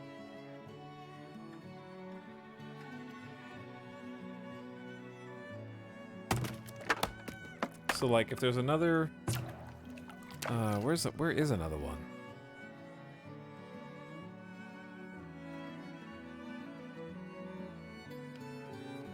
My original one is no. Somewhere over here. There it is. Okay. So my other ones are over here. So I have to enable the slots manually. So see how there's 2 disabled slots? If I go to villager profession and I have 3 laborers available, and I can't click plus on firewood splitter to make a 7th and 8th open. I have to go here, enable the slots. Then it hires somebody. Then I went down from 3 to 2 laborers, and now I have 7 available firewood splitters, but I can't make an 8th, etc., etc. Yes, you can. Nuh-uh. I'm literally showing it to you on screen right now, but thank you for trying. What's the third icon do next to the plus button? It finds the people who are currently working there and tracks them down. Which you can't really see that well, but they're here. Kind of find someone who's doing that job and lets you watch them.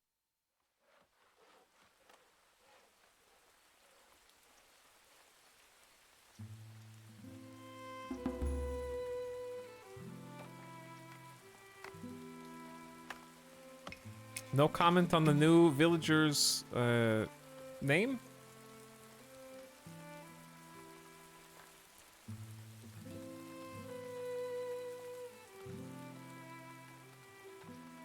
Happiness is also not doing so good in the village. Well, I mean, I guess they're happy. Never mind. They're doing fine. 0 villagers are very unhappy. 6 villagers are unhappy.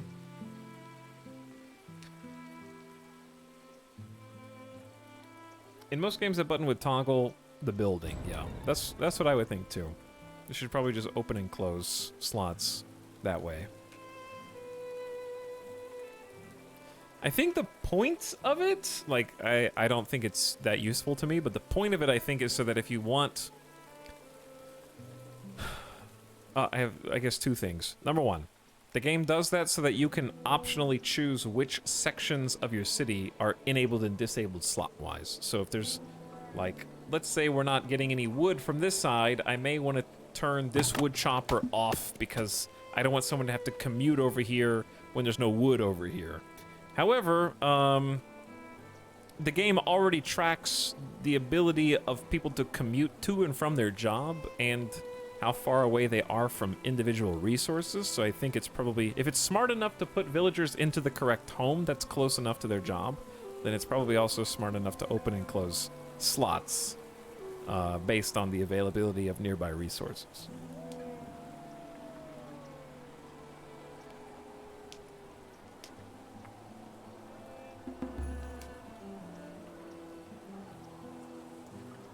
Because the other thing to keep in mind is that this is not a big city. Like, my town is small to medium compared to what you're, like, capable of building in this game. So it's only going to get more difficult to handle those kind of minute logistics the bigger the city gets.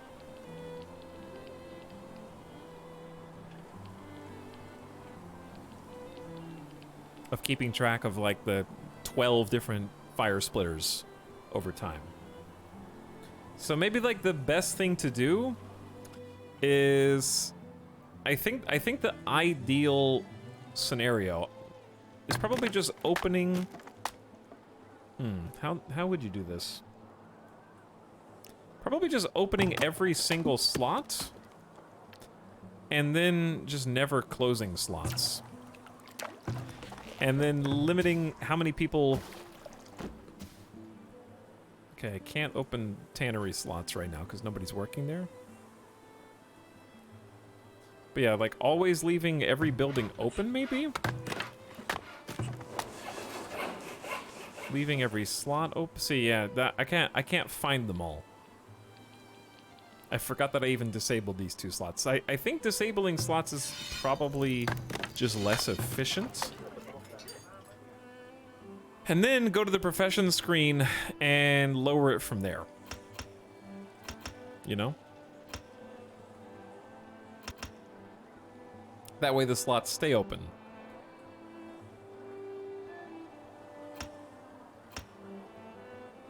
And just do it from here. Because finding closed slots is very difficult, because there's so many buildings.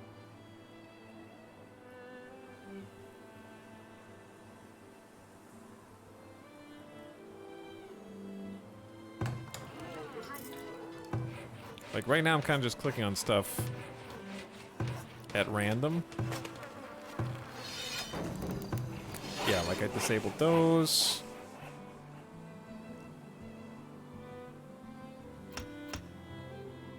And there we go. Okay. So disabling slots should be done very cautiously. It's easier to just fire people from the profession screen. Same. Ooh. Okay, it does get trickier when dealing with resources that you dig or mine. Because I think everybody who mines is governed by the same miner job. So that does make things more difficult.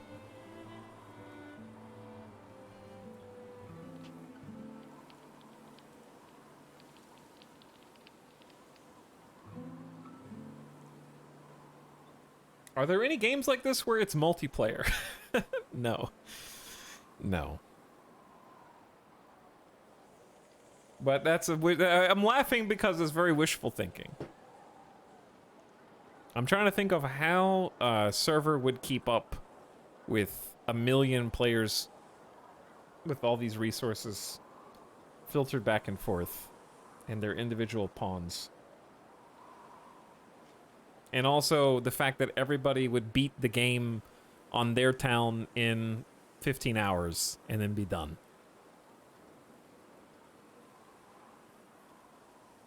And then you just don't have anything else to do. So you just stop playing.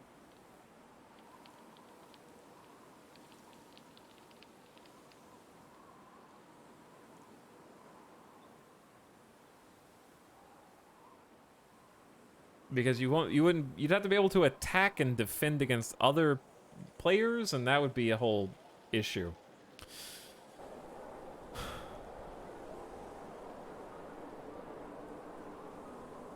Alright, anywho.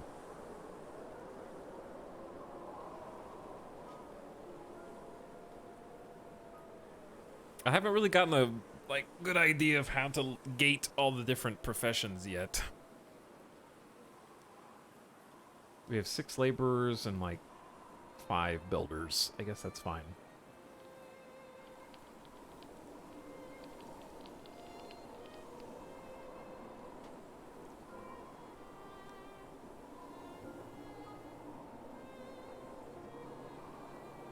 Do we still have 0 shoes? That's incredible. I stopped making hide coats entirely, and we still have no surplus of shoes. And that was ages ago. That was 2 years ago.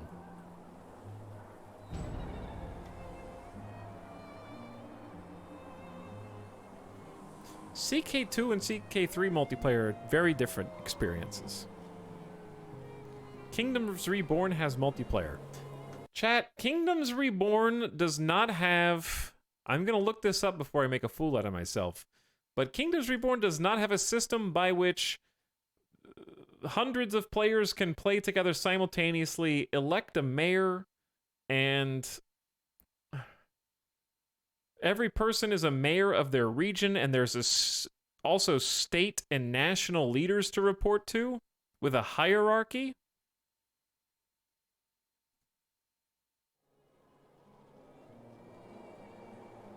Because that's what that person was asking, and you guys were like, oh yeah, Ono does that. Oh yeah, Kingdoms Reborn is that.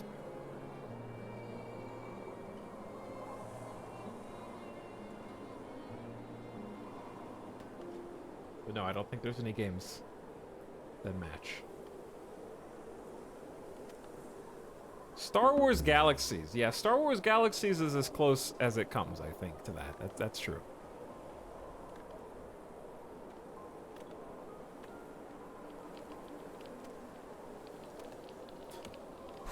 It is cold. We only have 62 firewood. We're very low on planks. Again, it's just there's nobody working. We only have 90 people fit to work. We have to sort of prioritize what is important and what's not. Right now, firewood's important.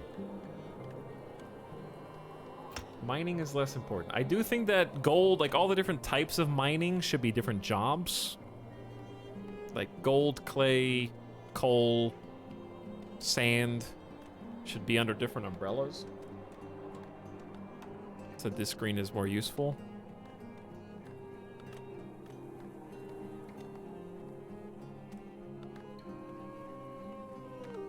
Alex, what do the farmers do right now? I guess they don't do anything. Let's find out.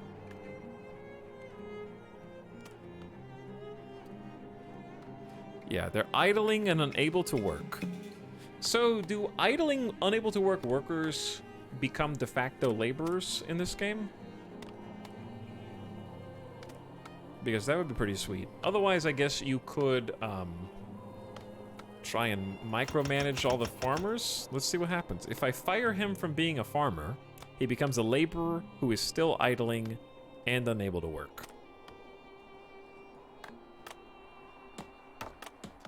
But you have to be careful because you need them to start working the second that work becomes available. You have to bring them back if you want to try and micromanage that.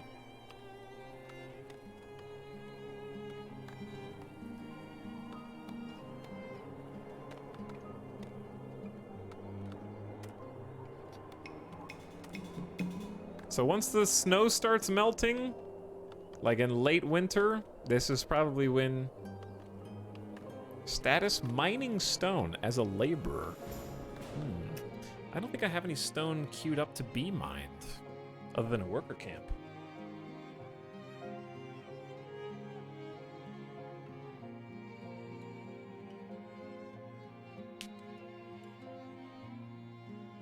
But yeah, I do think Huffle has kind of to what you're saying. The micromanagement will get more difficult as the city gets bigger, just by definition. So that's kind of why most of the things that I would suggest for the game while it's in early access are like UI and quality of life related, because if I'm already having some difficulties keeping track of certain buildings, it's only going to become a lot harder. I'm still having a lot of fun. So I'm not saying that at the expense of the game. I'm just saying, like, just for example, I can pull one out of my ass. Which if the devs are watching, they're like, oh great, here he goes again. Please tell me how easy it's going to be to change the entire menu system. I get it. I know. It's not easy. But still. Just for example, this side of the screen isn't used for anything. The left side. Literally nothing. Right? Totally empty. Except for notifications that come up. This is prime real estate to put a menu such as resources. Instead of this, or even like resources and villager professions, right? Because villager professions, just I want you to imagine something for me for a second, chat. Imagine, I can't move this anymore. There we go. Imagine, if you will, that this is what the UI looks like. But not this, just these buttons. And there's 4 buttons up there, like this. And when you click on the button, like Villager Professions, it opens up a menu that takes up the entire left vertical. Because I just think you could squeeze in all these line items and only take up 33% of the left side of the screen, so that you can have this menu open and still play the game. You can't play the game while this menu's open, other than moving sliders and stuff. You know what I'm saying? And then likewise, when you open resources, instead of having this giant panel in the middle of the screen, maybe just condense those into tiny icons like they are up here. Maybe if there's not enough room on top of the screen, they could also go over here on the left, condensed. But like just opening up the rest of the screen so you can keep playing while you eyeball these would be great. Because right now these screens are both laggy. Did you see that? Scrolling, scrolling, scrolling. Ah! Okay. It figured out how much stuff I have. But yeah, this is early access, and things will be optimized over the course of early access. But I think using this entire left-hand side would be very good, because the right-hand side is already being used for build menu stuff, or harvesting resources, or any of these buttons.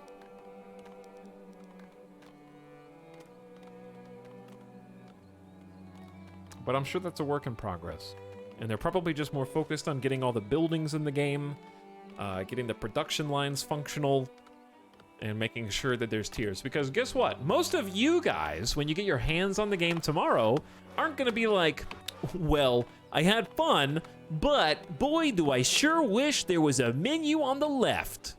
Okay, that's not going to be what the Steam reviews say. The Steam reviews are going to be like, I finished the game's content in 2 hours and 22 minutes, and they wouldn't let me refund the game. That's what it's going to say, okay? When you get your little paws on it tomorrow. So they're worried about having, like, content for you to get through and play. They're not worried about facilitating the quality of life of the UI at the moment.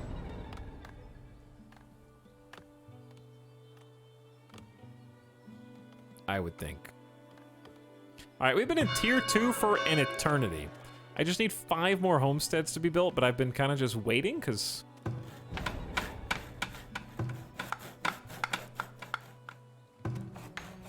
I need to prioritize the building of...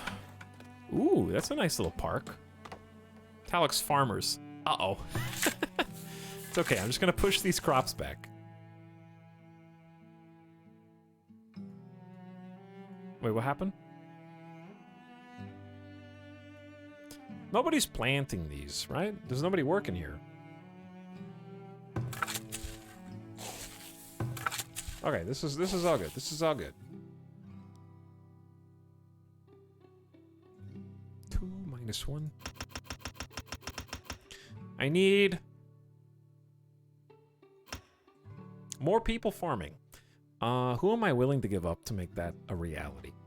Do we need 2 traders? Only if there's somebody that is there to trade with. Do we need 12 people at the work camp? Probably not, no.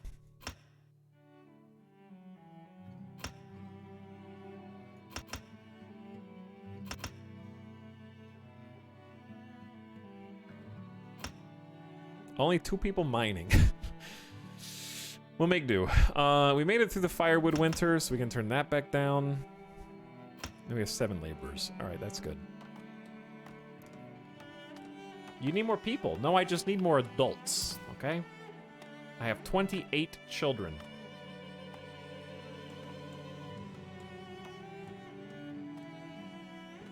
Over 30% of my population is incapable of work. Would you mind zooming in to see the detail on anything? Anything? Okay. I can't get rid of the firewood. Anything. How about this? And you know what? Here, well, check this out.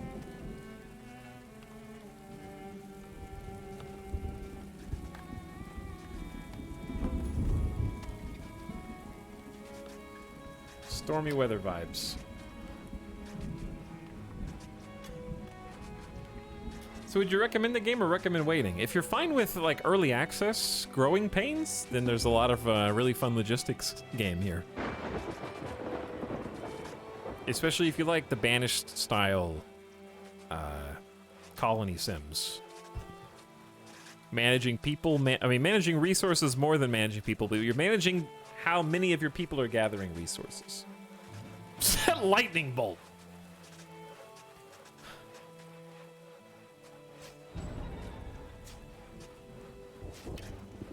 Wuggles is such a bad person, forgot to reapply my Prime sub. What's up, Wuggles? Thanks for the 18-month sub.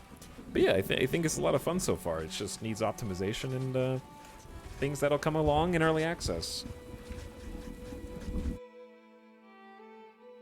But there's a lot of fun buildings to build, and that's the most important part of a game like this, is a bunch of fun buildings and seeing how they interact with each other. Like, I'm still waiting on getting a good fruit harvest. We're getting more fruit every year, though, so I like that this is an investment that builds on itself year over year as the tree maturity changes. It's a very beautiful game, too. It has a very nice vibe. So if you got 30 bucks, I'd probably recommend it if this kind of game is your jam, if this is your genre. But you just got to be aware that it is an early access game. And don't complain. Which none of the things I'm saying are complaints. They're more just like things you should be aware of. Because if you're making a game that is a logistics and resource management game, then facilitating the management of said resources is the thing that you will be sort of tripping over the most if it's not totally smooth.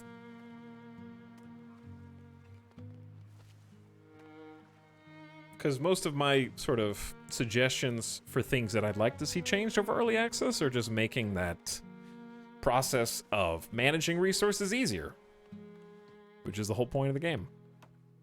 Did you figure out yet if the wall to the water prevents threats? Nobody's attacked from over there yet, J7, so we'll see.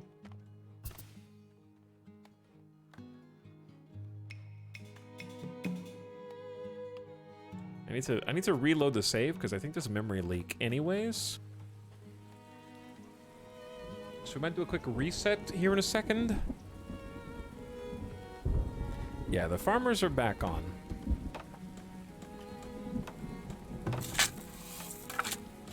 We have assigned workers.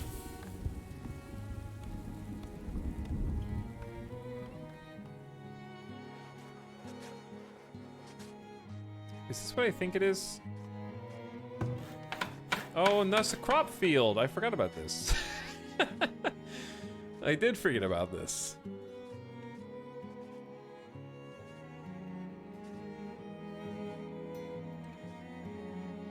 Stormy weather, good for crops. Yes, it is. Yes, it is. Did I forget to set the hunter cabin circle over here?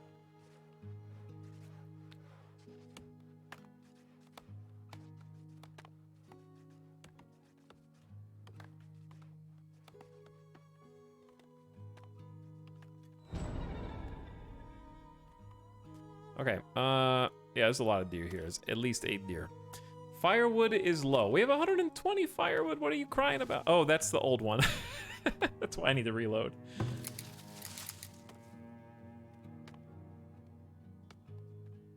Okay, chat, here's what we're gonna do. We are gonna take a very quick BRB, and then I'm gonna try and push for tier 3, because we only need 3 homesteads built, and we have enough people. We have exactly enough people. Then we just need 1,200 gold, and then 100 planks. As a trader here, right this very second. And they would like to buy beer. We don't have beer. They will buy hide coats, which scares me to sell, but I'm gonna try. They depart in 22 days. That's not good. I'm gonna sell 20 coats and keep 40. Nothing else to really sell to make money. Let me check my resources. Where are me pelts? We have 3. God. Is there a menu that shows how many of your population has shoes or clothes? 92%. Good. There actually is a menu with that information. This is a beautiful menu. Your villagers are concerned about food. That's understandable. Super healthy. All have shelter. Beautiful homes. Some of your villagers are forced to wear worn-out clothes. Quality family life. No beer, and they're not concerned about it yet. They're desperate for entertainment in town, and they don't have enough luxury items. It's a good menu. Tax, you know how to scout your surroundings? Yes, you can set an exploration point, but I haven't seen the need to go further out yet. There isn't anything, we're not gonna go that far. We can make them walk there for fun. This might be a giant lake. Or the edge of the map, I don't know.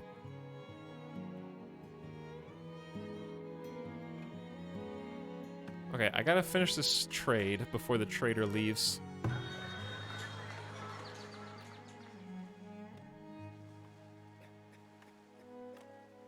We also need way more gold.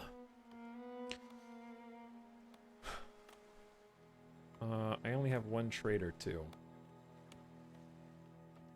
And they're gonna leave in 17 days. That's okay, we just brought all the goods. Not enough gold. Chat, they're selling clothes, not buying them.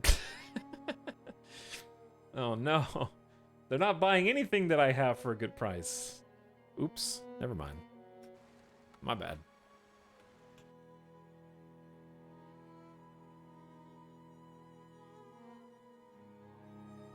Alright, I'm not ending the stream, I'm just gonna reset the game.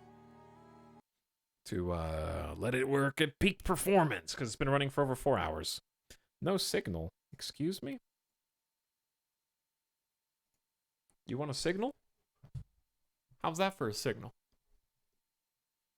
I'm loading the game back up. Don't worry. Go pee. I'm gonna.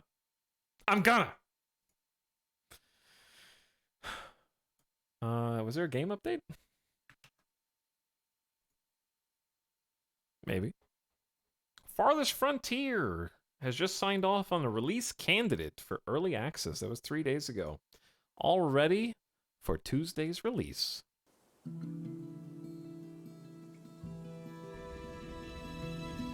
But I just want to be clear, for all the things that I've critiqued, I think this is the reason why I care enough to kind of mention the things that I've mentioned. I don't want to sound overly negative, because I think this is for sure one of the better Banished likes that has come out. Chat, what are the other Banished likes? Don't say Anno. Just like the other indie ones. I feel like we've done at least 1 or 2 recently. And I see a really good platform for what I hope is just becomes a super optimized experience in early access. Let's look it up. Timberborn is Timberborn's very good. Surviving the Aftermath was cool. Surviving the Aftermath and InZone. Those are 2 good ones too. I haven't played Kingdoms Reborn yet. I don't think I've played Foundations. Is Banished still the top game of that type? I don't think so. I don't think so. Like, Banished is a fun game, but it's a game that you can beat and sort of just be done with, in my opinion. Like, there's not a lot of replayability. I know that's heresy. It's a very good game. It's just not meant to be played forever. And it has a lot of glaring holes in its gameplay. Like if I was playing Banished now, I'd be like, it's unacceptable that you can have 20 people walking across the entire map and they die en route to their jobs. Why do they even bother walking that far when they're just going to die? That's ridiculous. Also, I forgot to close DX Stories, so I crashed the game. That's my bad.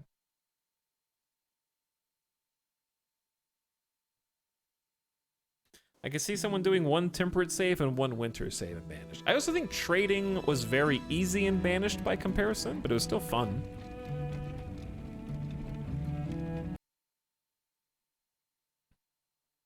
I had fun tackling the achievements. It's a good game. It's a good game. It's just old. It's old, and the things that are annoying about it haven't gotten less annoying over time. In my opinion. It was a fantastic game for 2013, and it's a historical, monumental indie game. And I made a lot of cool videos. The videos may not be cool, but I had a lot of fun making videos that I thought were cool. Can I post a link to a clip? I guess so.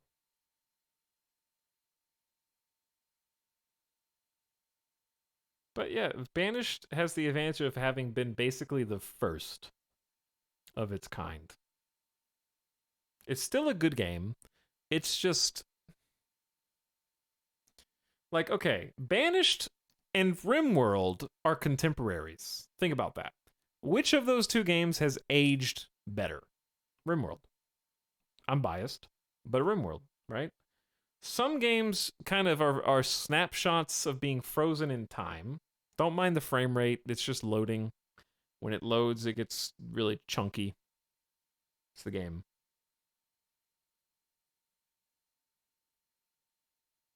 It'll be stable once it's done. I don't know what it's doing at this stage of loading that's taking my entire computer's resources.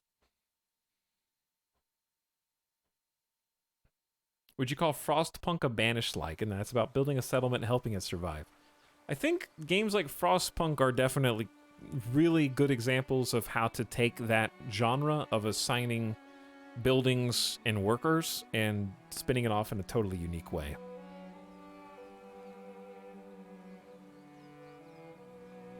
Download more RAM. I have like 32 gigs! 454 buckwheat has been lost due to an unexpected frost spell. It's late spring, dude. Banished got shelved by the dev, not a completely fair comparison. It's totally fair. If you stop developing the game, it's not going to age as well as other games that have continued development. That's the whole point, is that it's a snapshot of its era. It's a good game, but it's not a game that I'd be like, oh, you like strategy games? You like resource management? You need to go download Banished right now. Right now. But if you were like, hey, I'm really looking for a fun game to play with a friend or a significant other, or whatever that has, like, I like kind of farming, but I also like doing other stuff and RPG style mechanic. Oh, you should get Stardew Valley. That'll still be like the first thing that you suggest. For somebody who's like, I want a chill experience, no rush, do some farming. Oh, Stardew Valley, yeah. 100%. Look at Terraria and Stardew Valley. Yeah, basically. The dev support goes a long way in keeping things feeling modern and relevant still, you know? Rip frost crops. Also, two things. Number one, I think my frame rate skyrocketed restarting the game here. Let me see. I will tell you if it did. I love the loading penalty, yeah. Loading penalty, frame rate dips. 32 gigs, you keep saying stuff like this, Etalyx. I'm gonna have to write the queen. Hold on. Let me look.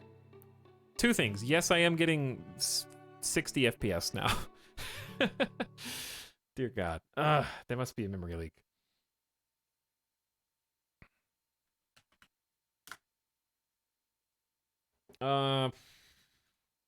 This computer is from 2018, guys.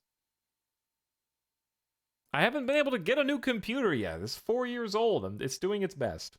It's still doing pretty good for its ability. Chat, how do you see how much memory you have? I know that's a noob question. I don't care. I'm in, is it device manager? Because that's how you see. I know what processor I have. I have an i9 9900K. I know what GPU I have.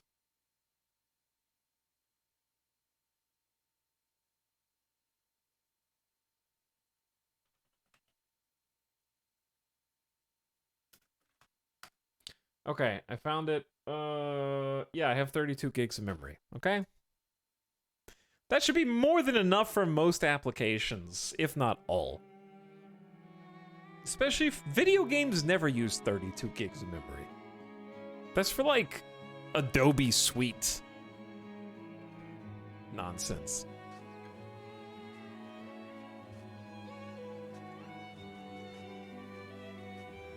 Okay, anyway. I do need to take a quick BRB. Why don't you guys watch the farm go up here? I know we just lost these crops to frost.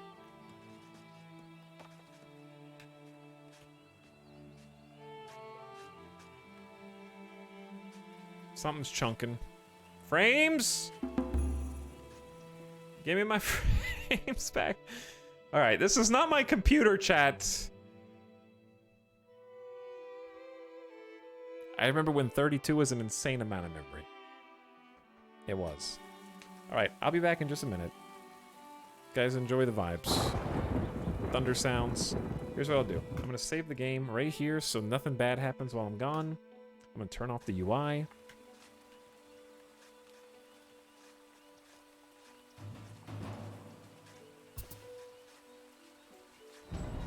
Okay, people are getting killed by predators. Don't worry about it. It's fine. Okay, I'll be back in just a few minutes.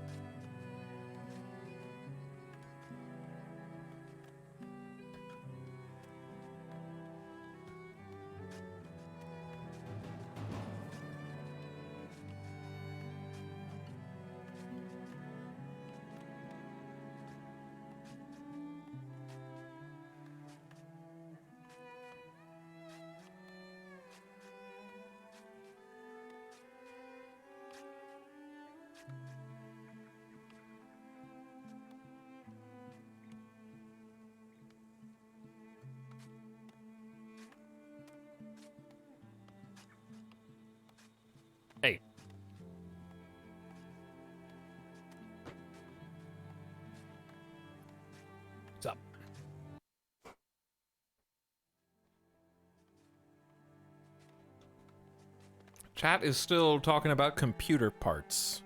I see.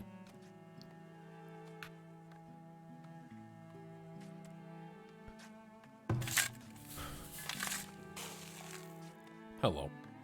I have returned. My frame rate does feel better now after restarting. So, our goal. I'm pushing forward. We only need 2 homesteads. That's it. Here's my question. If you have a pub, the pub serves beer to thirsty villagers in need of a good libation. Pubs provide entertainment and generate tax revenue based on beer sold.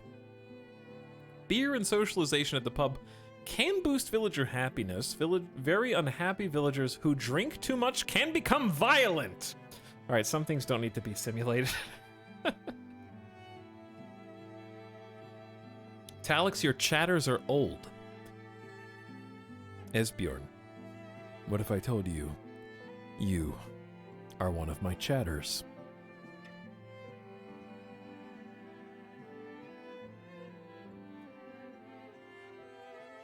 Entertainment value is 100%. Place this building within 65 meters of 10 residences. There are currently 20 residences in range. If the pub runs out of beer for more than 30 days, it stops generating entertainment value. Okay, this is my question then.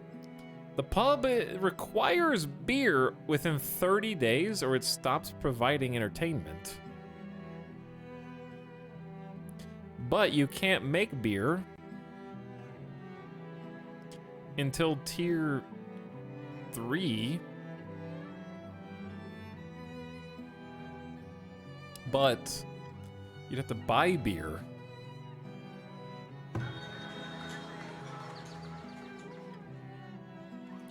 But the flavor text says that they can socialize at the pub to boost happiness. Here's what I think. I think the pub should provide some entertainment. And then it just gets a bonus to entertainment if you also have beer. That way it doesn't feel like it's just a complete waste of a building right now, right?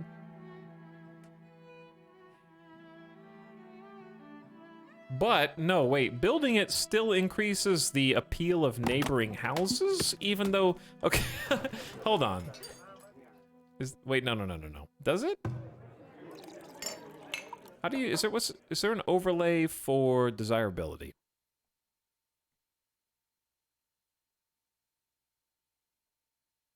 I think it still increases desirability. I'm legit waiting for this game to release at midnight. Enjoy, Puppyvo. I hope it comes out then. I don't know when it comes out. No one wants to socialize sober. How dare you?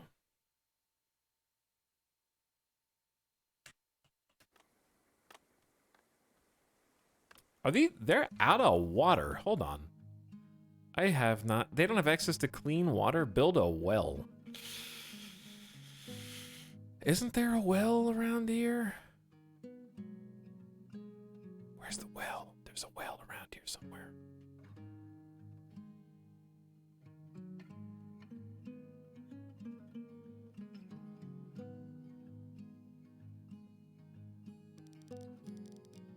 Yeah, it's right there. There's 170. I guess it's just too far away. Okay. The water bonus here is terrible.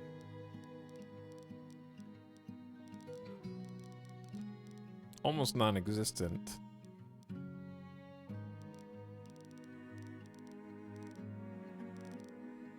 But a well over here really doesn't hurt because... Oh, I see. The houses are turning green. Doesn't hurt because what if a building catches fire?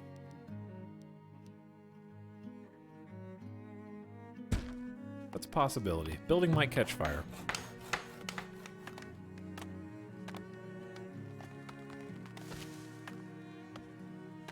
Sounds like the pub will increase happiness if you get a keg every 30 days, regardless of if the keg runs out. Yeah, but 30 days in this game is a nebulous thing because I guess it's just the distance between these 2 points. It'd probably just be easier if it said what month it was instead of what part of the season it was. I would think. I'm very excited about finally being done with this damn palisade. I did say that was the one thing we were gonna do today, and you know what? It's almost here.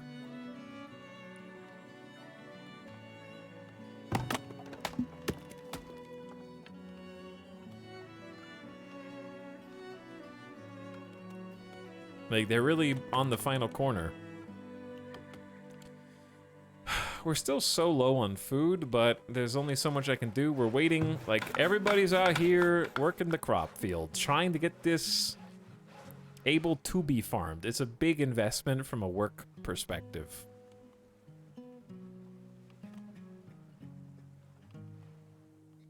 And I'm hoping the arbor starts doing a little better.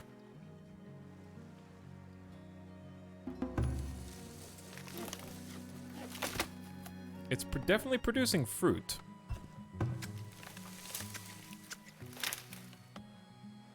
And we got a lot of trees.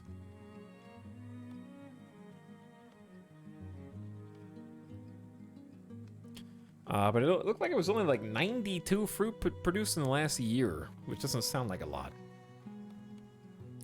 Do you have to actually defend against attacks? Yes, but it's not like RimWorld where you're like taking cover and getting angles.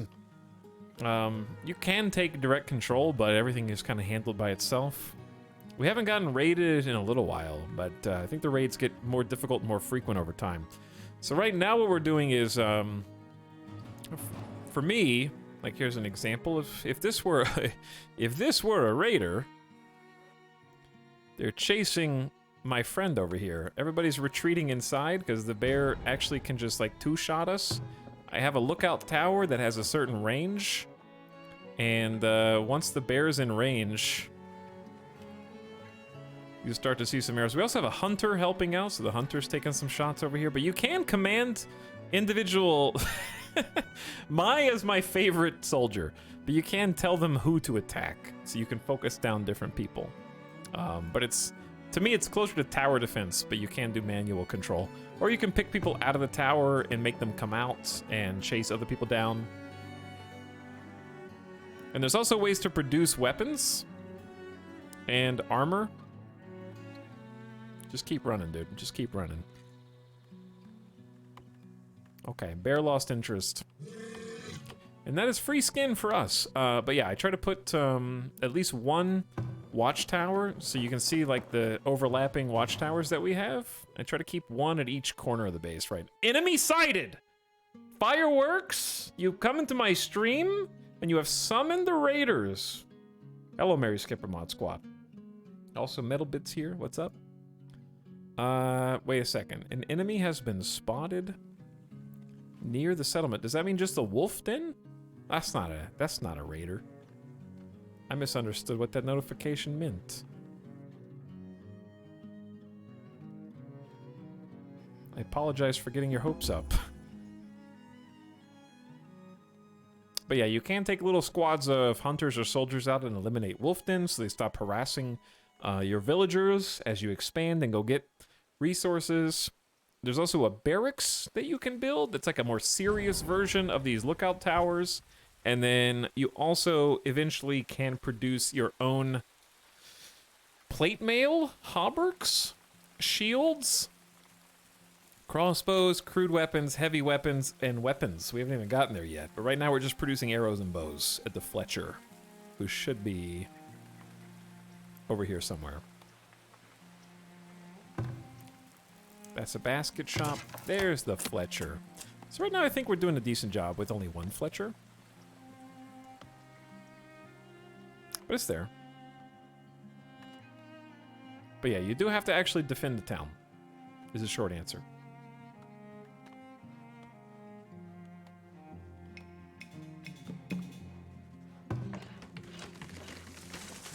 Okay, work camp is just constantly clearing trees. I'm worried that the deer are going to disappear if we take down the forest that they're near. but I don't know. We'll just work camp this area. Gotta agree, this looks like a great successor to Banish with more mechanics to get invested in. That's kind of how it feels. It's just like more. It feels like, you like Banished? Here's more.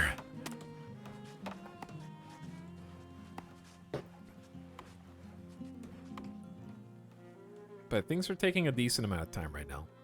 Okay. We have a job to do, chat. 2 homesteads. Who the heck is this? Are those people immigrating? 9 people. Welcome in. All right. You know why? Because I desperately need laborers. Desperately.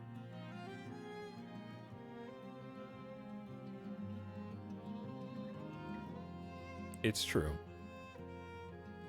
That way we can get some more builders on hand. Now we gotta feed them. But how? Oh, we can also do some cobble upgrades. I forgot about that. Let's get these roads upgraded. That is 5 stone per road, and they'll just walk faster along it.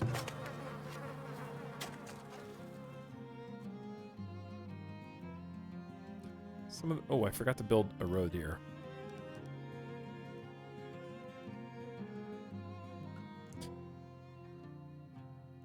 Chat, look what happened. The gate fixed itself. Wow. It's amazing. This is a 15 stone road upgrade. But I think that would be a nice change, is to get everything up to cobble. Okay, but don't lose sight of the goal. Don't lose sight of the goal. We just need a few more homesteads. This shelter has desirability. It just needs 2 food types and 1 herb.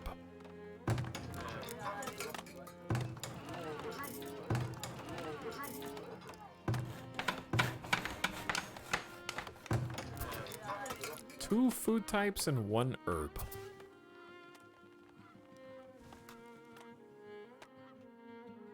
Okay, I'll get you a gatherer or a forager.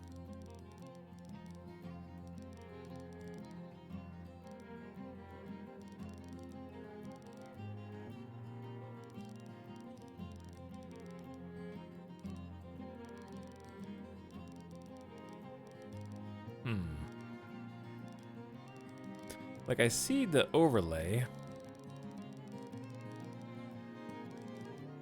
Patch of herbs, mushroom clusters, there's berries over there. It's so far, though.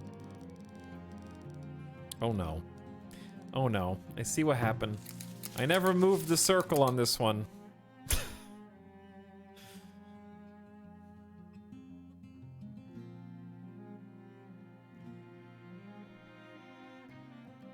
See, if we go here, we can get greens. I don't know what's going to be waiting for us back that way, though. Are you fishing? Hell yeah, I'm fishing. I guess there's things to gather sort of inside the city, just not that much. Compost is ready to be spread. Oh. Or at least we have multiple spots. We're going to add compost there. But yeah, clearly we need another forager shack. Are we really going to put it just side by side with the existing one? That seems rather lame of me, but also necessary, and prioritize that building. Let's produce some more herbs. Let me find another shelter. Okay, they just need... Everybody needs an herb. Do we just not have any herbs? Is it because we're using them all at the... There's herbs right there. Chat, how do we get herbs distributed? Not that you know. How do you get herbs distributed? We have 290. Is it because the market isn't distributing them because it only has 1 person working there?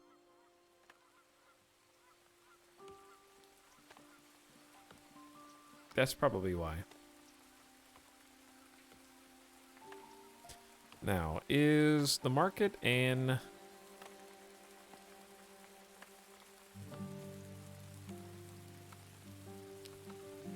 Resource or storage building?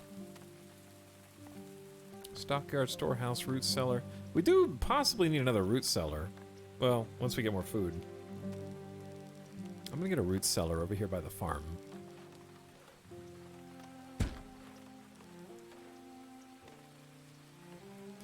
Legally, I cannot discuss activities involving the distribution of herbs. That's a good point.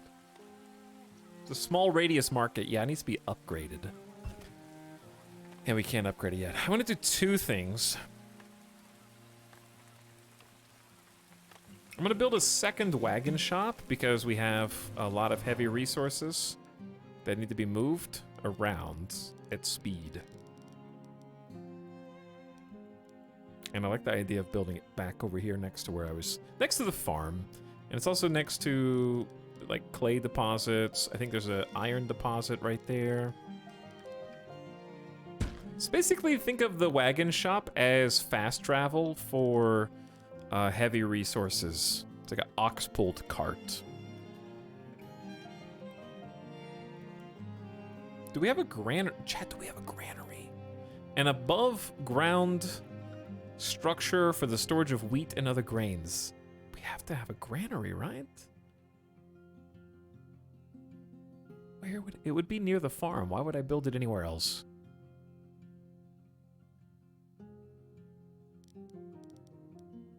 But it'll fit right here if we don't have one. Because a couple of granaries would be very helpful. Ooh, and they fit here nicely. We'll start with just one. Okay, I got distracted. We're trying to build a market. Where's the market? Easily distracted. It's got to be a resource building then.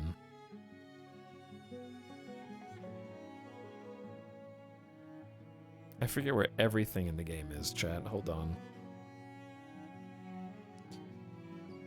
I can make a soap shop, but it requires... What does it require?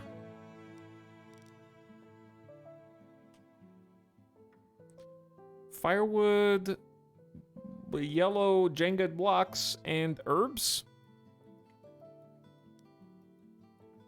Yellow Jenga blocks is tallow, which... Oh, that's from wolves. I can make soap.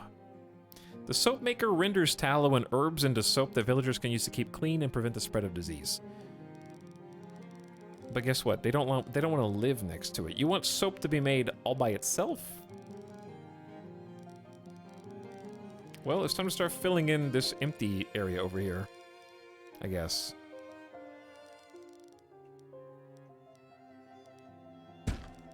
Because we had this perfect spot. Okay, we're gonna burn through so many planks here in a second that I'm gonna go ahead and up. We already have 8 sawyers. I didn't do that. The game did that, but okay. That's why we only have 6 logs. So it apparently it automatically filled in all of our work. Earlier we had a discussion about the merits of blocking slots. I don't know how I'm going to explain this to you, to be honest, chat.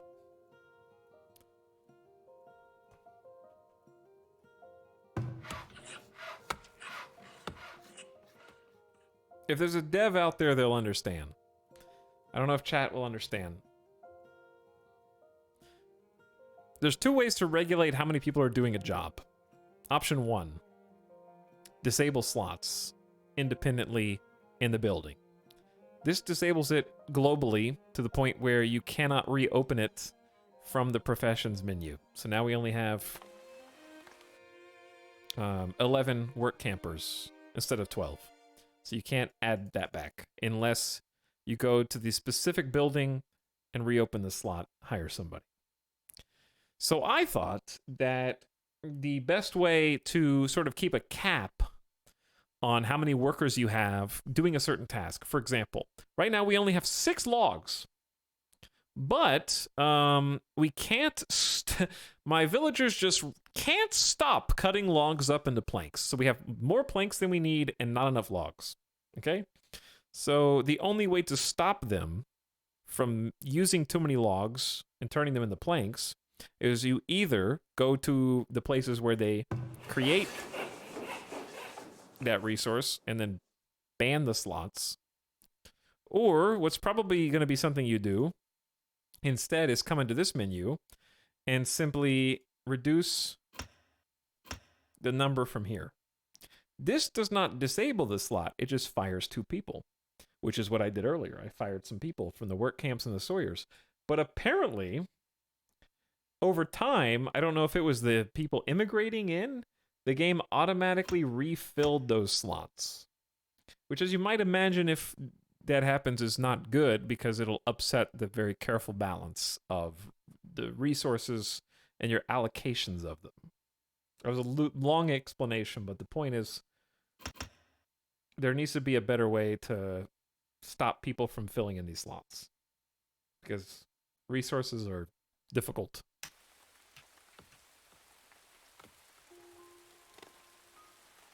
Explain it to me like I'm really dumb. At least I don't have to pretend, Detroit. It's like some kind of slot machine. Seems like you have to disable the slots of the building then. Yes. Which is a problem because you have to remember where every building is and then check to see, like, this building has room for more workers because they're unfilled open slots. You have to close them for that notification to go away. The way to fix this, in my opinion, if the slot disabled system is the best way, is just to have, like I said before, an arrow left and right, where if you click the arrow, it'll scroll you through all the saw pits. So if I could click on one saw pit and then go arrow to the next one, arrow to the next one, and quickly see at a glance which ones have slots enabled or disabled. That's probably the easiest solution. Resource limits would be the second, more difficult solution to that. Right now, I do not believe you can set resource caps.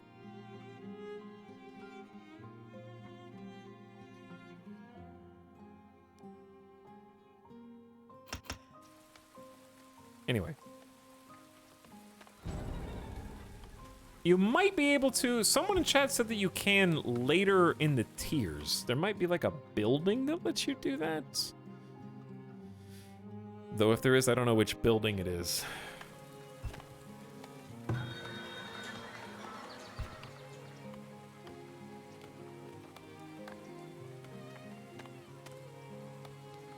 So about that market. Where is the market? Where is it?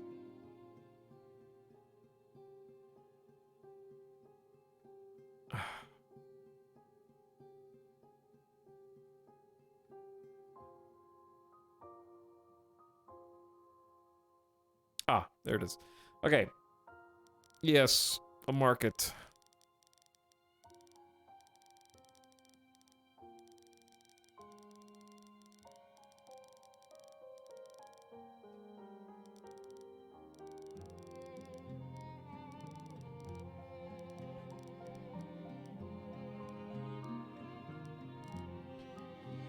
I think an overlapping market here is probably good anyway to distribute resources to all these fine peoples.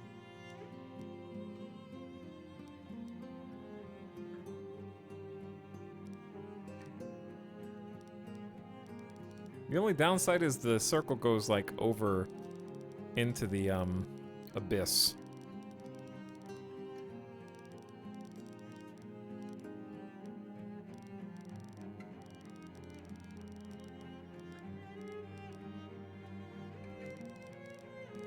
I don't think I have an adequate spot. Like, I can move a building, so that's not the issue. I'm trying to figure out which building I would even move.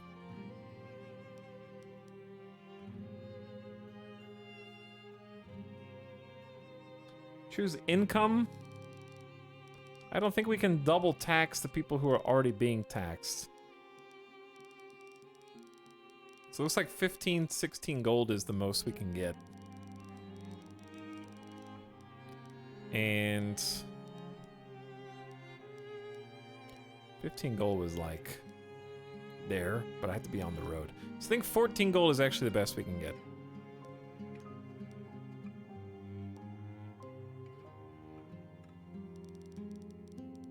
Taxation, you betcha. Absolutely. Okay, the thing is we have to think towards the future.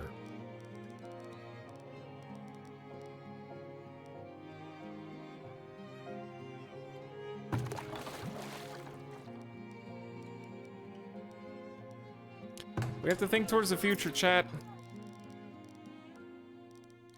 And I think clearing this area out and putting the market right there is actually the best. I know that seems sort of silly now.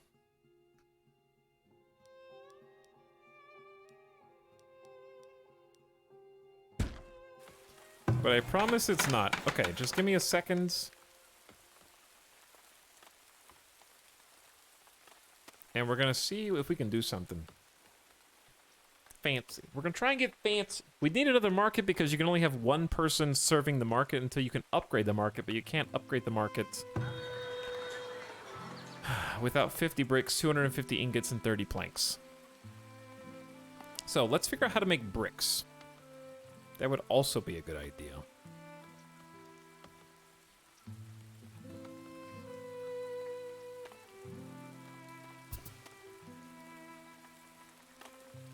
A weaver building does make very valuable clothes that we can sell. God, it's 80 planks for this building? Yikes. We can make pottery now. Dude, we actually have so many buildings that we need. But I can't produce enough. We are producing a little bit more food.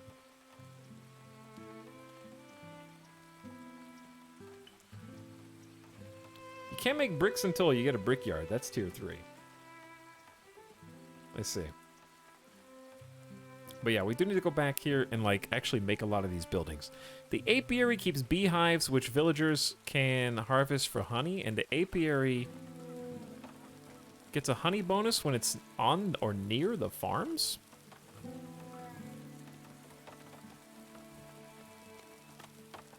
Can you build this just straight up on the farm? Basically, but you may as well just build it here.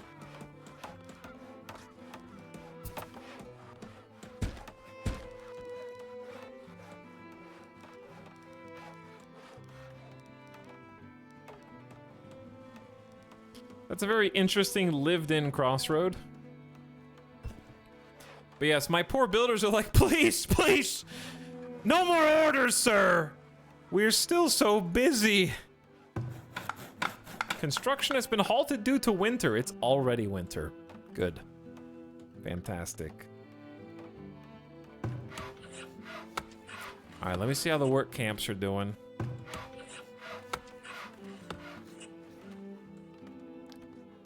The resources are going away. We need another, like, exit over here, I think.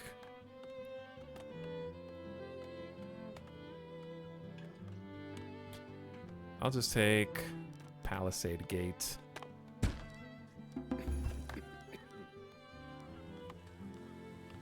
Crops are ready for assignment. Ooh, they finished the new crop field just in time for winter. Way too many weeds, way too much rockiness. Okay, we need to remove weed levels. We're just gonna do maybe like a full year of maintenance.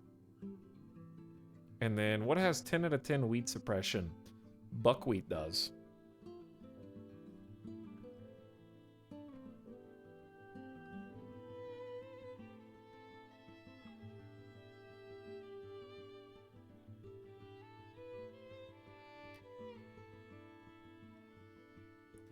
I wonder if we just like, I'm trying to think of something that has, like this, clover has 6 out of 10 weed suppression.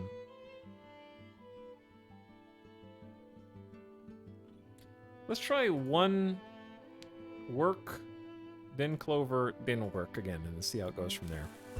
All right, we need more workers though, yeah?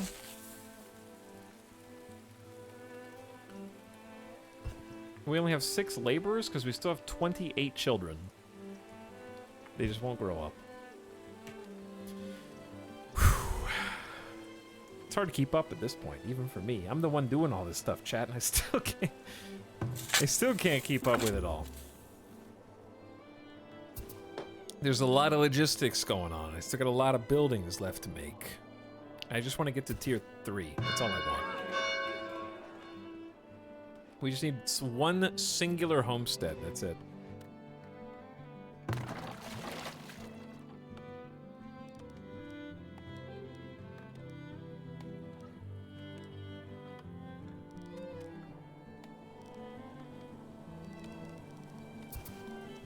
I was gonna put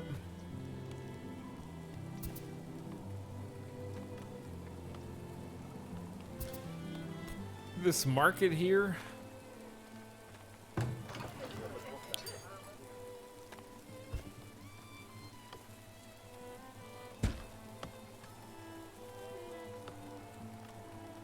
But alas.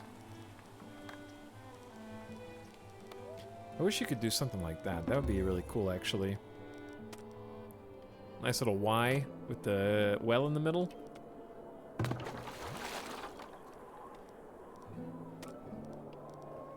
But alas, it is not to be.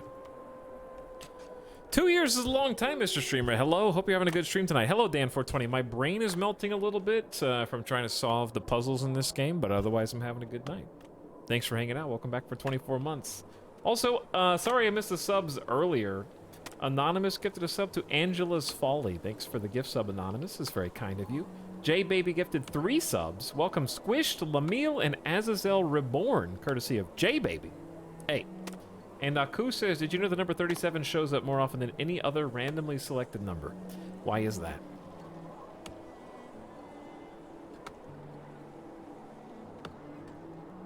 Why do we like those numbers?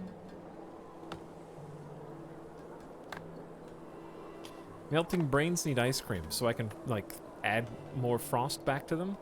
It's a good idea. I am super excited about this palisade.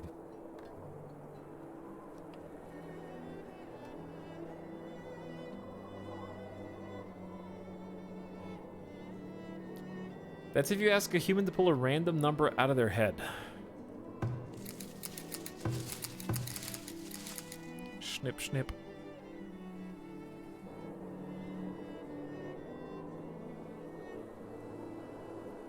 Okay, how far away do we want to forage?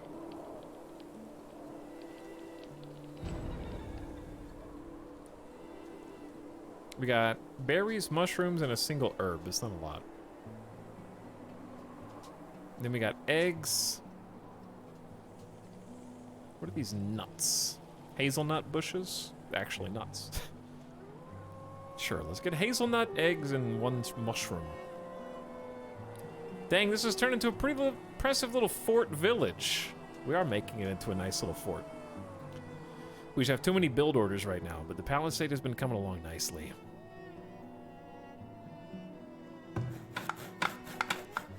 We just need more lumber. The eternal conundrum.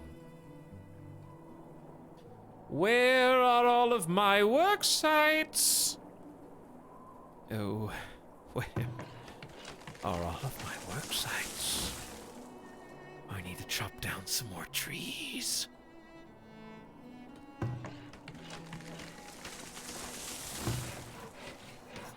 They're so far away.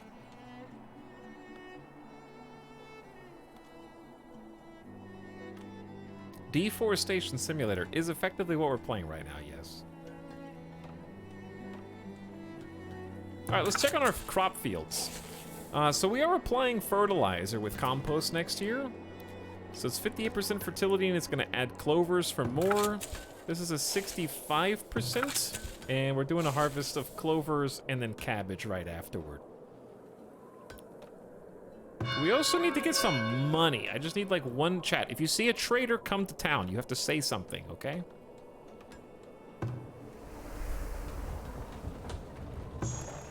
Because we need a new heavy gear too, or we're not going to be able to make bread anymore soon. But I got a new root cellar, so we can store fruits and veg when we get it. This wagon shop needs to be prioritized, because it's almost done being built anyways. Nobody's working the livestock, so I actually just don't care about that. Firewood splitter does need probably a couple workers because it is winter. We have 125. Trader watch, chat. You have a green light. Back seat. I've been looking for a game that scratches the banished itch. This and Mana Lords looks really good. I'm starting to get in too deep. The level of complexity here is... Are they dead? This villager is wounded and will die soon if not taken to a healer. How do you rescue them?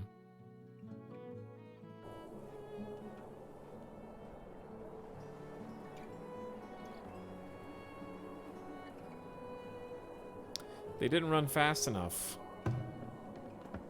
I have a lookout tower right here. They just had to go take care of business. In fact...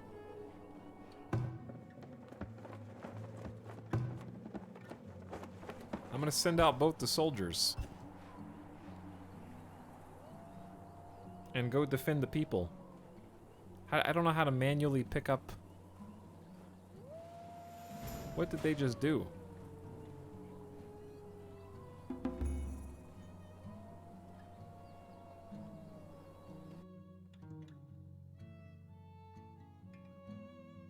Gotta be honest, this game is very captivating. I'm glad you like it.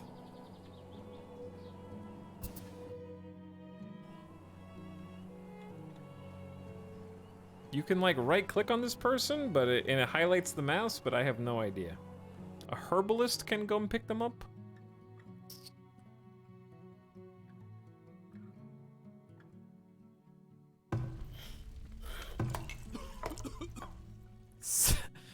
Elsa, the healer, is currently selling snake oil, it says.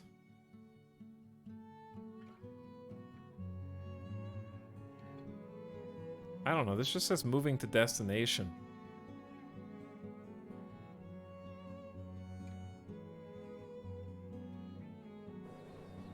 I don't know how to do this.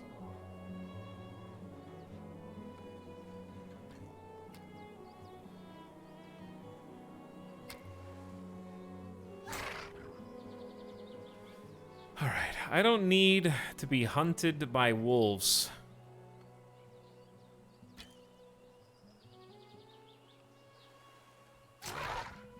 So I'm gonna have my soldiers go take care of this.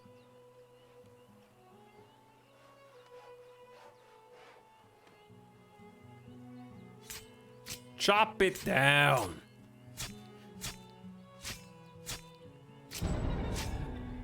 Guys, there's wolves.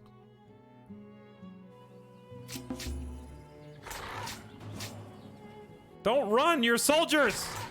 Yeah. All right. Unfortunately, one of the soldiers got rabies in that encounter, but now we don't have to worry about our villagers. They're doing it. Our builder is rescuing this poor soul, and Elsa, the healer, is now leaving the medicine place. Send them back. Where is it?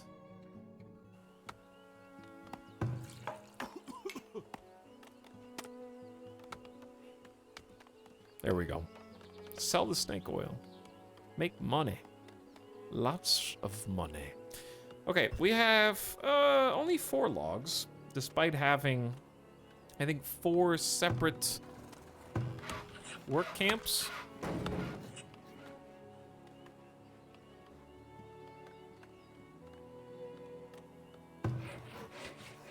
Excuse me, 3 separate work camps.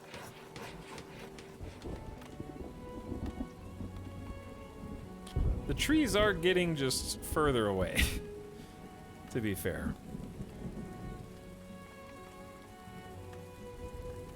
So I'm actually going to try and move this work camp closer to the entrance. That way they don't have to kind of walk around this far.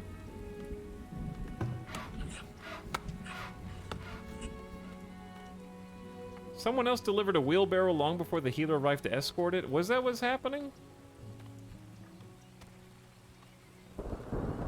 Chat, do you see what I see? The shortage of logs may soon be at an end. I think these are the last pieces of palisade to go up. After all this time. We're so close. And then we just need to make sure that we have plenty of soldier coverage.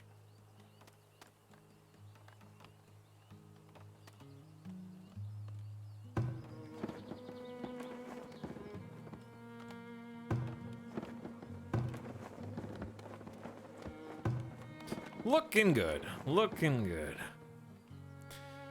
Yeah, there's only 4 pieces left. At last. Our journey to fully defensible palisaded town. We have 24 homesteads. Damn it. Okay, hang on. I know what to do. Why doesn't this fit anyway? How does this not fit?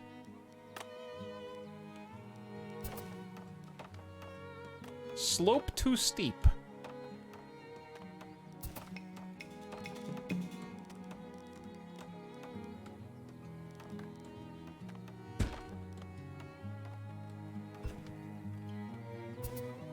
We have to flatten the terrain a little bit. I really like that mechanic though. I like that you can sort of carve out little pieces of the hillside and the mountains to build on. That's very nice. So it's gonna take laborers to do that, I think. We only have 5 laborers right now. Let me look at jobs. We have good firewood for now. We're bouncing back on planks. We definitely need 12 people in the work camp. I can't get rid of any of these. Except maybe the publican. I don't need 2 traders right now. Why do we have 18 out of 12 farmers? What does that even mean?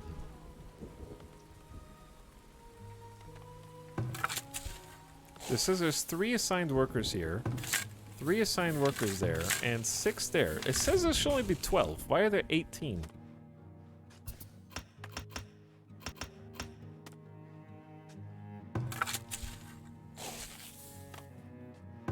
Do they just take turns? I'm confused. Chat, there's no, it's the, I added the wrong crops. It's okay, we'll get a little work out of this. Is that why there was 18? Now there's 18 out of 12 again. We do need 6 foragers.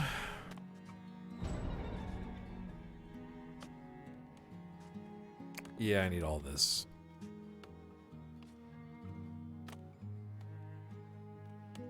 Okay. Still, though, we got some new buildings over here. There is a new wagon shop, so we're building wagons. We're gonna have 2 people working this. I want to try having 2 people at the wagon shops.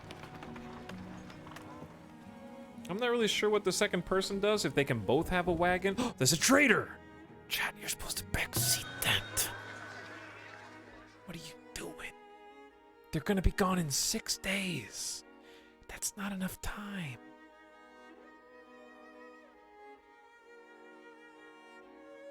We don't have any logs to sell anyways. So I don't feel so bad. What if we just bought a ton of pelts? No, they're not at a good price. Okay, well, this trader sucks anyways. There's a trader, Etalyx. Hey, thanks! Hunters haven't found any game in a while.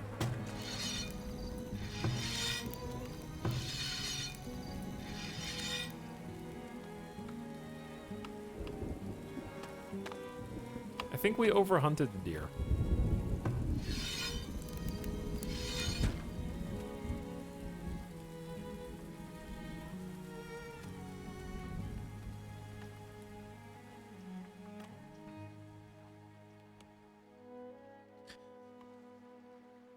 Laborers are doing jobs on farms where they have work to do. I think the arbor is a different profession. The arbor is just an arborist.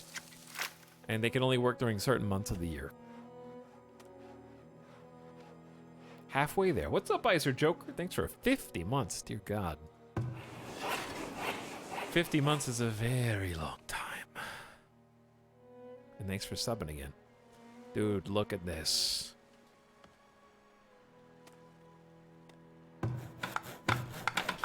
We only need, like... Why'd you drop 3 logs? Bring them back. But now that the wall is basically done, I want to see the logs actually get used in other things. I think we just have too much firewood. But...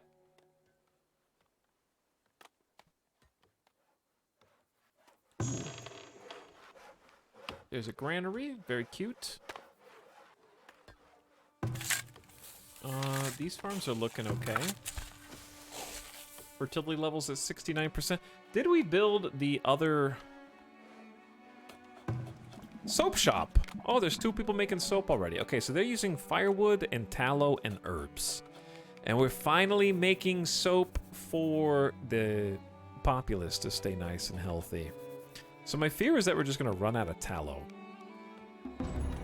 We have 226 for now. But soap is both good to use and sell. Desirability around this house has deteriorated and people have abandoned it. Look, I'm working on it, okay? I had to flatten the ground. Now I can build a market here, okay? You gave up this property when it was about to become prime real estate.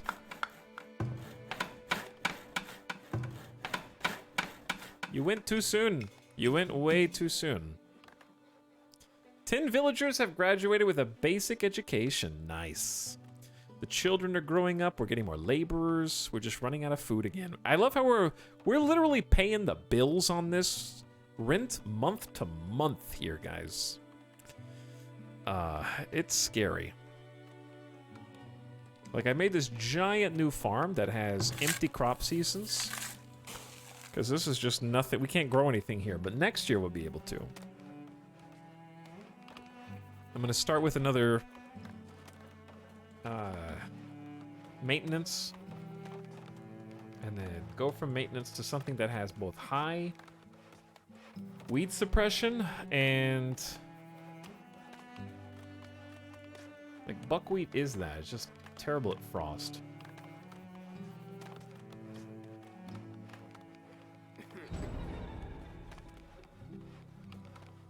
Try buckwheat there. And then maybe end the year with another.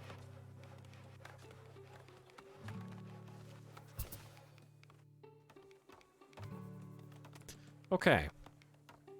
Well, the palisade is done.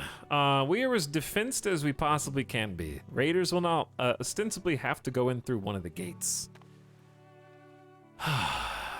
The Mega Wall project is complete at last.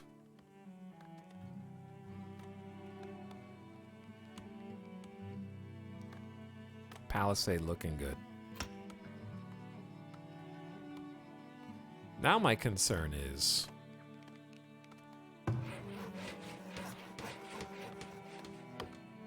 not having enough lumber.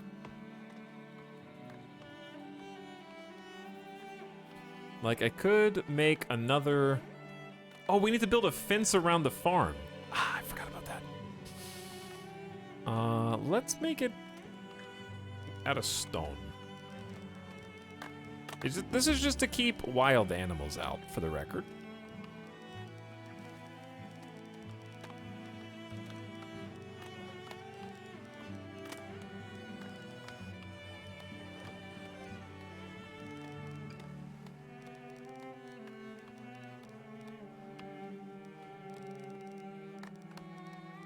Okay, we're gonna get a road that kind of goes here. And then all the way along this little spot. I hope this is not considered a water tile.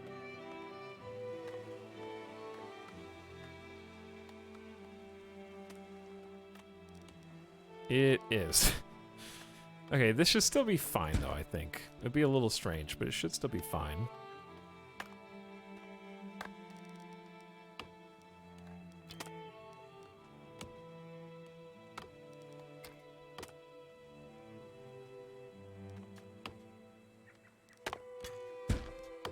Because we'll need to get a stone fence that kind of goes like this, over, and then this, over. There we go. That should work. But yeah, you gotta keep animals off of the farms. Otherwise, they'll just eat the yield. I haven't actually seen that happen, but I think that the tutorial did say that. Can I help you? Excuse me? I don't think you guys could hear that. Can I help you?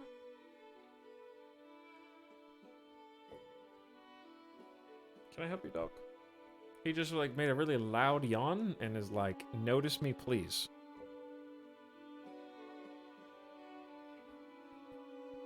He's starting to get noisy and restless. People right. Sup, Robot Mystic. Some great potential for boats in the future. River trading, river transport within your own settlements. That'd be cool. I haven't seen that many of these logistics simulator games with boats or heavy emphasis on like any naval anything really. Other than, of course, traders would come down the river and banished. That doesn't really count. What, are you hungry or something? What are you hungry or something? Have you ever thought too bad?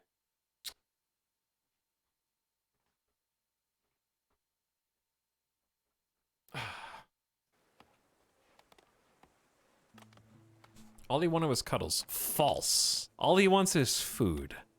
And I know this better than anybody. Okay, all the resources are at the market. All I need is for somebody to come do this.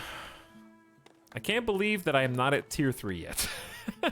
But to be fair, most of our effort and energy was spent on the Mega Palisade. So, oh my god, there's a building on fire. And guess what? It's the building next to the well. So, that's easy mode. Done. Solved. Saved. Buckets of water everywhere.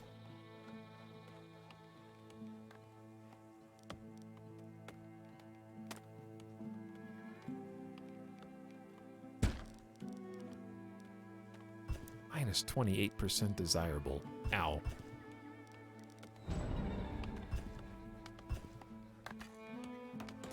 Give me food or be my food. I will eat whatever is available to me.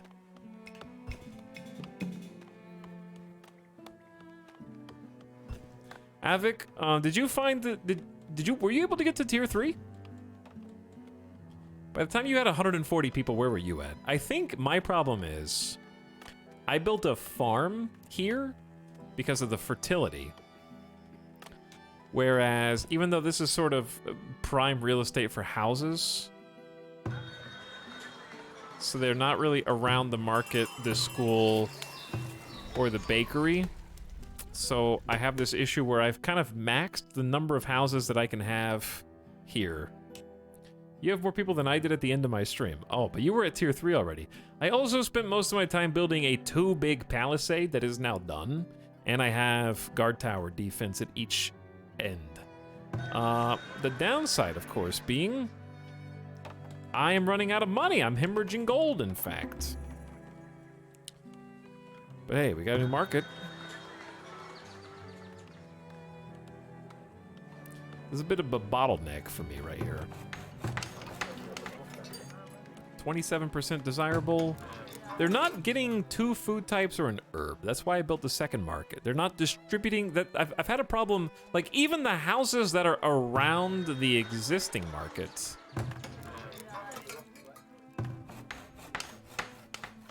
This is a homestead build site that I think is just...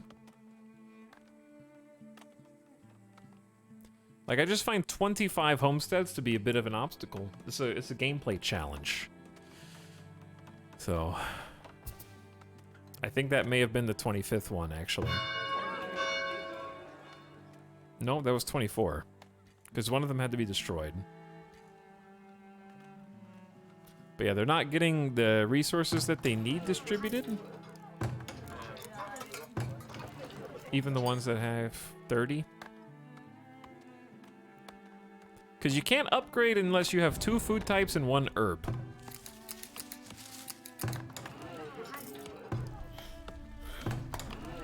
Two food types. Don't have enough desirability.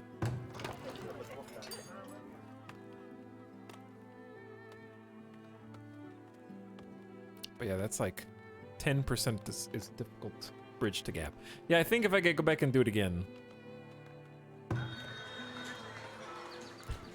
One thing that I think would be... never mind.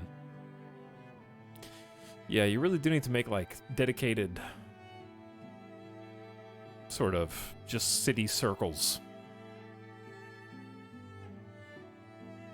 Chat, parks and gardens only help when you have the other prerequisites filled. My issue right now is that I had to build the market so that these guys could get food even though they have the prerequisite desirability. And some places are just too close to some stinky, noisy buildings. Which there's no reason I can't move these. So let's move the cobbler. I'm gonna move the tannery. Because these are some of the original buildings that I put. This forger shack got moved and then never got a retarget. That hurts.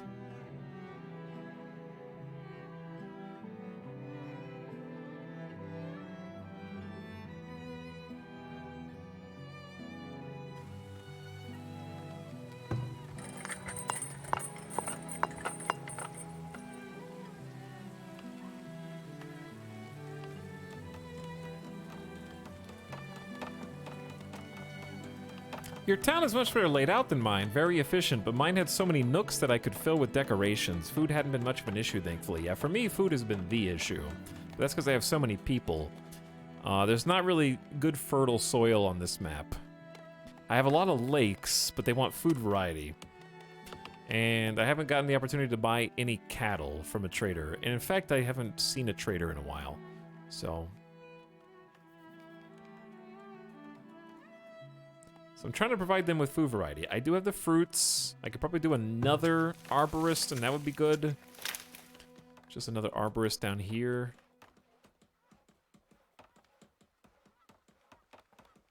They just cost some clay.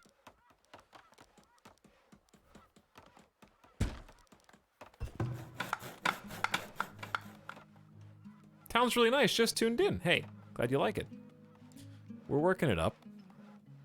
Oh my god, I've been watching for a few minutes. This looks like a game I need. Well, you have your opportunity, because apparently chat said it comes out at midnight. It comes out at least tomorrow, I don't know. Usually games on Steam come out at noon, but maybe this one's different. Possibly.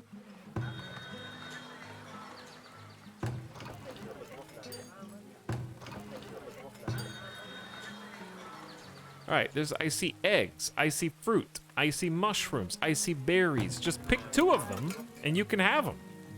There's also herbs in there. Why are they not getting 2 different food types? And we have herbs. Somebody said 13 hours an hour ago. How about Space Haven? Because why not? I've been meaning to play Space Haven, actually. Had a few farms, 1 fishing hut, 1 hunter. It seemed to carry me through. See, I have 5 fishing huts, 4 or 5 smokers, 2 or 3 hunters, 2 farms. Maybe it's the farms, and my farms just aren't good. Bread is carrying me, but the thing about bread is it has an chat. The heavy tools are dead. Production has been reduced by 100% in the windmill.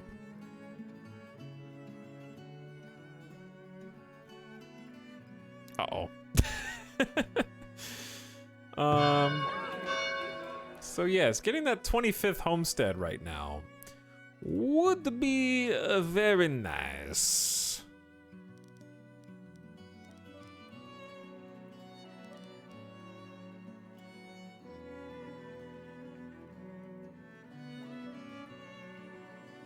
$20 gold.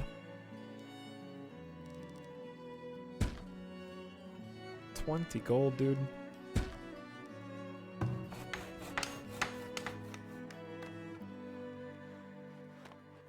No more bread. Bread is gone. We may have soft-locked ourselves, possibly, by not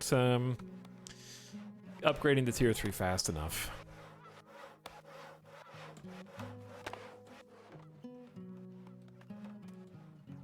I can't believe I'm one house away.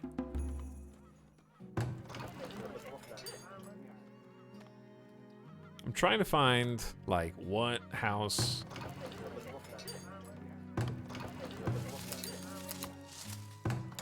Like, come on. I'm just not sure how to get the multiple food types, I guess. I thought the market would fix this. But none of the shelters over here have more than a single food.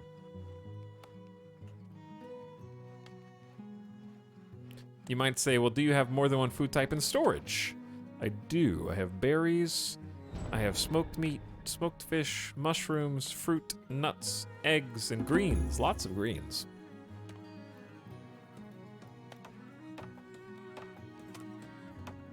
They just don't seem to have any. It's also on automatic upgrades, so if they could upgrade, they would.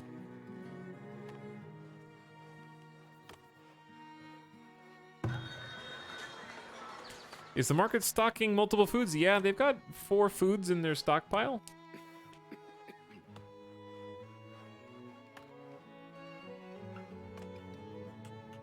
Slow, steady expansion. Avic, you said you were at tier 3 on the first stream. That means you expanded faster than me. I may have more people, but that doesn't mean I expanded faster.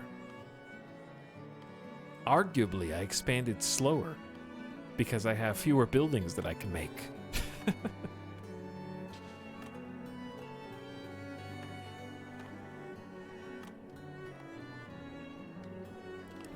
Like, if you were at tier 3, that means you made more tier 2 buildings and more tier 3 buildings. So if anything, I've expanded slower. How far is this frontier exactly? It's way out there. See, I don't even have a potter building, an apiary. I have 1 apiary, a weaver building, a candle shop. I did build my first soap shop. Don't have a charcoal kiln. Don't have an armory. None of those buildings do I have. Where is the ape? Did I even build the... I did build an apiary. 2, in fact. The apiary keeps beehives, which villagers can harvest for honey. I'm assuming you need a lot of these, because they don't seem like they have that much. Especially if it's the villagers who are the ones harvesting them. Okay, that's definitely too many.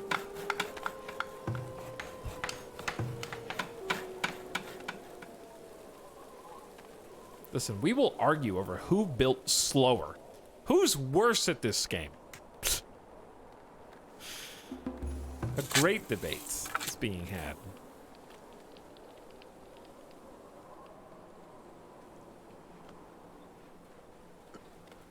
Now the thing is, even if we get the 25th thing, I still need 1,200 gold ingots and 100 wood planks, which the planks is easy enough, but the ingots is only easy in so much as I get traders, and I haven't seen a trader in like 30 minutes. So I'd have to just do more taxes.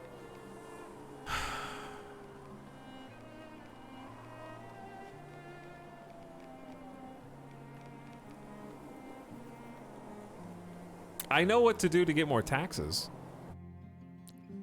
Shut down every single service. Social services are canceled, is the name of this save. Okay? Anything that costs me money is getting shut down. The healer's house is 30 gold a year. Fired. 30 gold a month.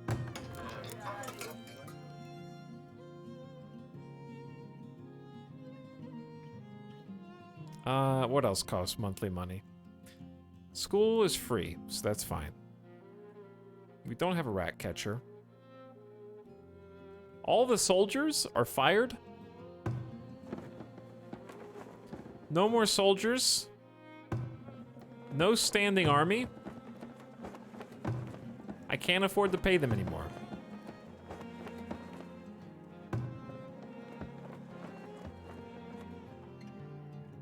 Mods are fired. Do we have any more buildings that cost monthly money?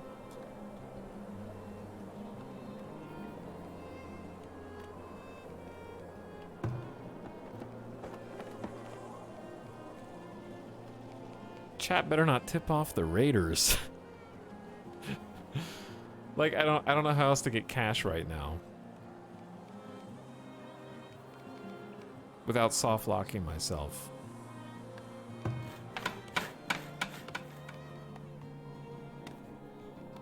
My child's college fund. I needed that money. I'm also shocked that we still haven't produced a surplus of logs. I think you do need to get to tier 3 just faster than I did.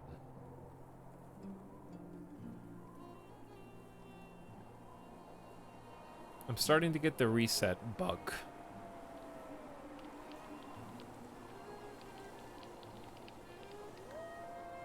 But I like my town. I want it to work. I can't believe we stretched food all this time.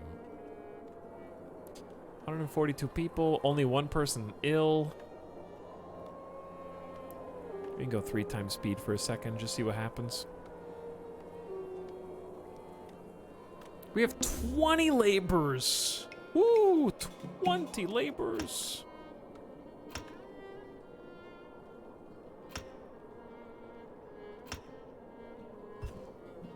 Goodness gracious. All the kids finally grew up. Food stocks, we're down to 2 months. That's not good.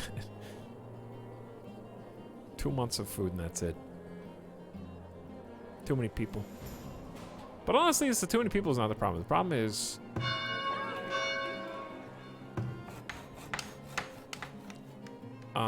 I just can't get that tier 3 upgrade. No traders either. I'm honestly surprised you don't have enough food. I wonder how many people do you have working at the market? Well, the market doesn't make the food. It's just a you can only have a single person at each market until you upgrade the markets. I have 2 markets.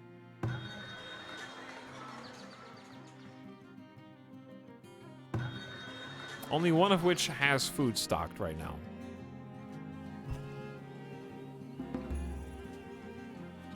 But food-wise, I have multiple hunters, multiple gatherers, 5 fishing huts.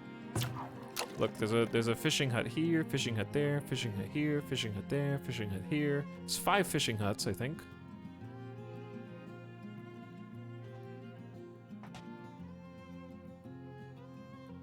And then we have, but the market doesn't make food. It just distributes it. Then we have hunting cabins. There's 1, 2, I think just 2 hunting cabins. There's not much deer on this map.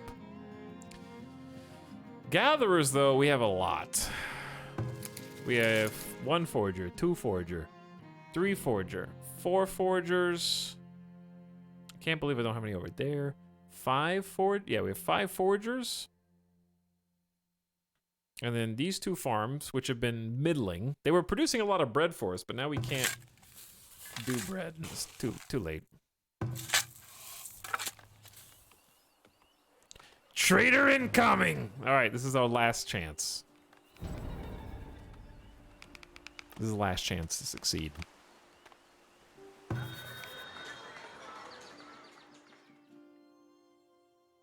They're actually buying clay. Do you know how hard it is to transfer raw materials?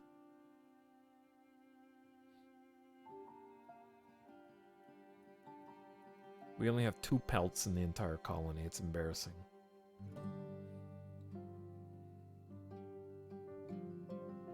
I need 1,200 gold to upgrade to tier 3. Good gravy. Bricks! He doesn't have any bricks. He's buying bricks. He has meat, pelts, cows. I mean, cows would be the actual sick thing here. And he's selling it cheap, too. But I'm also broke. Okay, yeah, the only thing he's buying that I have is clay. So we have to transfer, I'd say, like, almost 100% of the clay over to this storage. And it's gonna take too long. Cows would be sweet, though. But yeah, buying, like, certain materials from the trader to get ahead on different things, like the market, is a really strong strategy. It just has to, they just have to have the thing that you need for a given. And I think that comes in replayability sort of sphere of influence, because you need to know what to look for. Like, I didn't know that I could upgrade the market already. But that makes sense. So you just have to, like, be able to be like, oh, I know what I'm seeking from the trader, so you can take opportunities when they present themselves. But since the trader doesn't stick around long enough, and we only drop off like 15 clay at a time, and we can only hire 2 traders. Well, chat, it's been fun, but there are 25 raiders banging down our door right now. So I just want you all to kiss the colony goodbye. I didn't know any other way to make money. Of course they come now. I'll at least put up a defense.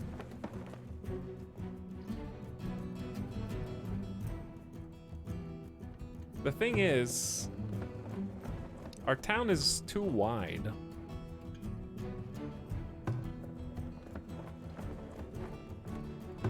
I guess they might try and leave in different ways. To the armory, all of you!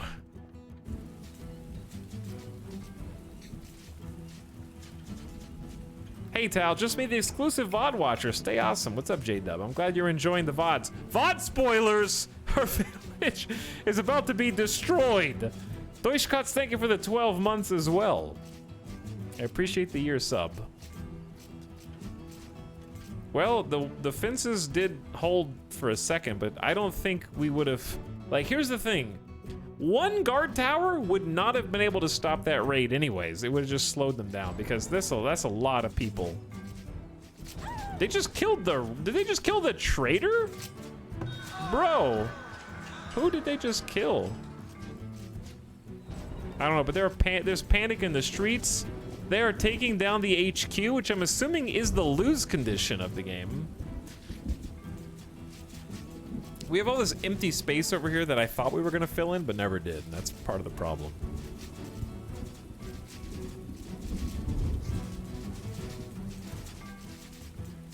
All right, they just blew up another guard tower. They decided to run with what they had and leave, I think. I have no idea how much they stole.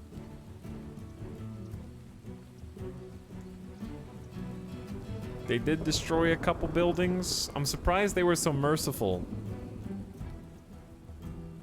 I love that there are soft locks and overwhelming raids in this game. Should keep things interesting. It definitely makes me want to restart and try and do better.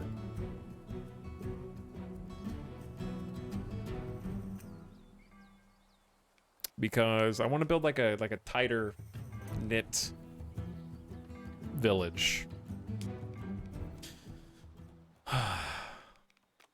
I still like my roads. It's just they have a bunch of wasted space over here that I haven't ended up building too big. This is the actual village over here. I should have just condensed. But you also do have to keep building outward to get more trees and stuff. Someone in chat tipped them off. Totally not me though. It was we killed 8 raiders. They only killed 2 villagers, destroyed 4 buildings, pillaged 200 gold, 10 hide coats, 172 smoked fish. They stole all me food, chat.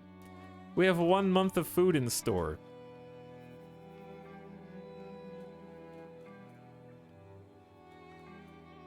But yeah.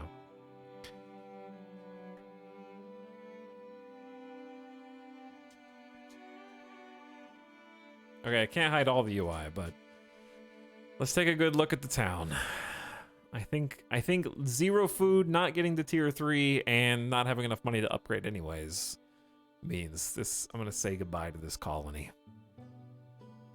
It was a good one, but I need to go anyways. It was only gonna be about a 6-hour stream tonight, regardless. I'm gonna go eat some food.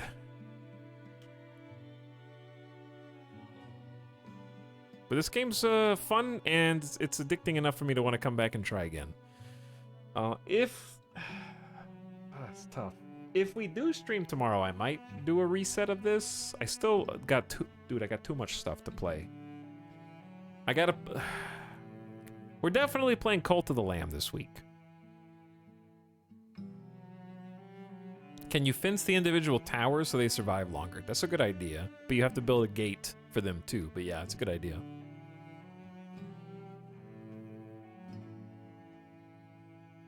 But you'll be able to play the game later anyways. But if I do stream tomorrow, this will probably... I just want to reset. But I want to play Cult of the Lamb on Wednesday or Thursday. It comes out on Thursday, but I can play it on Wednesday with the full release because of the embargo, I think.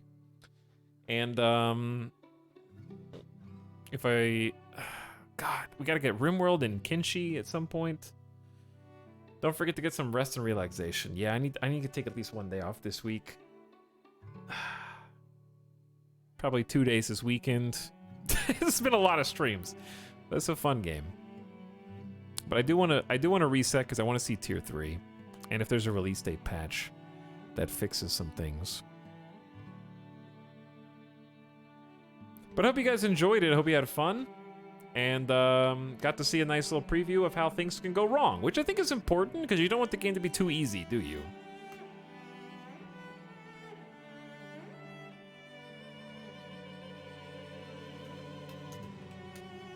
I think the only thing I would change from that loss is, again, the trader notification is so important.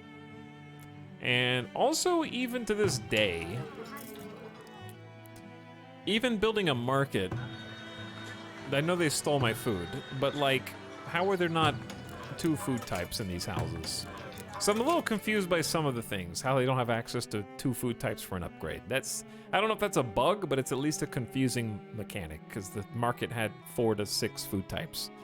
So I don't know. And herbs. So those are the only 2 things I would complain about that are not my fault. But everything else was, I definitely deserved to lose there. But it's nice to have a challenge.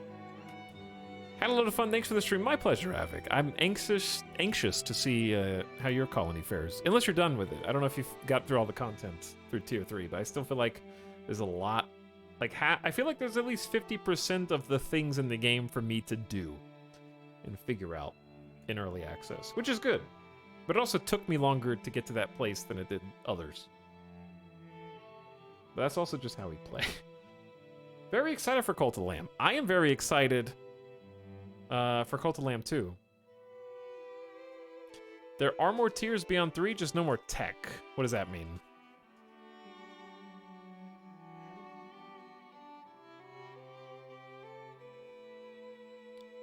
Like you can upgrade some of these buildings, but there's no other buildings. Thanks for the stream. Game looks fun. Hey, thanks for hanging out. And thanks for new people for jumping by. Great stream. Have a good one. Thanks, Mr. Doctor. Glad you had fun. Pacifist option for those who just want to focus on building the town. You can do that too, yeah. You can customize the difficulty at the beginning. Buildings can upgrade beyond level 3. Gotcha. That's kind of what I thought, but there aren't like new buildings yet. That's going to come during early access. And the Thator, thanks for the Prime sub. I appreciate you. Chat, I hope you enjoyed this town. We'll try and get it again. But if you want to see what a different... I'm curious what a new map would look like here. Don't mind the frame rate. Loading.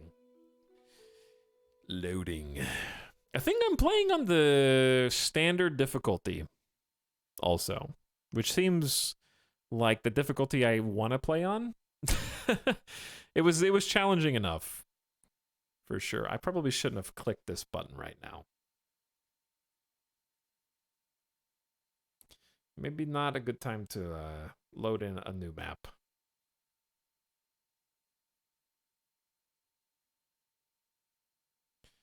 I'm gonna just close the game.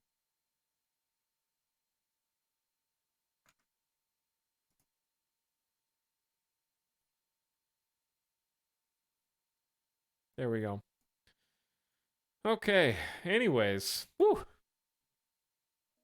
I'm not sure if the next stream will be Tuesday or Wednesday, to be honest, but I gotta play Cult of the Lamb this week for sure. And I wouldn't mind playing Farthest Frontier again just to reset and see how we can do things different.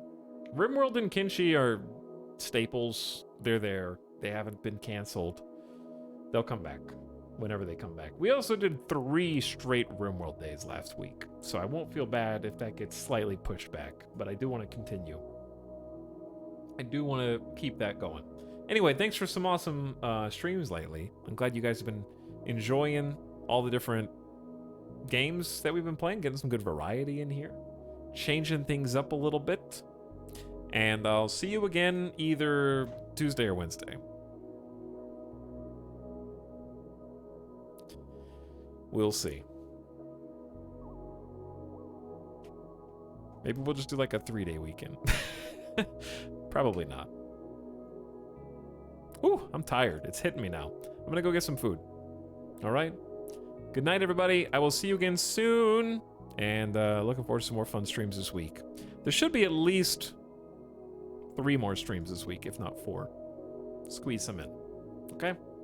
But bye for now, everyone. I send you off into the void, where you will rest in eternal slumber and come back for the next stream because you had so much fun today.